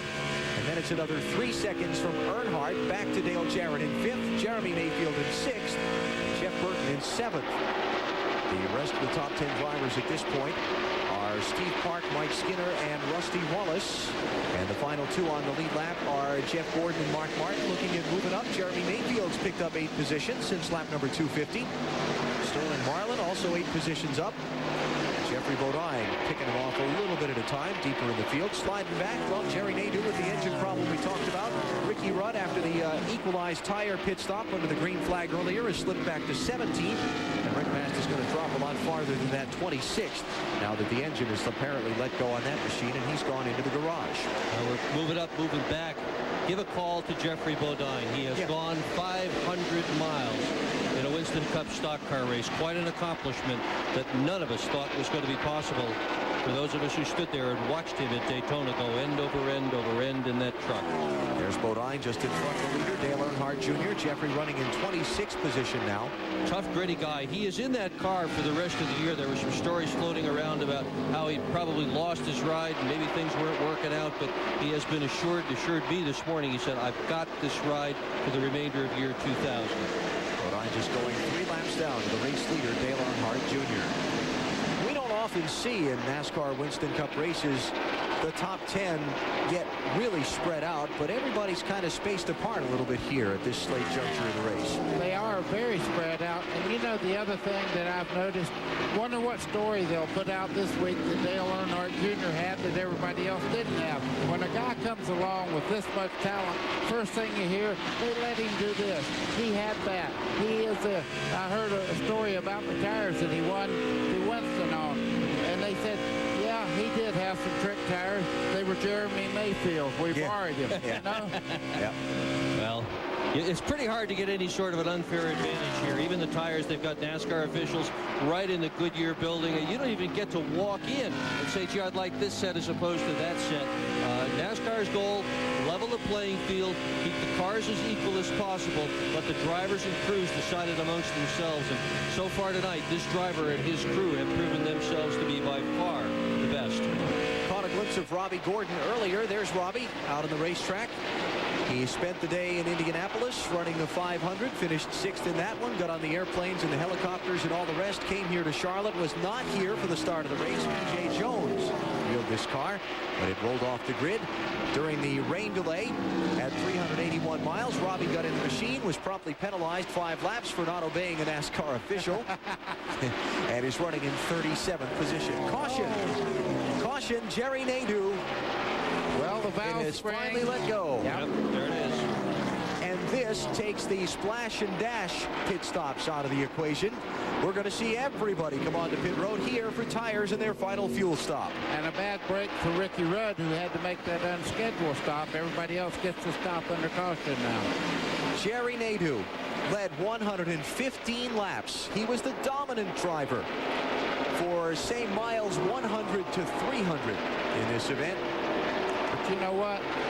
He got the thing he needs the most, the confidence that I can race with these guys now. He's going to make the left-hand turn here, though, into the garage and become the 6th driver to not be running at the finish of this race. Well, as the race wears on, we're probably going to see more of this. Caution number 7 in the Coca Cola 600.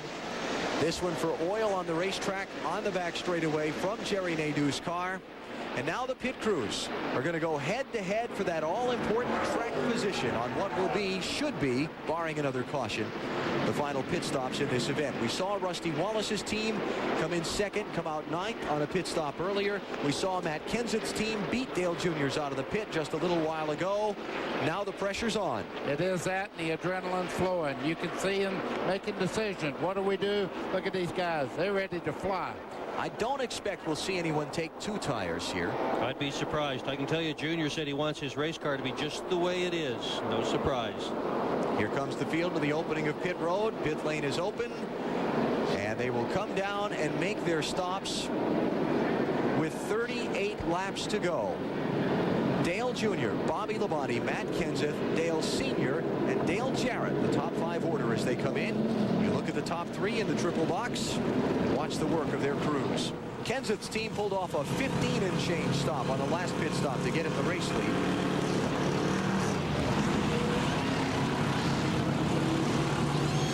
Not one car making any adjustments to the chassis. Labonte's away. Earnhardt Jr., is he going to hold on to the lead? No, he's not. And I believe that's going to be Jeff Gordon who's going to go off pit road first. Wow. Gordon's out first. Did he get 2 tires? He must have. He must have had that. Well, that's the only shot he has. He hadn't been a factor all night, so that's his shot. Maybe he can make it work. They went to the pits in 8th spot, came out in 1st. Robbie Loomis, Brian Weitzel, crew chief and team manager. Atop the pit box, that's Loomis there. Making the call there. We'll follow up on the Gordon story in a moment. First, let's hear from the man who was dominant earlier, but now finds himself out of the race. Jerry Nadeau with Marty Snyder. Where he clearly had the best car, and you knew at the rain delay the valve spring was going. How agonizing was it to try and ride it out? There's not much you can do. I mean, we probably had the best car here for sure. I mean, just one of those deals. Got to thank MichaelHolligan.com, Hendricks, everybody. Everybody on pit road did an awesome job all day. Get him at Dover. As Jerry Nadeau, and we said before the race, they had to win it. They had to not beat themselves, and they had an engine problem. Been plaguing them all year long, Jerry Nadeau, with the best car done this evening. Jeff Gordon, the very quick pit stop a moment ago that got him the lead. Mike Hogwood, did they get 2 tires? Indeed they did, Alan. Just talking to Robbie Loomis, he said, hey, I hadn't had anything work that I've played all night long. It's the only thing I had left. And he told him, let's take 2 tires and see what we can do. But he put his driver out front. Now the question is, can he stay there? I'm trying to get straight in my mind which one it was. It was either 97 or 98 that Gordon took 2, Rusty Wallace took 4. Gordon held off Wallace for the win. Then the next year, Wallace took 2 and Gordon took 4, and Gordon went by him for the win. The big difference, he had the dominant car that night, so the 2 tires, really, he had the car to beat. Right now, I think he made a mistake there because he's going to drop back, I feel. Sitting duck? Yeah, think so. Yeah, 94 was the 2-tire deal because at that time I was doing pit road, and I remember standing at the gas pumps with Rusty Wallace, and Rusty just looked up there at Gordon and said, how did he win that thing taking just 2? Now let's not forget to point out that Bobby Labonte got off pit road ahead of Dale Jr. and Matt Kenseth did as well. Bobby is 2nd, Kenseth is 3rd, Earnhardt is 4th, that's senior Earnhardt. Jarrett is 5th, and Earnhardt Jr., probably his worst pit stop of the night, comes out in 6th position. Wow, that's big. Unbelievable. So Earnhardt Jr. losing a lot of track position here at this point. Jeff Gordon being the beneficiary of a strategy call by his team, taking over the top spot. It was back a couple of years ago here at Charlotte, 1998. We talked about Jeff Gordon getting the 2 tires. Rusty Wallace took 4. There's the stop. And here he went by the guys with 4 tires, passing him for the win. Rusty Wallace incredulous after the race, as Dick was talking about, but it was Jeff Gordon going to the winner's circle for a 2nd straight year and a 3rd time overall in the Coca Cola 600 in 1998. These guys. Our panel assembled here does not believe the 2 tires will work this time. I'm going to tell you, he's got a lot of problems right on his back bumper there. Bobby Labonte is going to pose a problem not only for Jeff Gordon, but he's going to be tough to get by even for a car like Dale Earnhardt Jr.'s had all evening. So Dale Jr. is going to restart in 6th position. Wow, look at all this shuffling around. That's kind of bad right there. The cars on the lead lap are on the outside there, and you can see a 3 wide there. Everybody trying to get in line. Jeff Gordon was 11th before the pit stops. So he gains himself 10 positions with the 2-tire call. Question is it enough? Bobby Labonte, Matt Kenseth, Dale Earnhardt, Dale Jarrett, and Dale Earnhardt Jr. lined up behind him now. It's going to be wild to keep an eye on Jr. Watch him try to pick his way back through the field. Green flag, 35 laps to go in the Coca Cola 600. These lap cars are going to be very tough. You can see right now Ward Burton fighting back, trying to get back a lap that he's down. 13th position for Ward now. First car 1 lap down, and indeed he's now on the tail end of the lead lap if he can stay in front of Gordon and get a caution. Here's Bobby Labonte outside of Gordon for the race lead. Boy, it's just a matter, I mean, that had to happen. But on the first lap, wow. Yeah, it's only going to get worse because the new tires really will work so much better. You'll see it happen right here as they go down in the corner. Watch Bobby Labonte come off the corner and just keep stretching. Back with Dale Jr. in 6th position.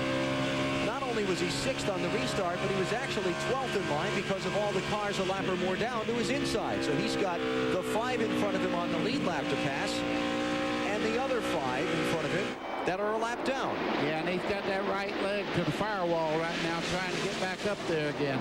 Earnhardt to 2nd. Pressured heavily there by Matt Kenseth. Ward hanging on. He's up the racetrack a bunch. Yeah. Here comes Dale Jarrett.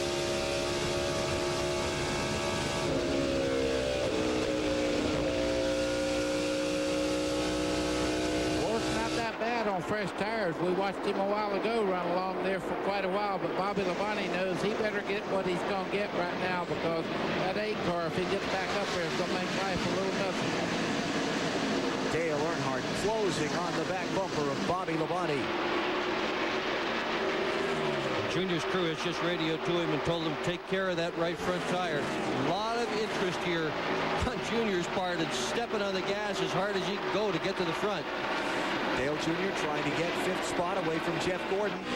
Up front, Bobby Labonte's going to dispense with the lap car of Ward Burton while we ride with Dale Jr. and Jeff Gordon going at it here for 5th spot.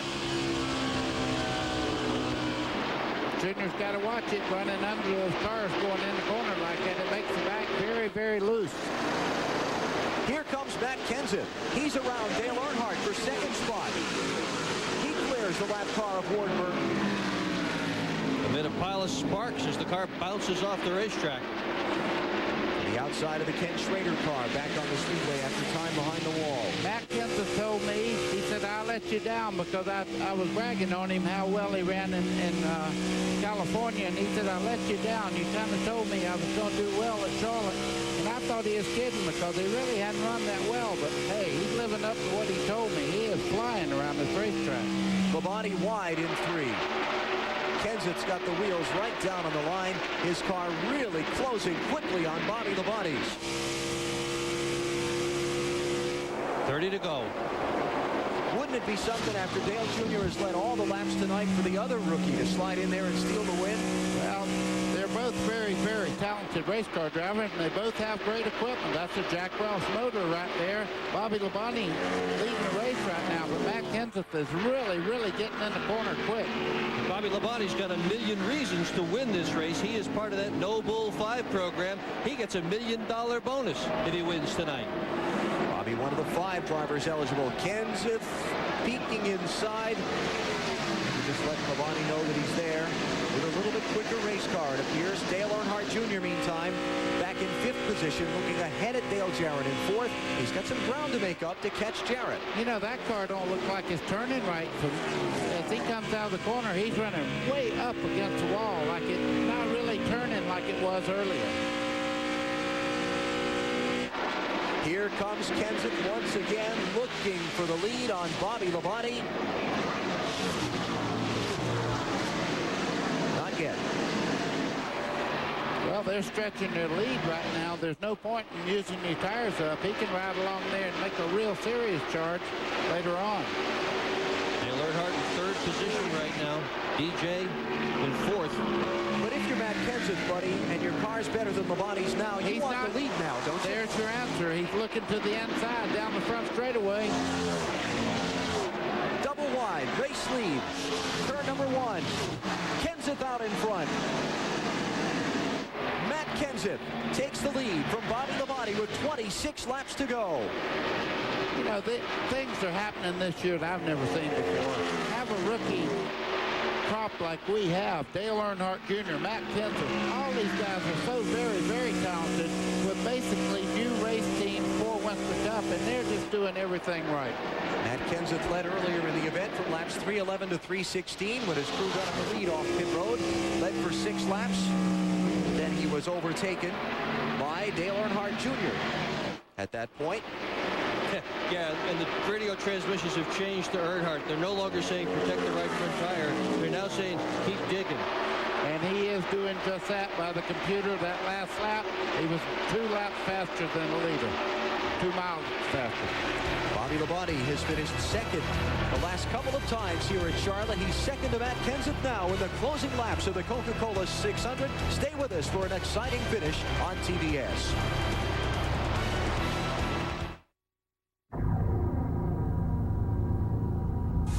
It's a great day for racing. Well, folks, everything will be decided today.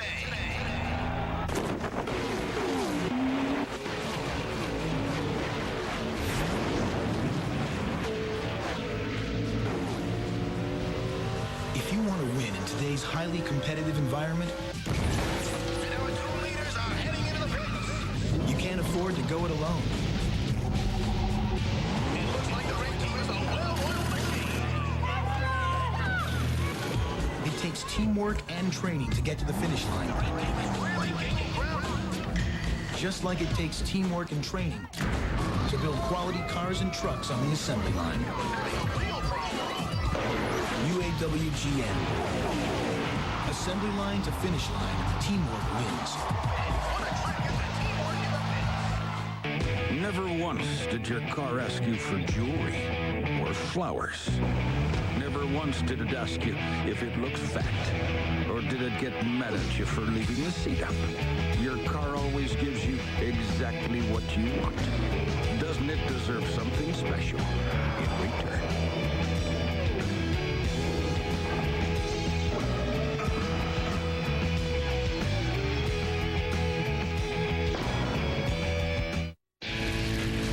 Still got athlete's foot, wincing from the itching, yearning to stop the burning? Don't take it anymore. Cure it to the max. New Desenex Max. It's got a powerful new ingredient others don't have, so it takes fewer applications to cure your athlete's foot. In fact, 1 tube of Desenex Max has more curing power than 3 of these guys. Or these guys. Athlete's foot? Don't take it anymore. Cure it to the max. New Desenex Max. The Coca Cola 600 on the Superstation. Brought to you by UAWGM. Assembly line to finish line. Teamwork wins. By the motor oil that provides maximum protection. Castrol GTX. Drive hard. By Desenex. Soothes while it cures for comfortable feet. By Wendy's Classic Hamburgers. It's hamburger bliss. And by wrenchhead.com. Parts online all the time. Are you a wrenchhead? Back for the final laps of the 41st Coca Cola 600. Roush Motor Speedway, Charlotte, North Carolina. 19 to go. You're looking ahead from second place runner Bobby Labonte to the race leader Matt Kenseth.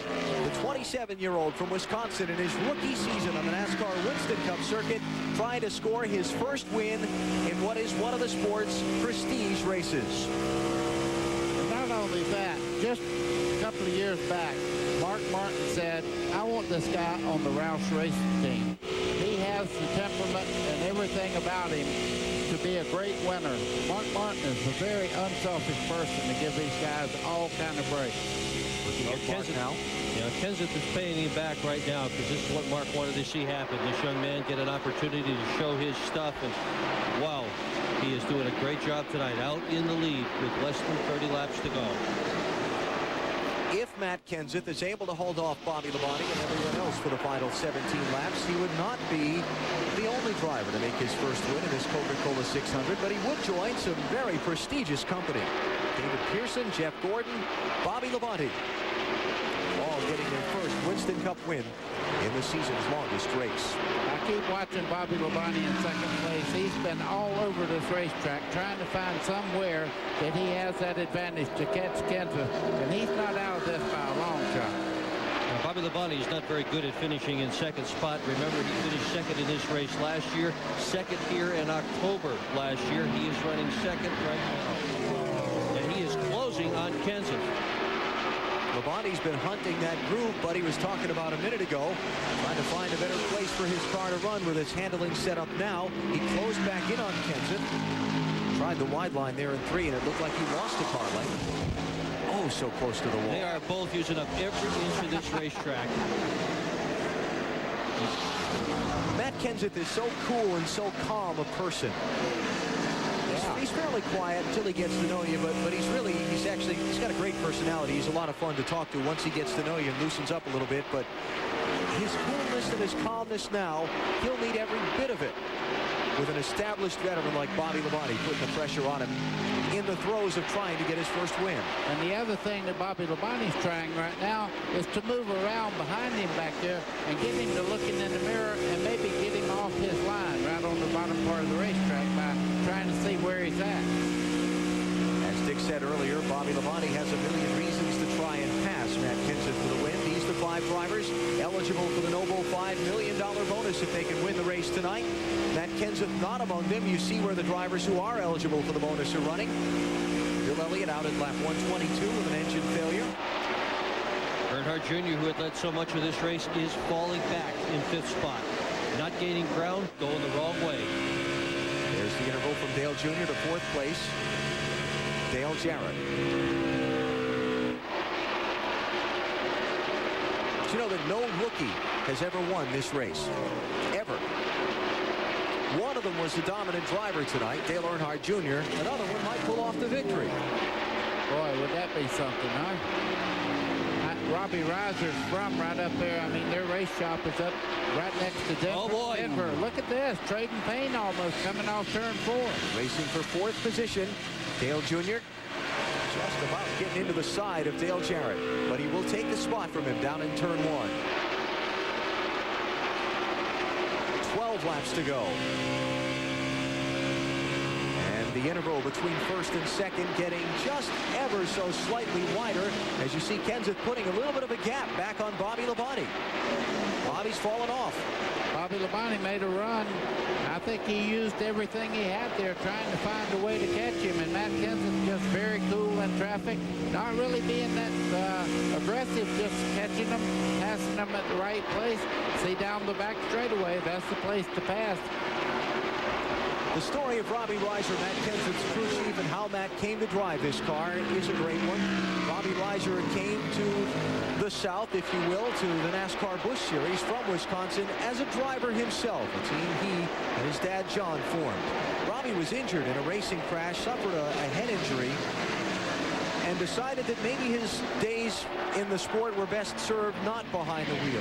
Brought Matt Kenseth down, actually brought another driver down to drive his car. Things didn't work out there, brought Matt Kenseth down, put him behind the wheel of the machine because he'd raced against Matt and knew that Matt was a talent, looking for a place to blossom. And in a combination was magic from that point on. 10 laps to go in the race. Let's check on pit road for some final stories. First, in the leader's pit. Well, Robbie Reiser, the crew chief for Matt Kenseth, took a page from Jeff Burton's team's book to make that call on the last stop. Last year in this race, Frank Stoddard aired Jeff Burton's tires all the way up.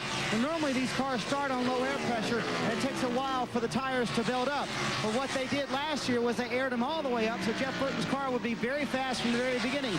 That's the same thing Robbie Reiser did with Matt Kenseth's cars. He put the air pressures almost at their maximum level, so Matt Kenseth's car would take off from the very beginning, and it seems to be paying off for him. And remember, their car was better the longer it ran. Let's go to Mike Hogwood. We're in Bobby Labonte's pit, and Bobby Labonte has not said one word since that last pit stop. All Jimmy Maycar, the crew chief, has done is just call out lap time. That's the way Bobby Labonte is. Cool, calm, and collected in the cockpit of that race car. He knows what he has to do. He's totally focused on it now. He's looking at the black and gold 17 car, trying to catch it with every ounce of energy he has. To Mike Massaro. Well, guys, just moments ago, I walked over to crew chief Kevin Hamlin for the 3 car and asked him a simple question. Do you have anything for the leaders? He just bit his lip, shook his head, and said, I don't think so. The car's just too tight. So the 3 car right now just trying to maintain a position in the top 3. Laps winding down as Matt Kenseth tries to keep it between the walls, keep Dale Earnhardt and Bobby Labonte and the other runners behind him. Pull off his first NASCAR Winston Cup win. There's Robbie Reiser, the crew chief. There's the owner. Jack Roush, cat in the hat.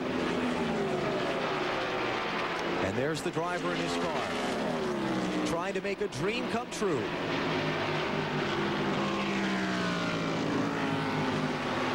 Coming to the 5 to go signal. Buddy, what's he thinking? What's he feeling? What's he hearing as he tries to run out these final 5 laps? Well, he definitely has a great rhythm going, but right now he knows he has the race won if he does not make a mistake. That makes him drive that much better because he's really, really concentrating.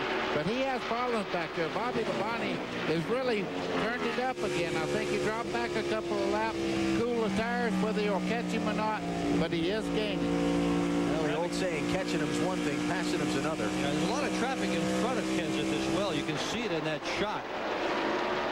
To play a role. It certainly can. All you have to do is back off for a lap traffic one time, and that Bobby Labonte would be right on top of it. Brett Bodine will be the first of the lap cars the leaders come up on. He bails out. Mike Bliss bails out of the running groove. Mark Martin bails out of the running groove. Look at these guys. They're just moving right over to let him have at it. That is perfect. That is wonderful. That's good sportsmanship. But you know what else that is? That's respect. Yes, it is. That's respect for the skills of young Matt Kenseth. Young in terms of his time spent on the Winston Cup Tour. For the veterans like that to get out of your way, that is respect. Ahead for Mark Martin's car. Mark just going a lap down in 12th position. Matt Kenseth has gone by him. Now coming up on the back of the John Andretti car that Tim Fedewa is now driving. That car back in 31st position. And if you look at the 17, not a mark on it all day long. He's been very conservative, hadn't really abused the car. When it come time, he turned it on. Well, that's Kenseth's style. He's a very, very smooth driver, clean driver, aggressive when he needs to be, gets just what he can out of the car and no more. We said at the top of our broadcast some 5 hours ago, one of the things that's made this 2000 NASCAR Winston Cup season so much fun is parity and unpredictability. 10 winners in 11 races. You never know who's going to turn up in victory lane. We might add another new winner tonight as Matt Kenseth takes the white flag. The final lap of the Coca Cola 600 in search of his first Winston Cup win. Smooth right down to the bottom of the racetrack, exactly where he ran the lap before. Bobby Labonte is making a run at him, though, on this last lap. All Matt has to do now, though, is not make a mistake. Final set of corners.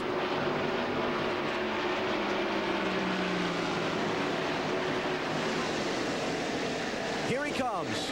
Winston Cup win, #1 in the Coca Cola 600 for Wisconsin's Matt Kenseth.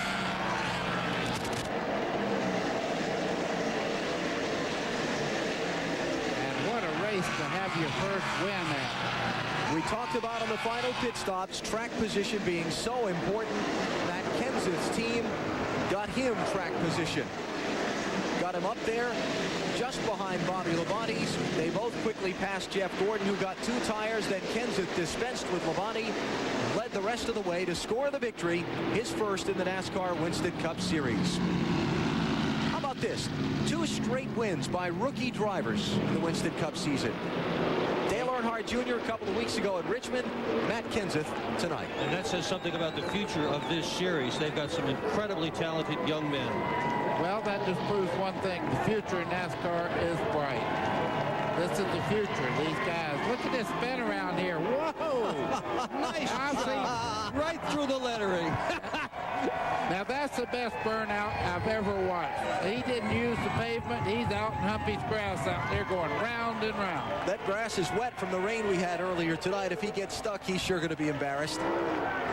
He's still spinning him around. You think it doesn't feel good to win a Winston Cup race? Oh, boy. Hey, that first one is something special. Take my word for it. In his 18th race, Matt Kenseth goes to victory lane. He led the last 26 laps. Kenseth from Wisconsin also offering the salute to one of his home state heroes, the late Alan Kulwicki, with the old Polish victory lap, the reverse circle around the speedway, and this crowd of 175,000 giving him a salute as well, and well deserved. What a great night. Terrific race, first time winner. It's been a great night here in Charlotte. We'll come back to talk to our winner next.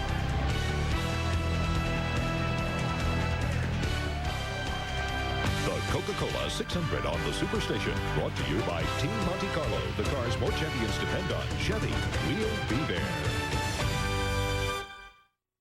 I can see you, a shining star,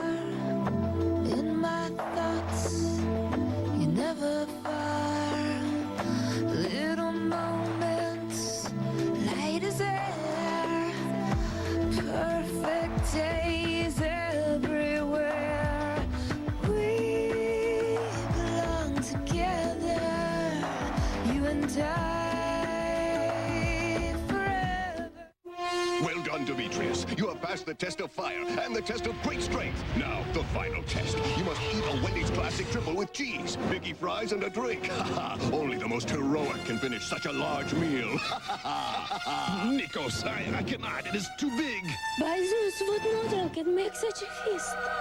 A great man. His name is Dave Thomas.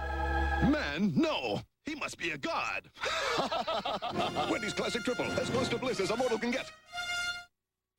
It's a holiday sale on major appliances at Aztec Appliance in downtown San Diego. They're overstocked. This is your chance to save hundreds of dollars on brand name refrigerators, washers and dryers, dishwashers, ovens, and cooktops. Plus, brand new factory seconds at prices so very low, the manufacturers won't allow us to advertise them. It's the holiday sale at Aztec Appliance, corner of 15th and G Street in downtown San Diego. But you better hurry, because the sale ends soon.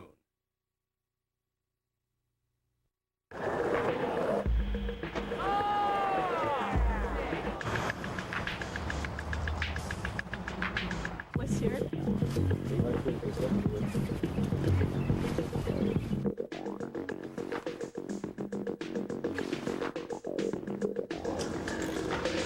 I figure I'll take that.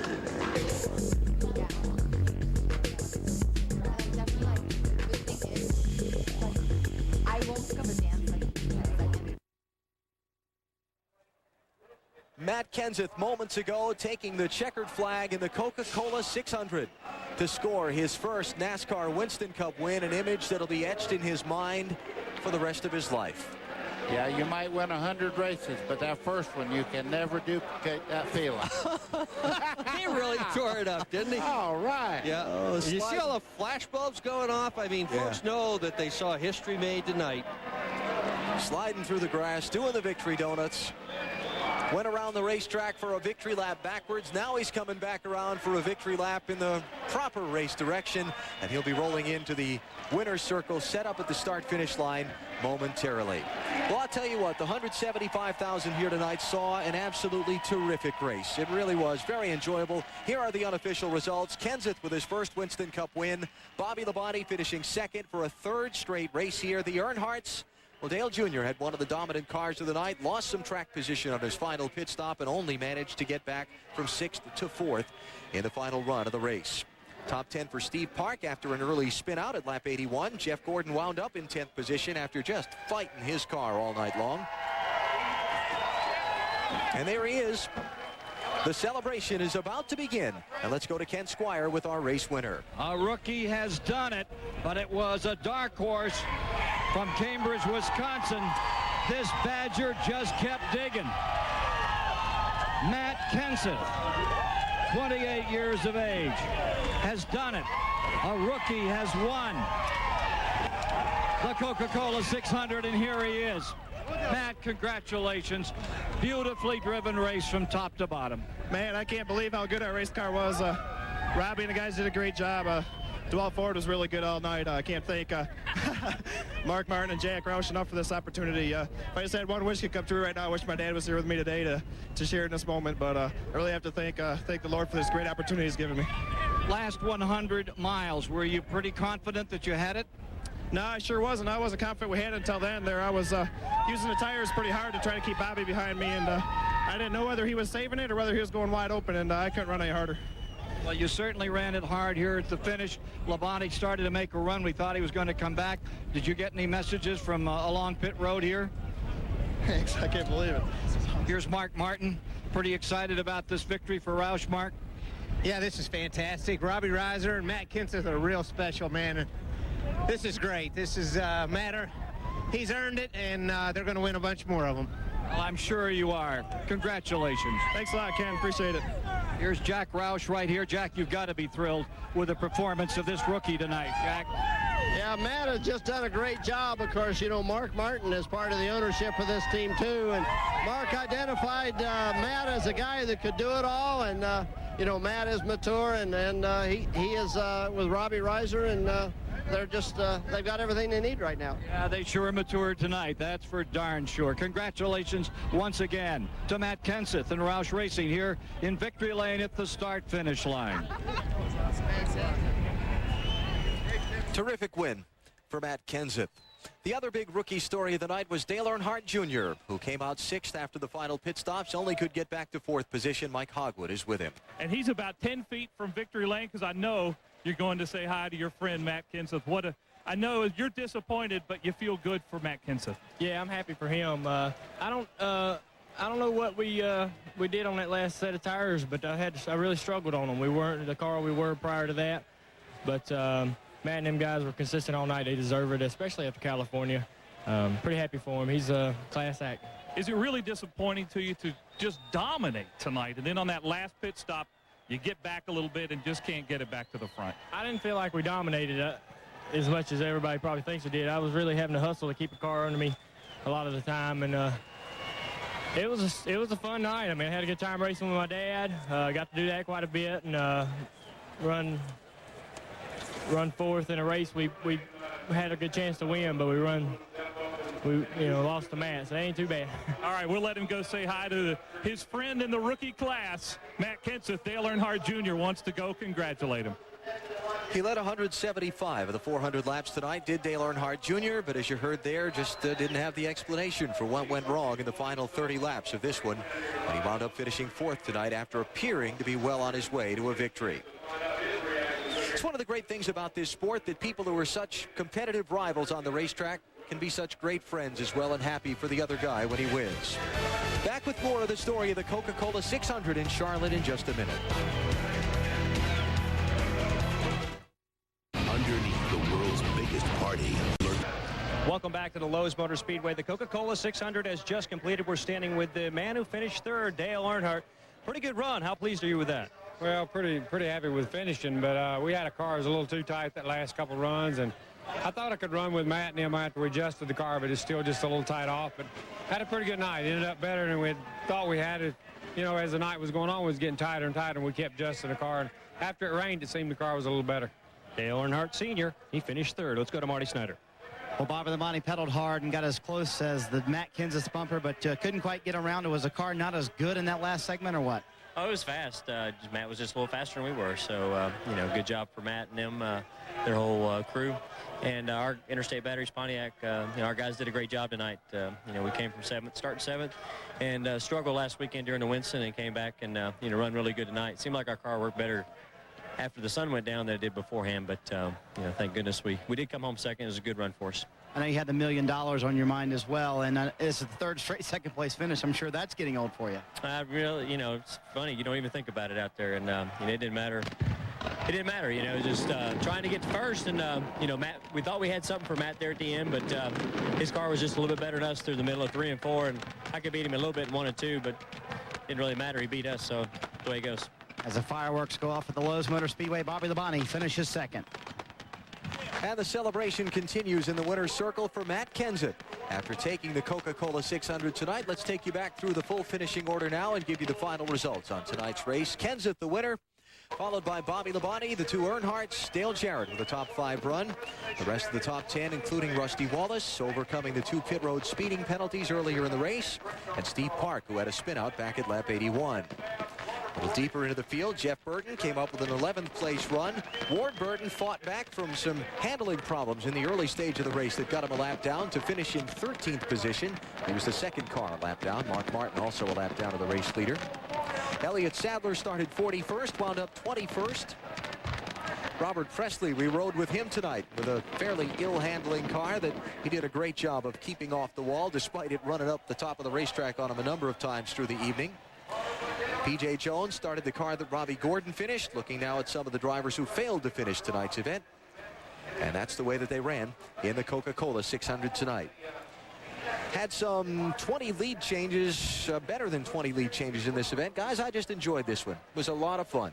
Well, it was my pleasure to be with you tonight, you and the doctor. I thought we had a good race from the green flag all the way to the checker flag, and that's very unusual for a race of this magnitude. 600 miles and this kind of race all night long. Kids sure showed the way tonight, didn't they? This sport has got a great future. 25 lead changes among 11 drivers. Matt Kenseth is the winner. Let's go to Jim Huber.